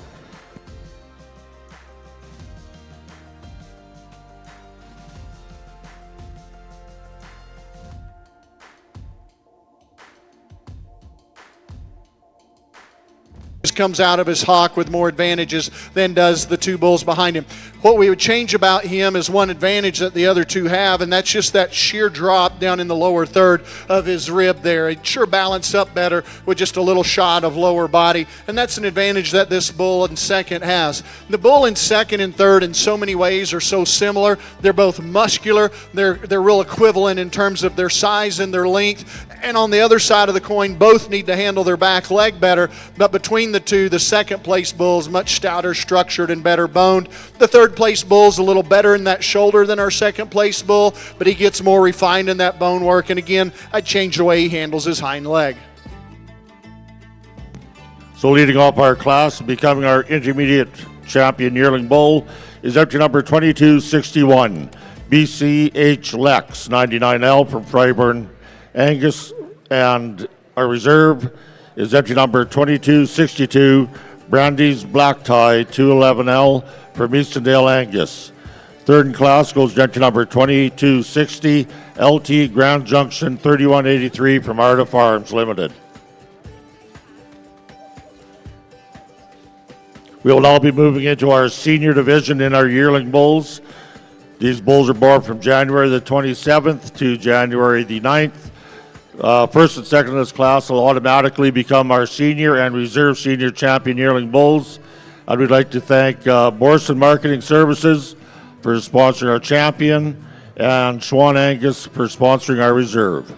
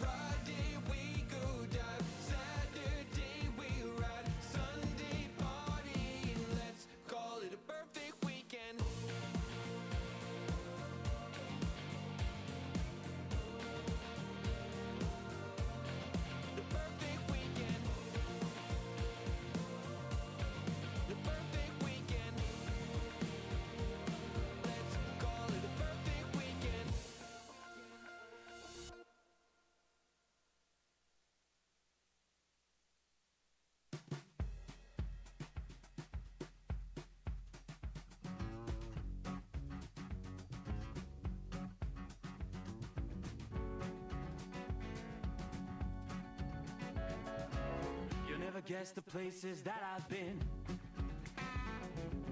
You never guess the places that I've been. 'Cause everything is like a dream, yeah, but only in that dream that I live in. I'm never gonna let the day begin. Never gonna let the day begin. 'Cause everything is like a dream, yeah, but only in that dream that I live in.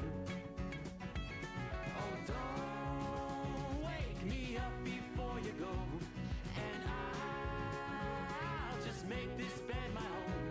Oh, darling, please just let me sleep. Give me my dreams.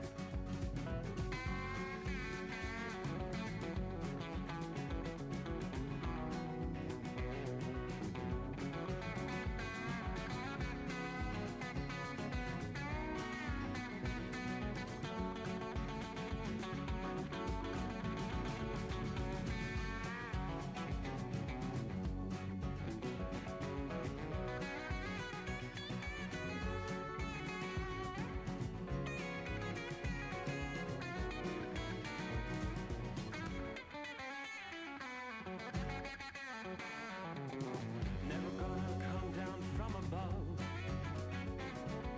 'cause everything looks better from above.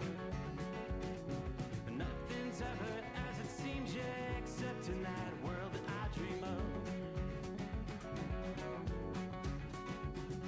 Never gonna lose the ones I love. Never gonna lose the ones I love. 'Cause everything is like a dream, yeah, but only in that world that I dream of. Oh, don't wake me up before you go. 'Cause I Ladies and gentlemen, just as we're doing the breeder's herd, sorry about that. We'll get it straightened out by the end of the day. Anyway, just a quick acknowledgement for Premier Breeder and Premier Exhibitor is 6 Mile Ranching Operation. A really competitive top pair of bulls over here, really a top trio, and I think you could shuffle the deck a little bit if you wanted, but these are the differences that I see. The big bull that I'm going to use to win this, I think, balances up as well as anything in the class. I think he brings as much soundness of structure as anything in the class, and still yet he's meaty. He's muscular, he's big-topped, and he's big-hipped. That's a bull that, for a big bull, still has a ton of presence to him. He's so high in his neck attachment, still maintains good strength and levelness down his top. I like the length of hip that he has. He hooks into a really, really good back leg. And in a pair of two bulls that both move well, I think he has the advantage of moving just a little better. Is this bull quite as long-bodied as the bull that stands behind him? Probably in body length, no, but he may be just a scotch longer up through that front end, so that even gets a little close and tricky. I think that's a real nice place to start. I don't want to take anything away from the bull that comes in second. He's so powerfully built from a shape standpoint. He's wide in his chest, he's wide at the base, he's got a big top and a big hip in him.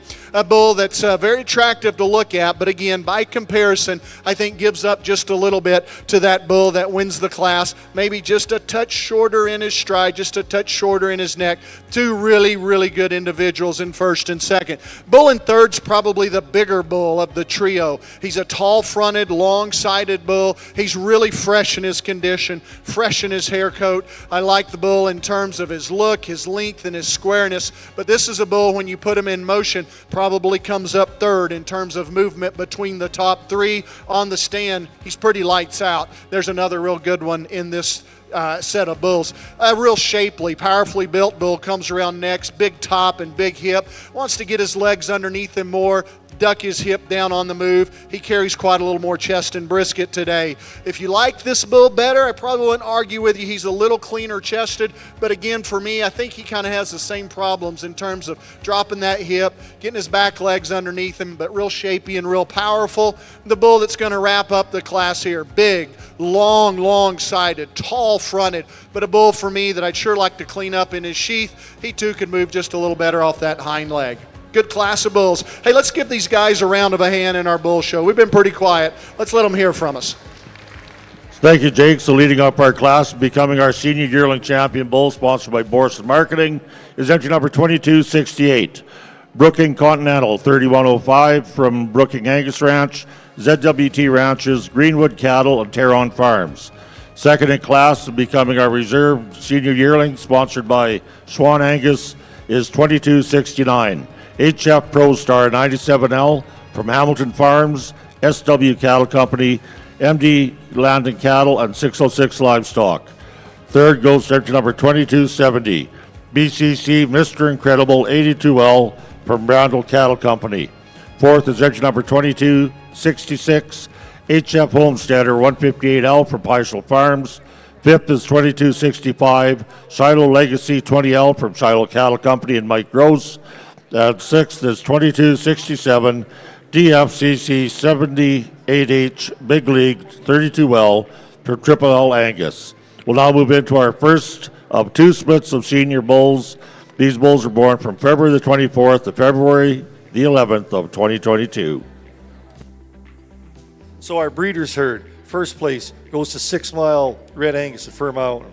Second, Southview Ranch, Ceylon. Third, Wheeler Stock Farm. And fourth, DePacho Livestock. This concludes our Red Angus show today. Congratulations to all the exhibitors. A tremendous show once again.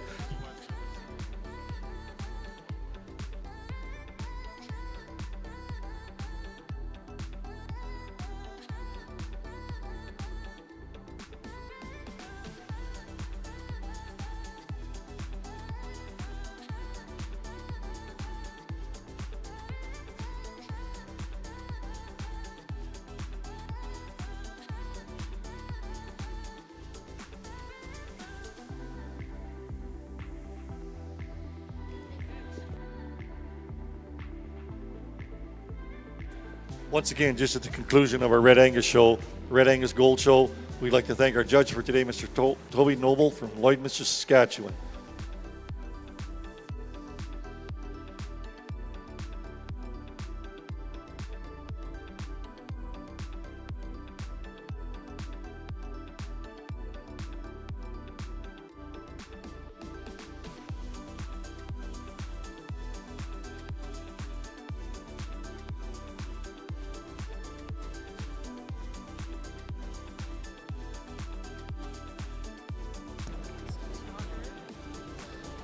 Just like to thank another one of our major sponsors. That would be John Deere. John Deere is proud of its heritage in making outstanding farm equipment. John Deere